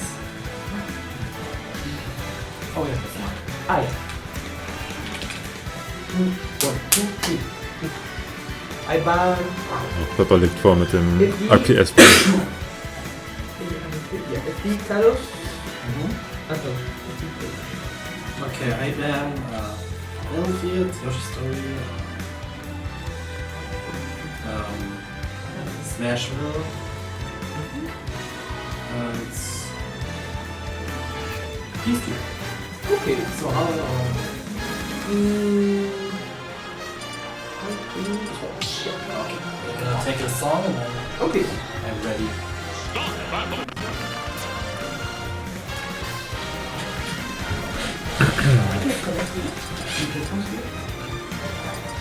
Yeah. Oh, it's flying too much.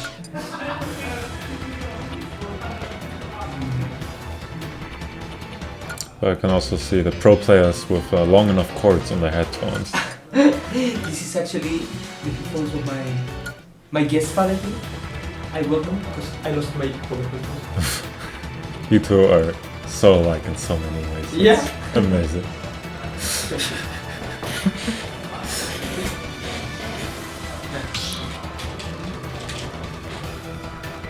Actually good try. Yes. By the last. Yeah. Just reset. Yeah. Okay. What? Yeah, my controller is like, Ah. it's, you know, it's like some drift, you know, but you Really? outside, yeah. probably something with a snap action. No. Yeah, but I can reset it like until it's working kind of. Do we have a mother? No, I don't have any like. That's so sad. Yeah. Achso, Replacement controller. I think Basti has some knowledge missing him. Okay. Ich weiß, ja, ich spiele, ich weiß, dass Slipknot mal hat.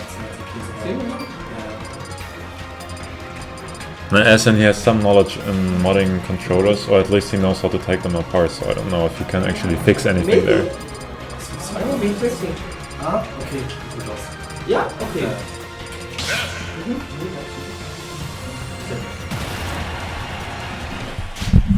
So, das erste Match, in dem Geld auf dem Tisch liegt. Der Verlierer nimmt hier unseren kleinen 50 € Preispool fürs Pre-Event den ersten Anteil mit.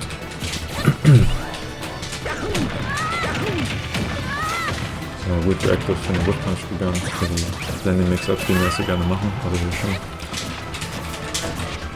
informiert in die ersten Interaktionen gegangen. Auch in der Pressure, ne, für den Jump Back und den Punish.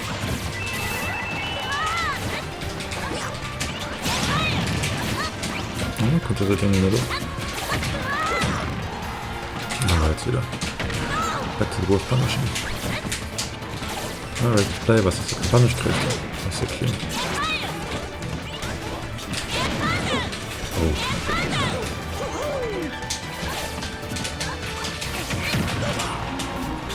Ah, interessant ist das. Aber Shit geblieben. Downs mit aufgepackt.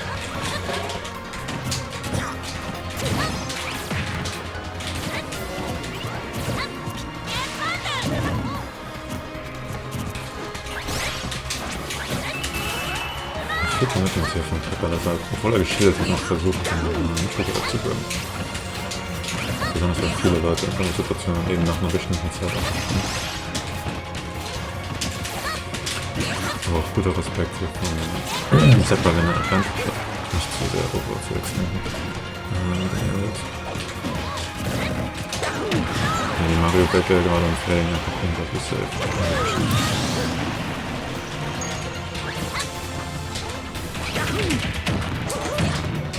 Also ich glaube, dass man immer wieder sagen muss, man will das an 0%, also da wird es nicht safe kommen. Ja, das sind noch 5 Down zu gehen, aber von den Bird und Down an, damit wir bekommen, das wirklich funktioniert.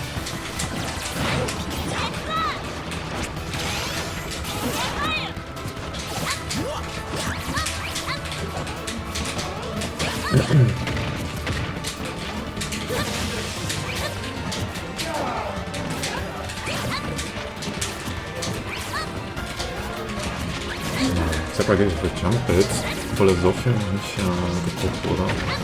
Ich habe bisher gar nicht gezeigt, dass er auch die Jump Squats anticipated. Wieder vielleicht sogar nicht. Und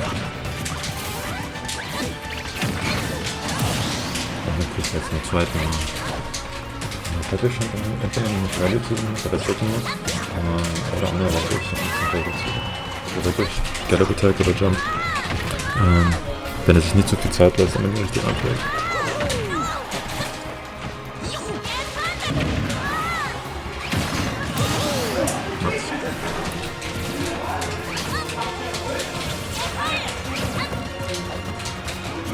Ja, wieder viele Pokes hier von Zepper jetzt.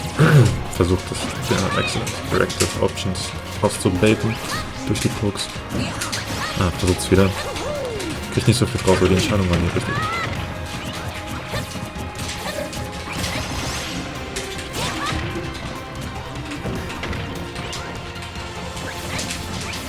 Exzellenter Chokehold hier von Mario, der seinerseits zum Beispiel versuchen könnte mit Fireballs das Mix-Up-Pattern aufzubrechen.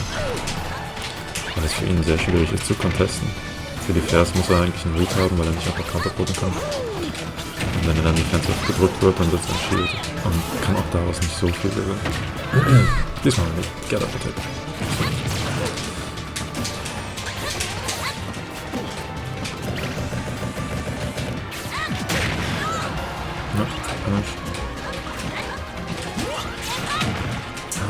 Das ist ein Versuch.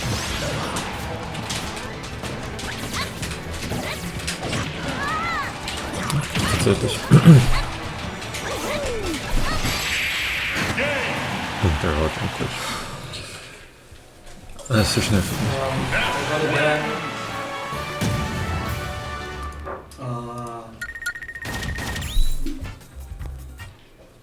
Battlefield, Yoshi's Story,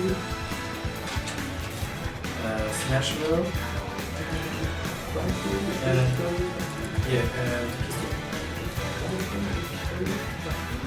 Smashville.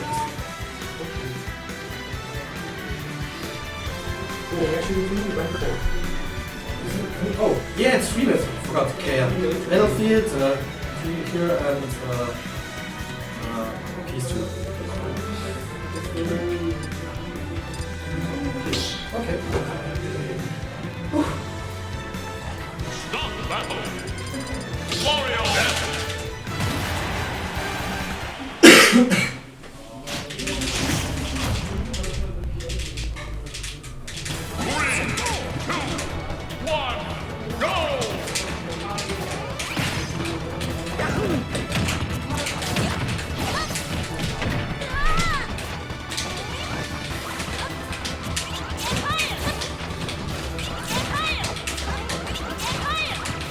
Battlefield. Eine Stage, auf der beide Charaktere viel Gutes für sich finden können, weil der seine Ladder-Kombos gut extenden kann hier und auch kein Problem damit hat, dass die Stage so klein ist. Und Ness, der einfach an jedem Spot Gelegenheit hat, sein Landing zu nutzen und mit Sidebees zu landen, um die Center der Stage zu kontrollieren und Mario davon abzuhalten, in ihn reinzukommen, ohne selber mit einem Area oder sowas reinkommen zu müssen.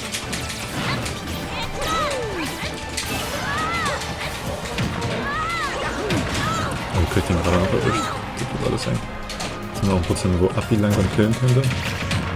Kommt aber zum Glück raus.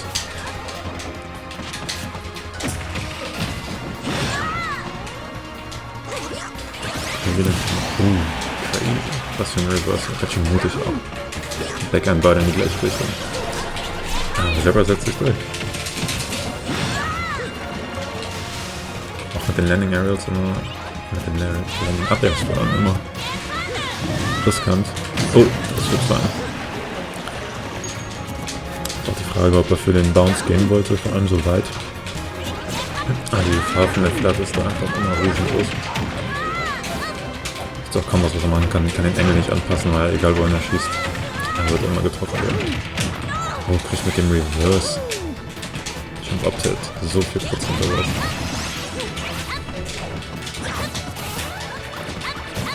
Exzellent gespaced.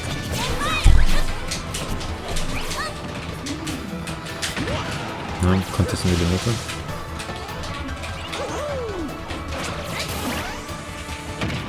Gestort, wieder die Get-Up Attack, nicht ins Entweder gemacht, dann rein zu Neutral Attacken. Neutral Get-Up. Hätte versucht, sich zu grabben, beide Würfen. Jetzt hat wieder den Read für die Roller, was einfach zu langsam. Vielleicht doch noch einen Jump gesucht. Auf jeden Fall war die Anticipation nicht im Lockdown.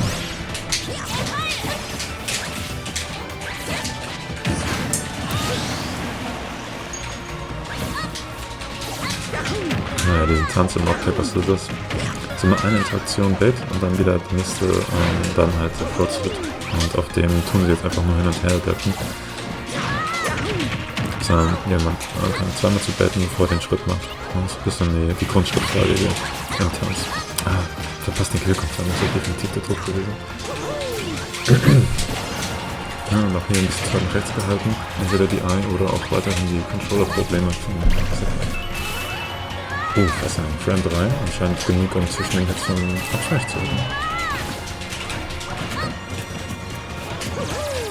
Das ist ein geiler Grab, ey.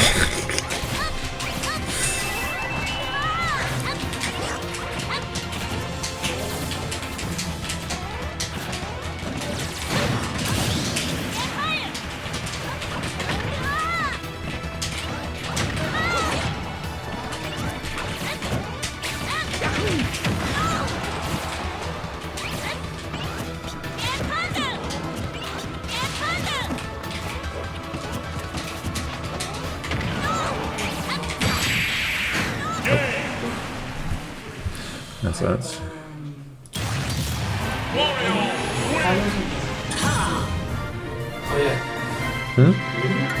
Yeah.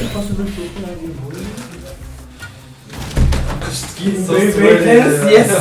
So I try how it should be. Okay, what did you ban? I ban speed. Okay. You're gonna go to...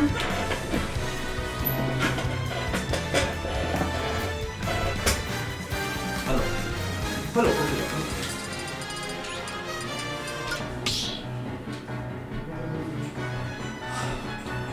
Start battle. Mario.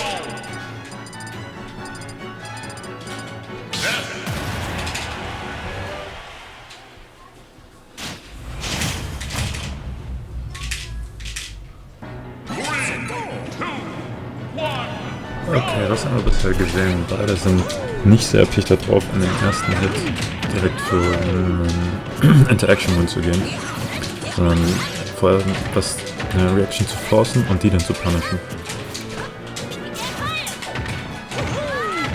Und man merkt auch, dass es eben eine High-Level-Interaction ist, weil viele Leute halt eben diese 2 Schritte voraus nicht mitdenken können und dann noch einen Spot dort reindrücken, obwohl sie eigentlich im Dash-Up sind.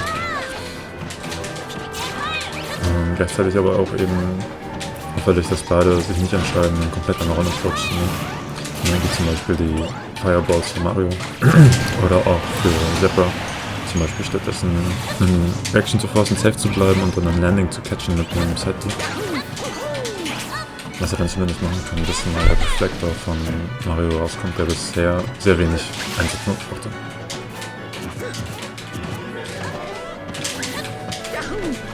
Als sie jetzt hier beide im Empty hoppen, weil sie wissen, okay, der andere will dann noch reinspringen und dann beide wieder poken. Weil sie genau wissen, okay, das erste, das ist alles eine Show. Die ersten Folge sind eine Show und dann beim zweiten kommt das. Jetzt wird da dann die Frage, wer kann dann noch weiter die Timings abdecken, wer kann das besser tracken. Und das Tracken ist enorm schwierig. Kommt mir nicht. Mit dem Niedriger da durch.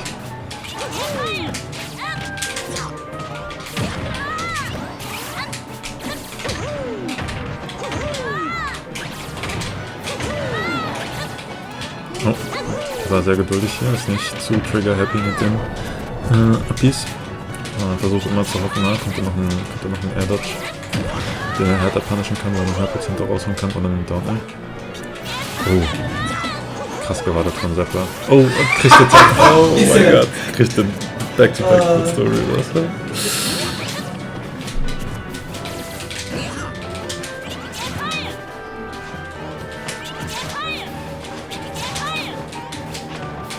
Und jetzt sehen wir auch den geduldigen After, den wir am meisten kennengelernt haben.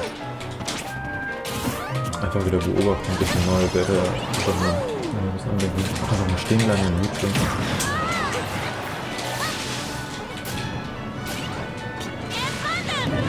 Aber ja, so wenig Unterschied wieder rauskommen kann, ne? Dieser Klasse ist jetzt wirklich Sache, okay. Hier kommen die Dash-Attacks, in den Backdash rein, hier kommen die Grabs, wenn er noch shielden will, weil ich einen Button gedrückt habe. Sehr mutig wieder mit dem Flat Edge Guard.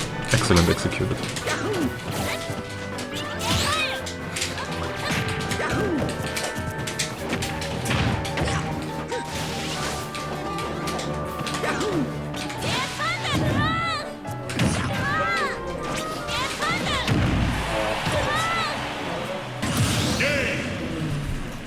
I bet again these 3.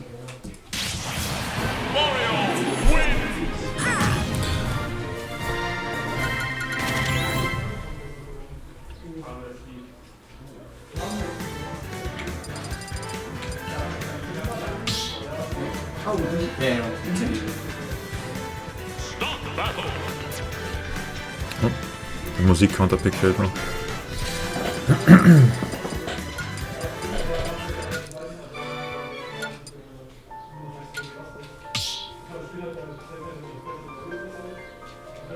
Start battle. Mario.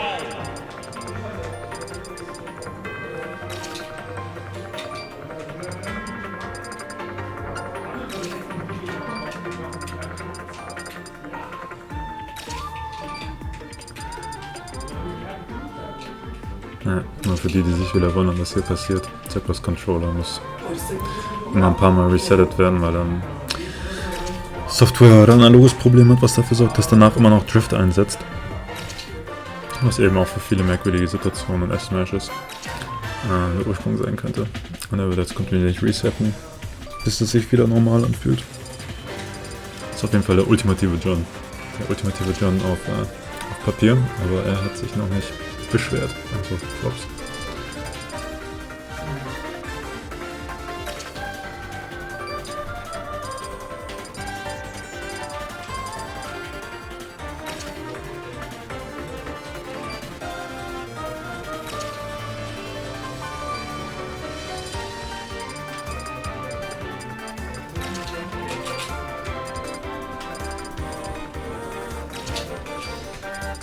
Das in meinem Controller hat auch Digital Shoulder Buttons, mit denen du zumindest springen kannst. Ich glaube. Also, der hat auch minimalen Snapback, aber es ist halt nicht das. Ja.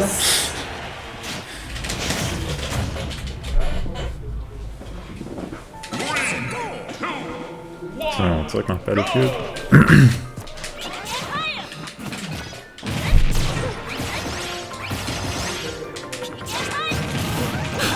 Keiner Reflect. Angle noch gehalten. Das ist auch in einer wenigen Situation, wo das tatsächlich dann dazu führt, dass es auch gehittet wird.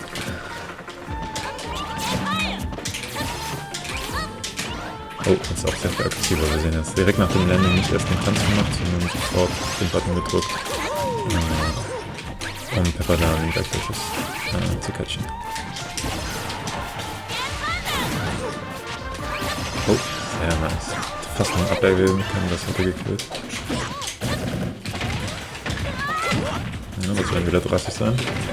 Bitte? Wieso? Achso. Ja, ne.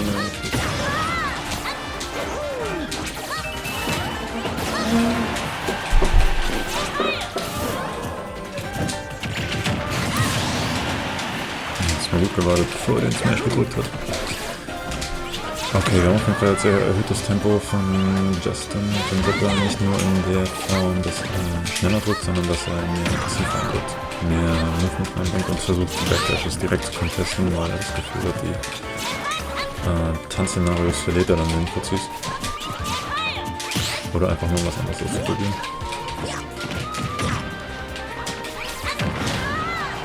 Also wir sehen hier sehr viel mehr Interactions, die weniger Neutral Heavy sind und stattdessen weniger Mix-Up Heavy und dafür Neutral Heavy.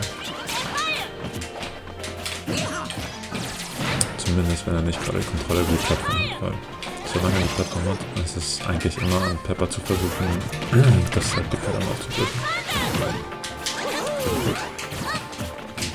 Das auch gegen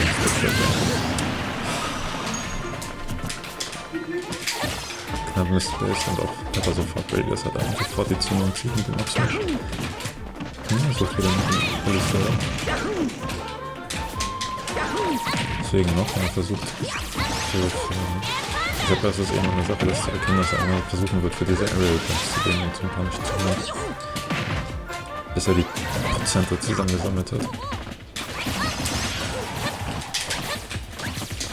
Ja, jetzt wo die Prozente da sind, wird er wieder nach Abwehr suchen, wie wir da eben schon gesehen haben. Oder auch Down Throw und so weiter.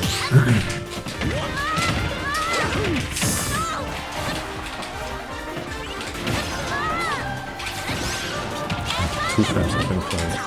Die Hölle für Ness. So jetzt immer wieder zu mixen mit dem Timing, wenn er nach unten hält, dann kann er halt eben über die Welt drüber schießen. Zumindest zu treffen, in 130% Kopfnuss da reinzulanden. Jetzt hat man mal wieder den Stop-Lead. Mal gucken, wie viel extra Credit er überhaupt ausnehmen kann. Oh wow, kriegt die mit dem Partner. Das ist ein Backup ist. Diesmal gut respected, nicht aus Versehen gegrabt, was wieder sehr tight war. Und muss wieder low recovern, um die Flat zu umgehen.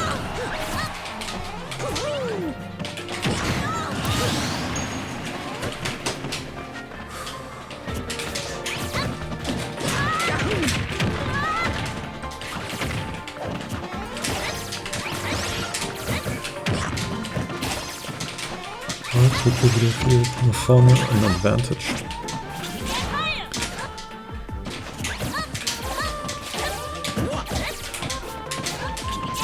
Also wir sehen hier in dem Matchup einfach wieder sehr, wie die unterschiedlichen Positionen auf der Stage total diktieren, wie diese beiden Spieler möglich stehen. Von hey, ich habe irgendwie die Kontrolle über die Plattform, ich werfe Sidekicks auf dich drauf. So hey, du bist in der Corner, ich versuche jetzt einfach nur auszunutzen, dass ich mehr Space habe und einen Backdash zu machen und dich zu zwingen, wenn Attacken mich reinzubutten, weil meine Pucks jetzt alle super safe sind. Und ich kaum was abgeben muss darüber. Wenn sie beide genau in der Mitte sind.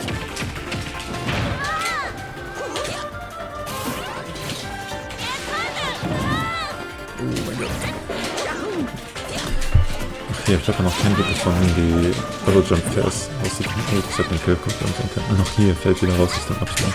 Der wahrscheinlich noch nicht gekillt hat, oder? Jetzt ein bisschen Sicherheit finden wieder Hooks. Oh, das wird es gewesen sein. Smash. Oh. G fucking G's. Dass da der Poke nicht durchgekommen in den letzten Minuten. Nee, das Ding ist, ich dachte auch nicht, dass wir Shield Break mehr weggestellt und ich hatte irgendwie für Abi, aber nicht für den Upstage danach.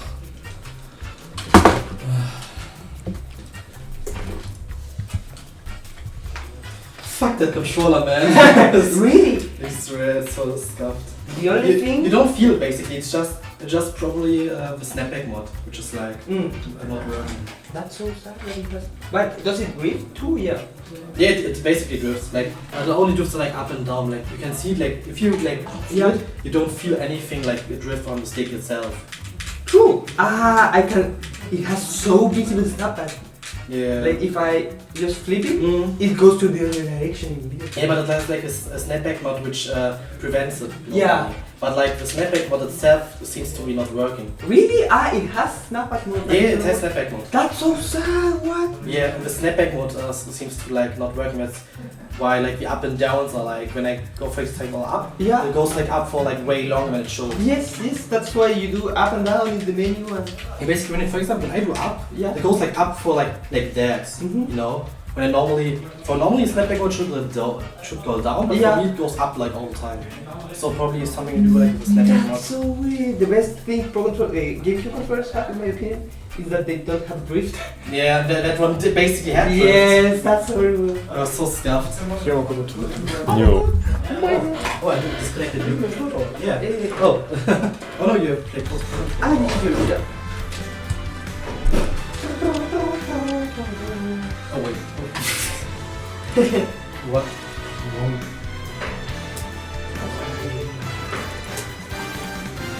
Thank you.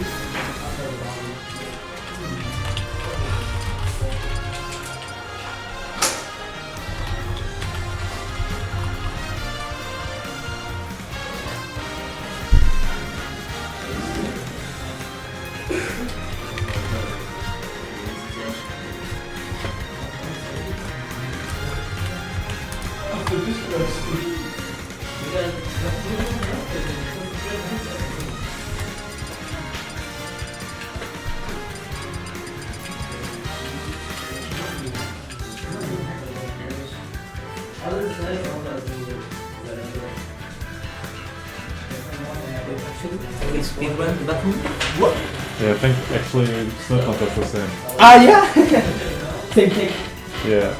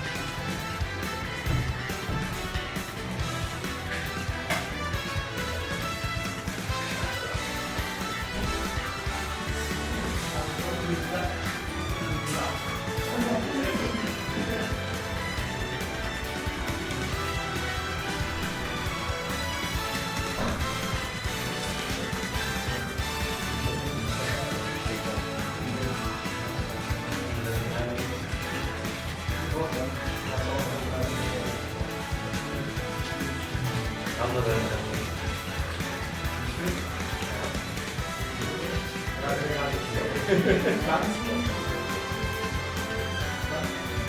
ein bisschen hochladen.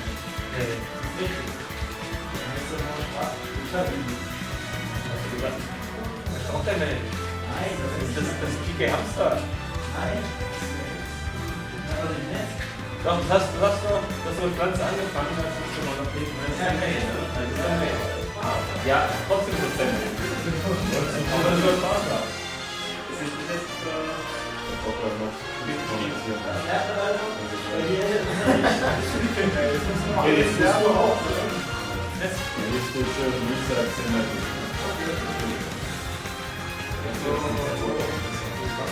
gar nicht heute.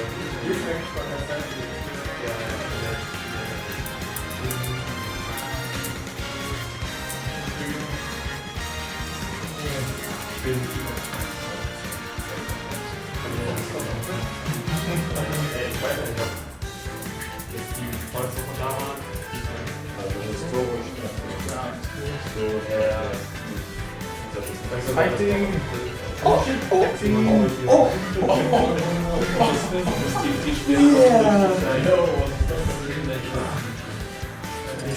PSU. Oh, I want to know how are you watching this?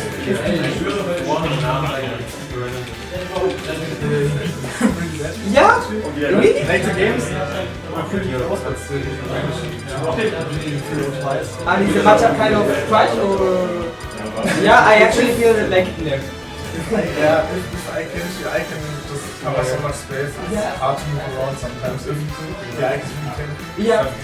It's kind of impossible to take chicken in. And in terms of platforms, like okay, like just dropping down here every time and stuff. It covers so much space. It's really. Yeah, and if you get hit by it, then after you will die. Then you have some stupid confirms like yeah. You have to cut him, but it's hard if you are like not in the lead.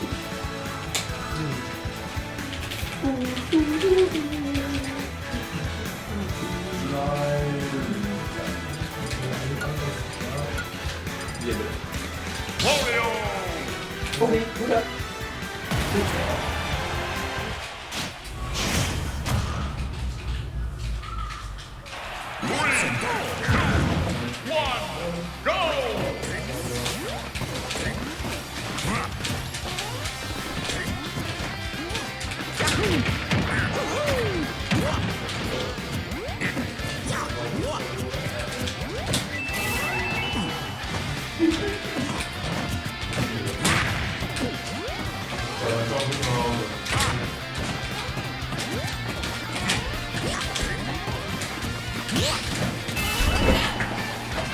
So, wir sind schon mittendrin. Slipknot gegen Pepper.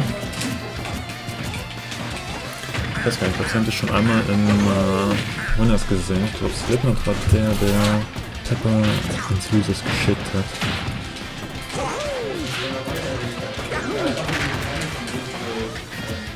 Jo, 3-1 hat er Pepper ins Losers geschickt.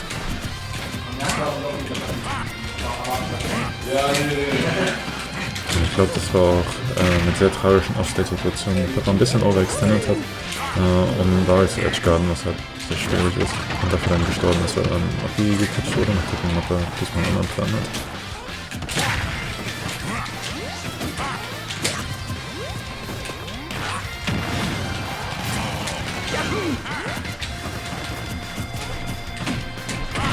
Oh, kommt ein Anti-Hop aus.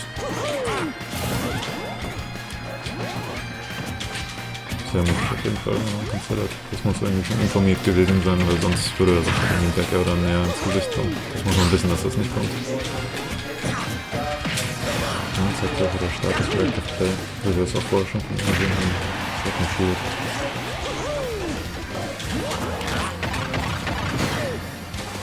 Ja, das sind jetzt beide komplett identische Prozentzahl.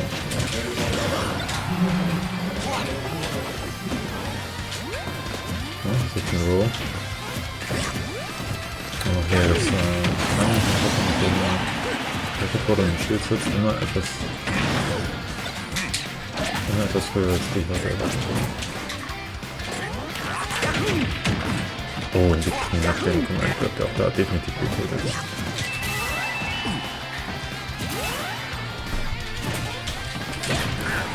Pepper gibt Stage Control auf. Hat sie aber sofort wieder gekriegt. Ich versuche aber wirklich einen Spot zu gehen.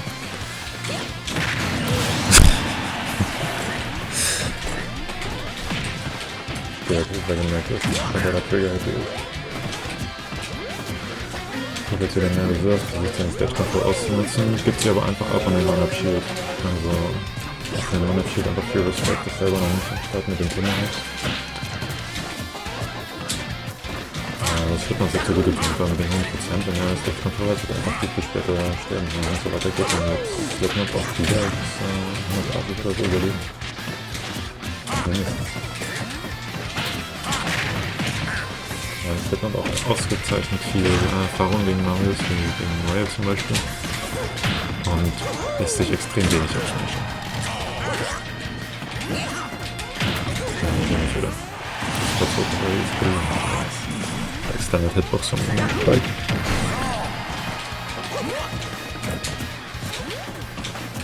Ich habe ja definitiv mit dem Down erst weit oben in der Luft und dem Jump Catch den Kill ruhig als mit dem Absmash.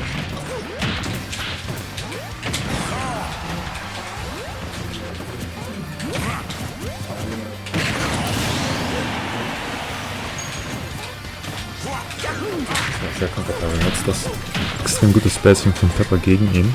Dadurch, dass Pepper so safe-spaced aufs Shield, und das Shield leichter zu hitten ist als der Charakter selber, kannst du einfach stehen bleiben und es begriffen. Wenn er das weiß, kann er dann einfach Down drücken, nachdem der Backer genau vor seiner Nase vorbeigegangen ist. Also wenn Pepper ein bisschen mehr riskieren würde, ein bisschen weiter reingehen würde, dann dass zumindest das gefettet wird, würde nochmal viel passieren. Ja, so ein Overshoot.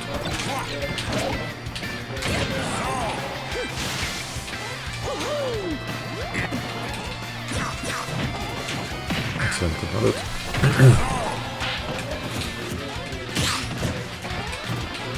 Und hier sind so viele Sequenzen, in denen Pepper versucht, einen Jump zu forcen, auf den zu reacten. Also fast alles in Ground Movement, die Areas, mit denen er da geht. Und dann, dass wir reinlaufen und zurücklaufen sollen in den Spots mit den Plattformen. Dafür sollen wir, dass er auf den Jumpspot reacten kann und dann einfach einen Up oder einen Down kriegen kann, um eine Combo oder halt einen Kill zu extenden.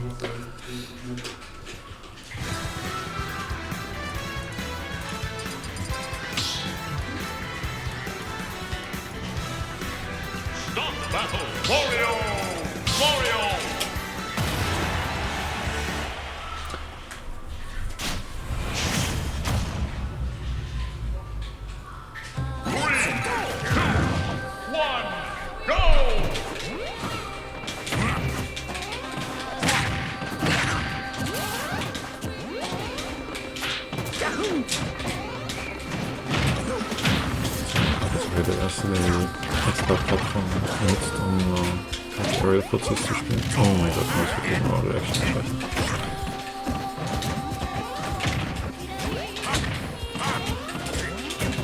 Ja, aus dem Kamera. Wir haben auch jetzt mit einer Plattform-Situation. So, mal gucken, ob er die auch am Neutral einbaut oder ob das jetzt einfach nur eine Advantage-Situation ist und er dafür ready ist.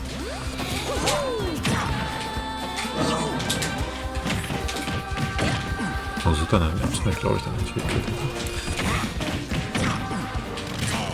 Diesmal hat er den Tomahawk versucht, aber es lag wieder auf dem Timing. Ich hab's jetzt lange gebraucht.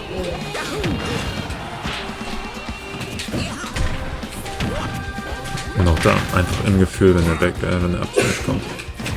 Schnell genug den Moment abzusetzen. Misst den Tag leider. Aber auch da wieder gute Awareness.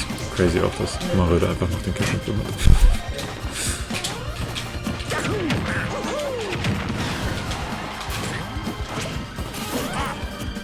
Der hat den Jump mit dem Movement.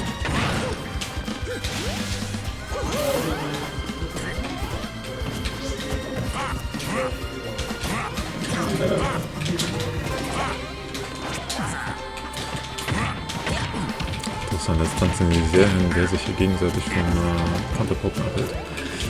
Der jetzt erst rein committed in den Anti-Air. Der entspricht beide sofort wieder mehr Ground.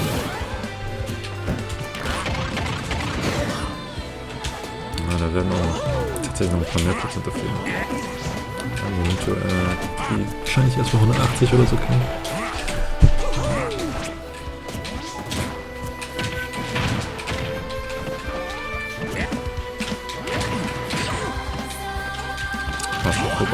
Okay, das Kill. Lecker 30. Ich hab endlich den Kill. 73% extra Credit. Und sind immer mehr kleine Timing-Mix-Ups. Dann wegspringen, zurückfaden, kurz nach dem Landen, nicht beim Landen, wieder springen und den Backer machen. Also so kleine Timing-Mix-Ups. Die es einfach sehr schwierig machen, gut reactive zu spielen.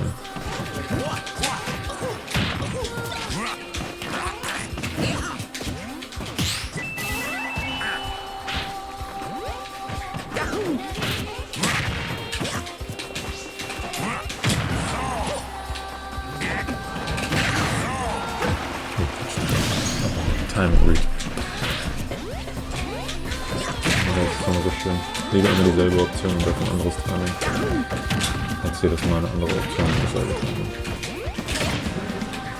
Ich versuche auch hier wieder zu counterclocken, tut ihr nicht.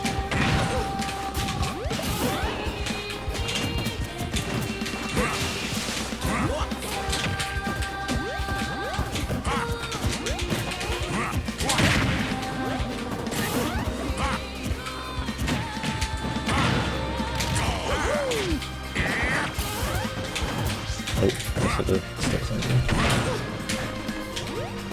Jetzt konnte ich mal ein bisschen früher anzünden mit den Grabs, statt noch eine extra Aktion zu klicken. Oh! Und der Raw Kill mit dem Down Air, crazy. Das hab ich auch noch nicht gesehen, on Stage. 82%, aber wow, das ist schon mindestens halb schon wieder voll. Das heißt, hier fehlen nur so 30-40% und oh, besonders auf der Top-Plattform. Das hätte ein Kill werden können. Das soll noch nicht ganz reichen. Aber zumindest ist jetzt ein Confirm und dort reicht, sobald der Slipknot Stage Control halten kann. Umso wichtiger für Prelude nicht so bereitwillig abzugehen. Was schwierig sein kann, je nachdem welchen Neutral State man gerade mental ist. Ja, wir sehen das hier. Also Pepper gibt viel ab für die Backers. Slipknot versucht einen Hit zu kriegen, statt die Stage abzunehmen. Aber jedes Mal könnte er Run-Up schick machen, muss gar nicht einen Confirm oder einen Punishment kriegen. Aber wir sehen, die Brute Force reicht dann trotzdem.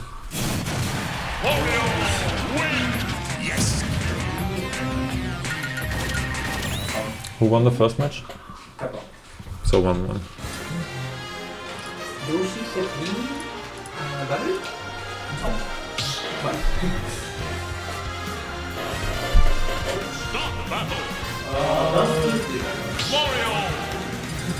Ja, dann hier immer einfach für, wenn man gegen Mario spielt, immer schön einfach Town und City Ban und Yoshis, weil Mario da so dumme Kombos machen kann und so früh nach oben killt.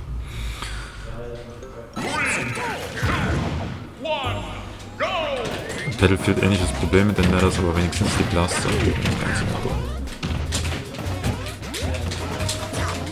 Beziehungsweise die Plattformen von Yoshis liegen auch einfach schwer für Charaktere zu erreichen.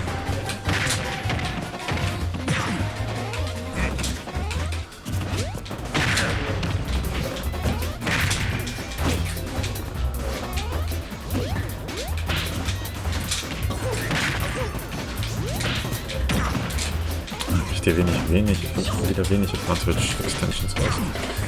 Das ist jetzt irgendwas, was nur an Shield geht. Gerade auf der Plattform der Command Grip finde ich extrem stark. Ja, vielleicht auch einfach nur ein schlechtes Timing oder für eine andere Attack Option oder No-Tech gehofft hat. Und auch hier wieder ein bisschen delayed mit dem Fugi.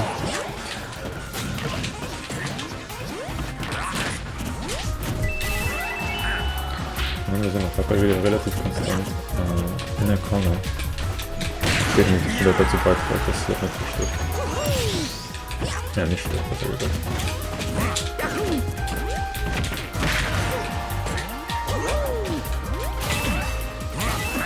Oh, ich bin Software zu gehen.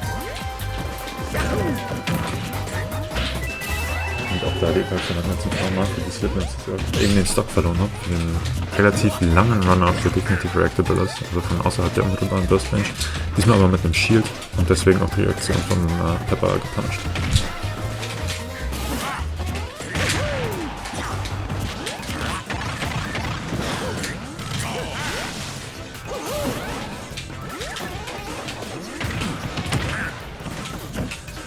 Also eine Neutral Decision auf jeden Fall hier. zwingt der Pepper in die Reaction und ist aber noch in the lead, was das Mix-Up angeht. Also Pepper muss da entweder gucken, dass er die Mix-Ups aufplayen kann oder eben die ganzen Flugrotationen umgeht, weil er kann ja auf den Anfänger von reacten. Muss ich das nur zurechtlegen. Ja, deswegen die Reverse für den Command Grab. Jetzt sind wir schon wieder bei Even Percentage, aber 1 Stock Unterschied. Nicht vergessen, dass das auch noch Mario ist. Und zweites Stock kann man den Morph, aber jetzt ist er schon auf dem letzten, das wird definitiv ein bisschen Arbeit werden. Nicht für den Softbreak. Zu oft geämmt gelandet. Wobei das wird Pep auch einfach 50-50 ist. Entweder er catcht nur Aerial oder das Landing.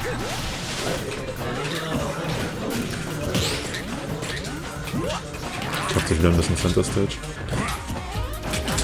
Ja, springt auch wieder in die Mitte rein, wir sie einfach wieder haben. Bei 150% selbst dann noch sorgt das dafür, dass er eben überlebt. Und er wird auch hier wahrscheinlich wieder versuchen, wieder reinzukommen. Der harte Double Jump auf den Jump Read. Oh. Das war auch ganz knapp am Stock vorbei, der Ab Air mit dem vollen Warp hätte definitiv in die Kill in dem Spot führen können. So weit an der Ledge.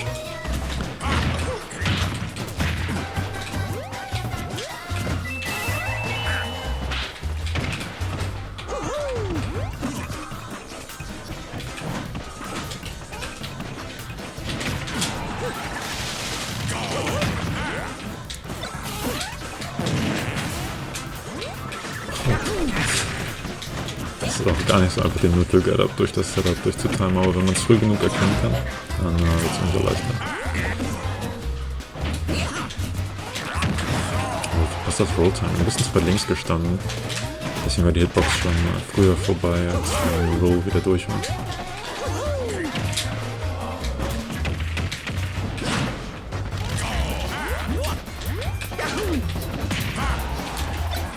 Wieder gute Ones für die Kill Options.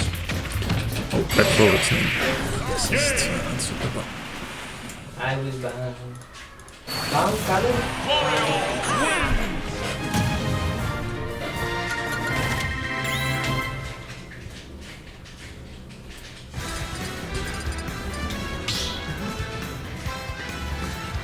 So, Pepper Band auf jeden Fall einfach alle großen und flachen Stages, kein Taunting, kein FD. Einfach seine Plattform haben. Und Slippy sucht jetzt hier ein bisschen mehr Platz als Kiste. Trotzdem noch die Plattform, aber ein bisschen mehr zu atmen. Vielleicht ein bisschen das Tempo rausnehmen, mal gucken.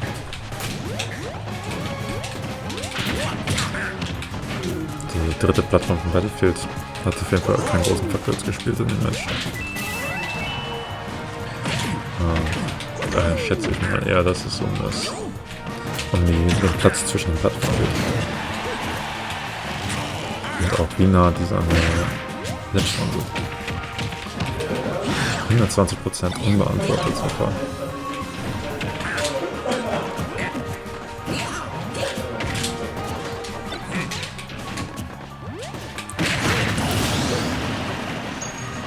Der dritte Upsmash tot.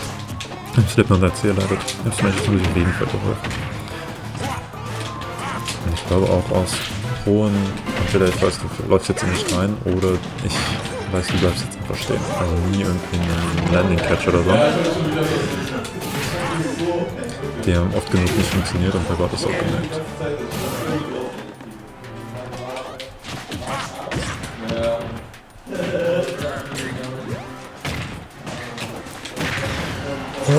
Bezahlt einmal 8%, um Center Stage wieder zurückzukriegen. Aber verteidigt sie dann nicht. Ah, das war falsches Line. Das hätte noch nicht killen dürfen. Also, glaube ich.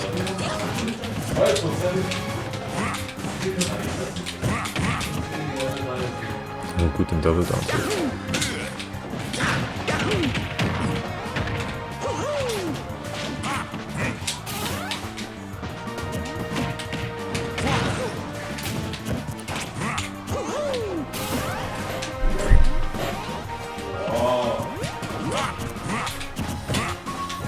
glaube, wir machen kaum wirklich Versuche gesehen von Slipknot den Jump zu forcen und dann auch zu covern. Er bekommt immer relativ viel von der Legend weg.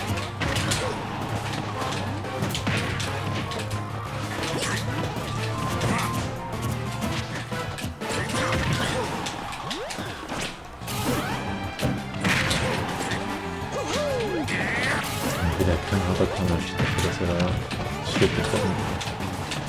Vielleicht überschätze ich aber auch einfach den Mario Up-Smash.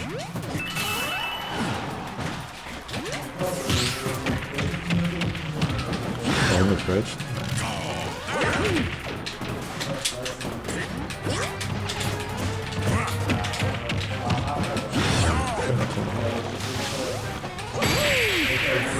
Ja, Tatsache. Okay. Break it, reset.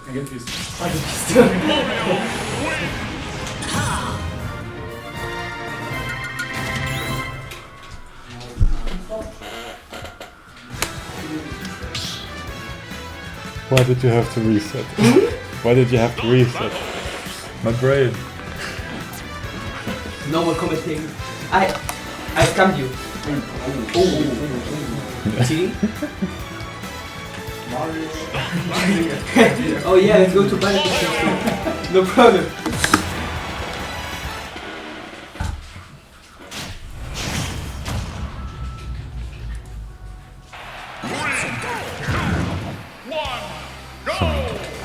Ich bin jetzt PS2 einfach nur, weil beide nicht durch den Bandprozess durch wollen. Und ich denke, PS2 ist auch fein. Bisschen Zeit gespart.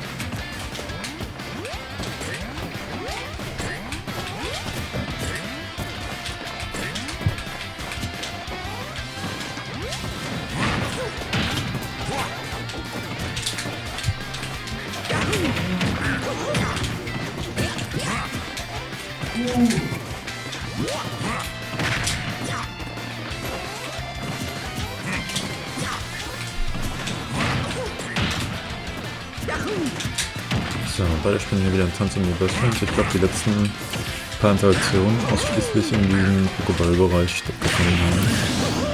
Oh, der Heartbeat in der Dodge. Das ist bitter, da kann man kaum was machen, da muss man warten. Oder halt vermeiden, in die Situation überhaupt reinzukommen. Springen bei der Ledge bei 30% gegen Mario einfach immer plain.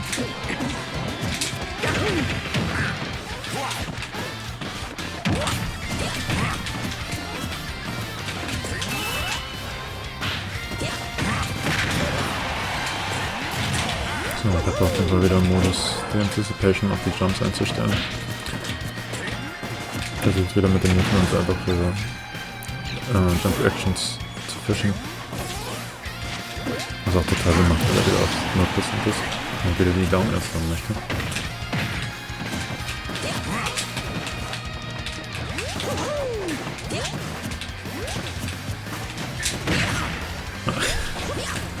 Quatschen für Upsmash. Das wird man nicht killen. Okay, wieder fast ein ganzes Slipknot. Na, das ist confirmed. Ach, tatsächlich mit dem Reset. Na, doch nicht.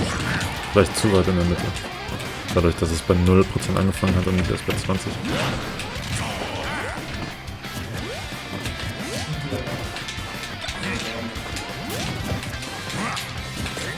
Wirft er vorsorglich schon mal das Bike weg, damit er das gleich wieder hat, wenn er recovern möchte. Und da sehen wir es nicht mehr. Es hat ein bisschen Cooldown, dass es wieder erscheinen kann. Raw. Das letzte Drop. Ja, Respekt auf hier wieder den Upsmash. Einfach weggehen.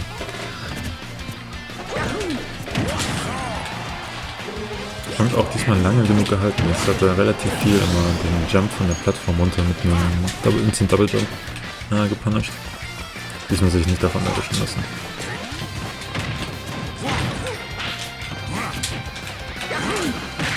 Ja. Ob Slipknot jetzt die Plattform für sich mehr benutzen möchte, um so Mixer gerade eben zu machen.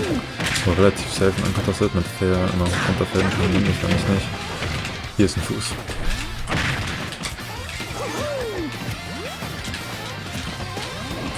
Aber ja, er versucht das mehr zu halten, lässt ja definitiv aber den Vortritt beim Approachen.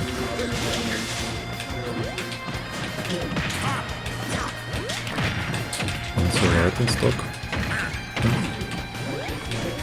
Hat ihm das auf seine Wins geholt, aber sobald die Situationen vorbei sind, winnet Pepper wieder. Das war wieder slightly zu weit rechts gestanden. Roll das nicht ganz gut eingeschätzt. Stimmt mit dem Wheel. Das war... Ja, so eine Situation. Es geht nicht für den Effort, sondern für den Downfall in der Hoffnung hat, einen Airdrum readen zu können. Nice.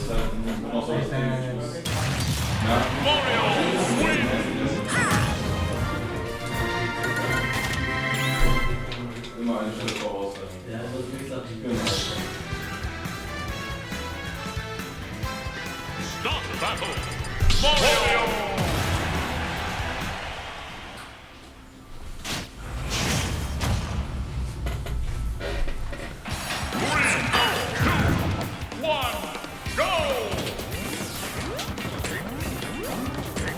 Ja, Reset. Ah, 1-0 für Papa, jetzt noch Reset. Reset war 3-1. Ah ja. Ja, ich hab's nur in dem anderen Ding umgestellt. Ja,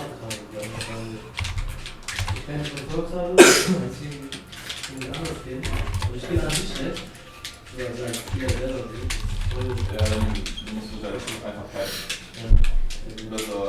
Besser geht's nicht. Wie aber das dein Ernst? Wo ich so hinten stehe. Ja. Als müsste ich mich bewegen und du nicht.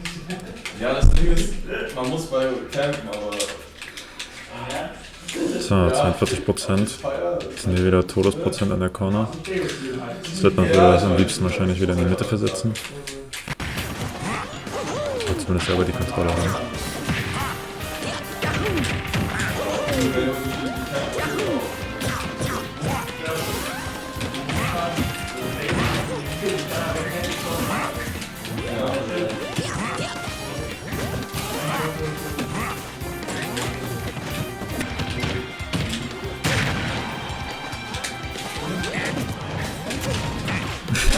Das sieht so geil aus. Da haben sie gar nichts von weiter. Stehen voneinander und dann drücken sie beide gleichzeitig in Action, nachdem sie kurz in die Augen geschaut haben. Halt mehr was von einem ganz linken Duel. Als von einem Kevin der im Fuzzi ist.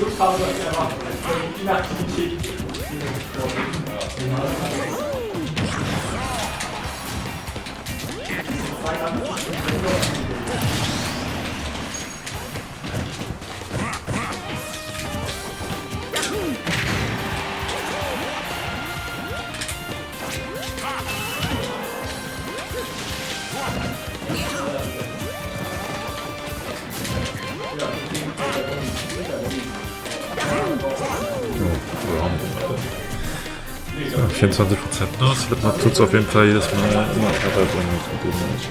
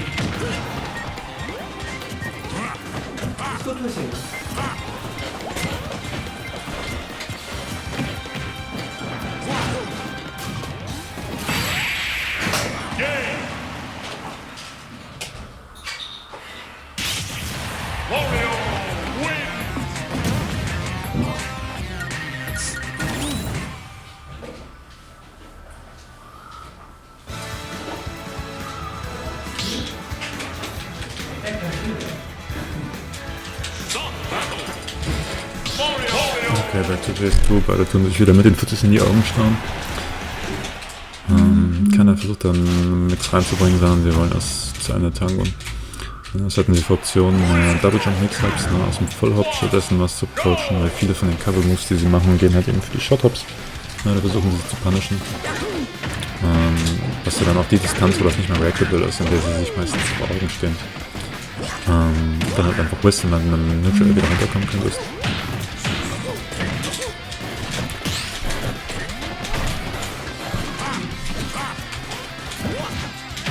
Und auch einer von beiden ist richtig in der Lage, ohne Stage up zu gehen, vernünftig zu poten. Aber beide so stubby sind.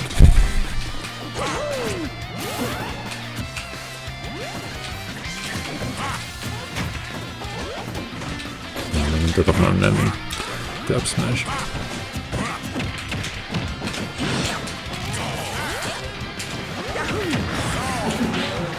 Für die beiden ist wahrscheinlich halt das Schwerste, eben auch das Gefühl dafür zu kriegen, wann in den Footsies welche Reaktion auch dann durchgedrückt wird. Dann hat jemand Angst, man muss auf den Overshoot gehen. Das ist das schon kaum noch ein Gameplan, weil du dieses, solange du in den Tanz einsteigst, nichts wirklich konditionieren kannst. Du musst immer auch sehr wenig, immer sofort hoffen, dass du dann die richtigen Prozente einschätzt, weil das ist das Erste, was man machen würde. Und viel von dem, was hier passiert, ist einfach nur noch über den Autopiloten das Microspace reindrücken und hoffen, dass man es richtig einschätzt und mehr aus den Confirm-Wins dann noch rausholen kann. Also beide tun ja relativ ähnlich viel aus den Situationen immer gewinnen. Die Frage ist dann nur noch die Execution. Und Execution ist halt über den Autopiloten einfacher abzurufen als einen ganz normalen Gameplan nach 20 Matches gegeneinander.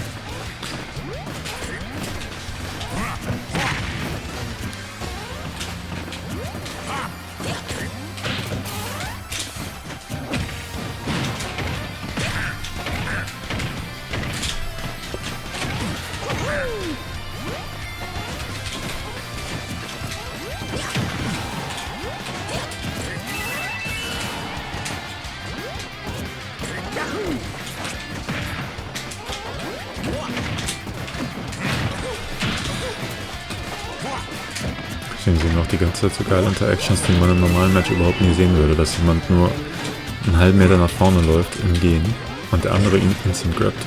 Zeitgleich. Also der ganze Kampf zwischen denen, dass die Stage so groß ist, ist eigentlich nur ein schicker Bonus zum Ansehen, ein bisschen anderes Ambiente. Aber eigentlich findet der komplett auf den 2 Metern zwischen denen statt. Also da wird kaum um die Burst Range rumgetanzt, sondern wird eigentlich sitzen kontinuierlich ineinander Burst Range. Es geht nur darum, wer Shield, wer macht den Dash Attack auf den Shield des Gegners etc.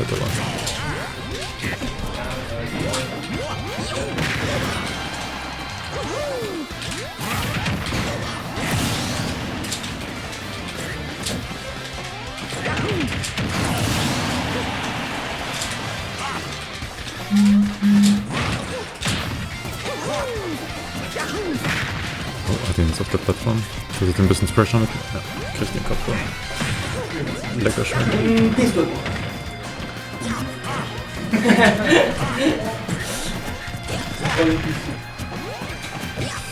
Ah, beide haben sich jetzt gar nicht. Das hier im Rest des Dings nur noch auf PS4 spielen.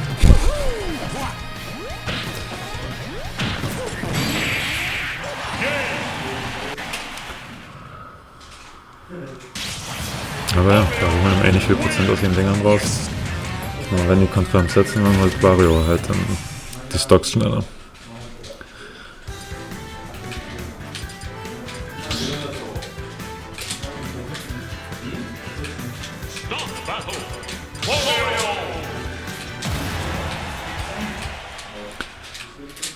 Natürlich auch so kleine Vorteile wie Slipknot hat, also mit Wario kriegst du nicht aus jeder Situation immer einen Confirm, aber die Situation, wo du den Gegner auf die Plattform kriegst, sind für ihn theoretisch ein bisschen vorteilhafter. Mario kann halt versuchen, deinen Jump zu catchen oder mit einem Delayed Aerial in dem runterdroppen den Combo zu starten, aber nicht nur hat Wario die Option auch, er hat vor allem den Command Grip, der einfach viel gefährlicher ist. Das heißt viel gefährlicher, aber eine potente Option mehr, die einfach mal 10% rausholt. Ja, und das sind alles so kleine Faktoren, die man dann considern muss, wenn man dieses Rock Paper Scissors in den 40 die ganze Zeit spielen will.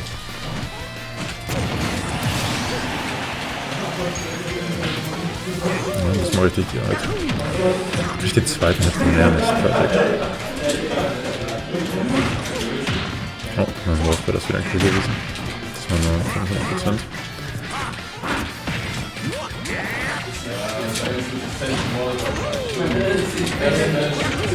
Vielleicht hat der Parry reicht das nicht.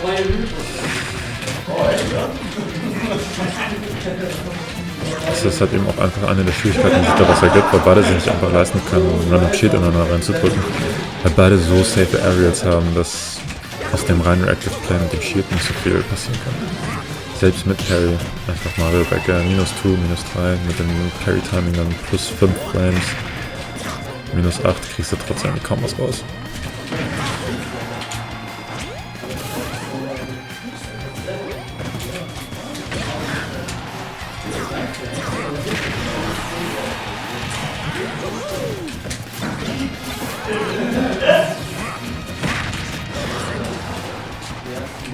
Oh.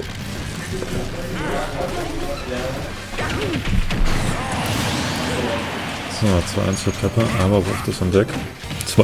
Zwei Interaktionen, vielleicht ein Reset auf die Plattform. Und dann kann das wieder gleich aussehen.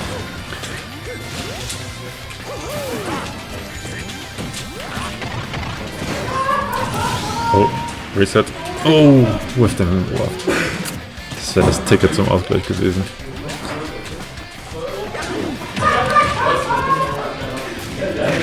So, sucht den F-13 zufallen.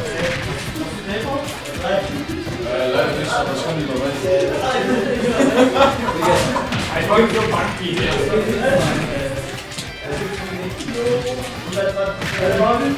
Egal, das ist so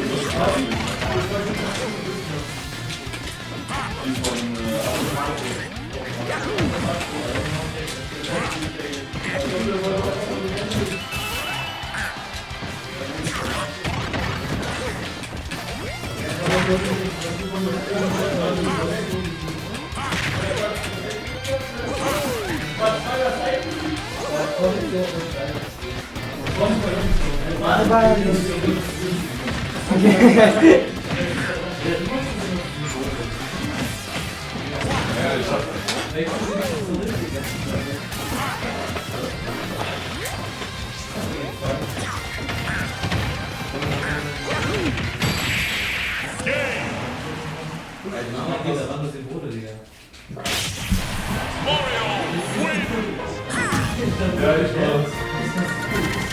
Ja, warte, dann mach ich es wenigstens.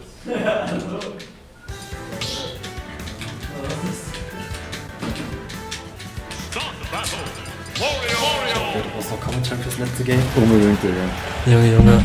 Also da gerade Mardan Ali, der Schackelbär. Und AK SpongeBob 187 mit Mario vor kurzem 2 Euro Money-Match macht. Bisschen im Pausenbrot spielen. Bin ich jetzt mal hier ein bisschen reingeslidet, um ein bisschen Commentary zu machen. Wir haben hier 2 Spitzenkandidaten gerade im letzten Game dieses Turniers. Game 5 Reset. Wie war das letzte Set davor? Auch Game 5 oder? Nee, das war 3-1. Oh, für Pepper wahrscheinlich. Genau. Ja, sehr krass, also wie Pepper das so durchzieht, so, also diese Composure behält, also ich kenn's ja selbst, sag ich mal, wenn du so, keine Ahnung, so aus den Users kommst und dann noch weiter durchziehst, so die die Mental Stamina, die dafür braucht, ist halt unglaublich. So dieses ganze Hin- und Her-Adapten auf keine 6 Games oder so. Das ist schon nicht easy, aber Pepper hier, der macht sich auf jeden Fall ordentlich. So den Downers, sehr scary, fast ein Kill secured. Leider nicht den ganzen Roll bekommen, aber der Upsmash hat hier geregelt. War sehr schön gemacht. Aber Slipknot versucht nachzuziehen auf jeden Fall. Ist auf jeden Fall sehr interessant zu sehen, weil Slipknot halt auf jeden Fall ein Spieler, der Neutral auf jeden Fall sehr beständig ist und Pepper jemand, der sowohl als auch gut reinbuddern kann, was auch einiges an Mario liegt, aber nicht vergessen, oh, das kann scary werden. Hat aber auch den Tag bekommen, sehr klatsch hier von Pepper, ich weiß von Slipknot. Geht hier rein, versucht hier der gute Slipknot eine Wand aufzubauen, schmeißt ihn wieder weg, schönes Corner-Pusher hier von Slipknot.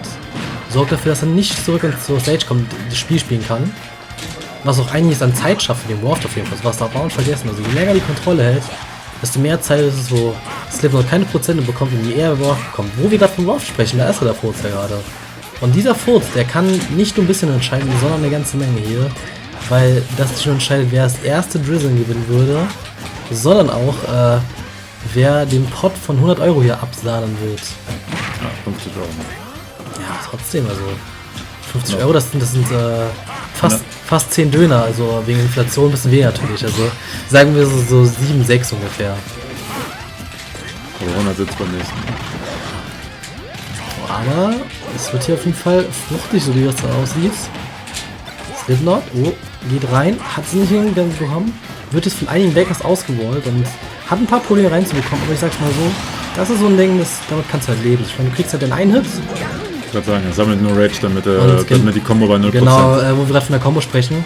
Das Ding ist aber auch wegen der Rage. Oh, sehr wichtig Up-Smash. Sehr, sehr schön auch auf jeden Fall. Ich würde gerade sagen, was wegen der Rage, damit triffst du viel Up-Hit, Warf später oder halt gar nicht teilweise. Das ist halt relativ komisch, die ganzen Combos rauszubekommen. Aber ich denke mal, Slipknot, so ein Vario-Pionier, wie ihn kennt. Oh, ich dachte ganz kurz, Pepper geht von dem Whale und geht dann mit der V. Der Up-Hit ist sehr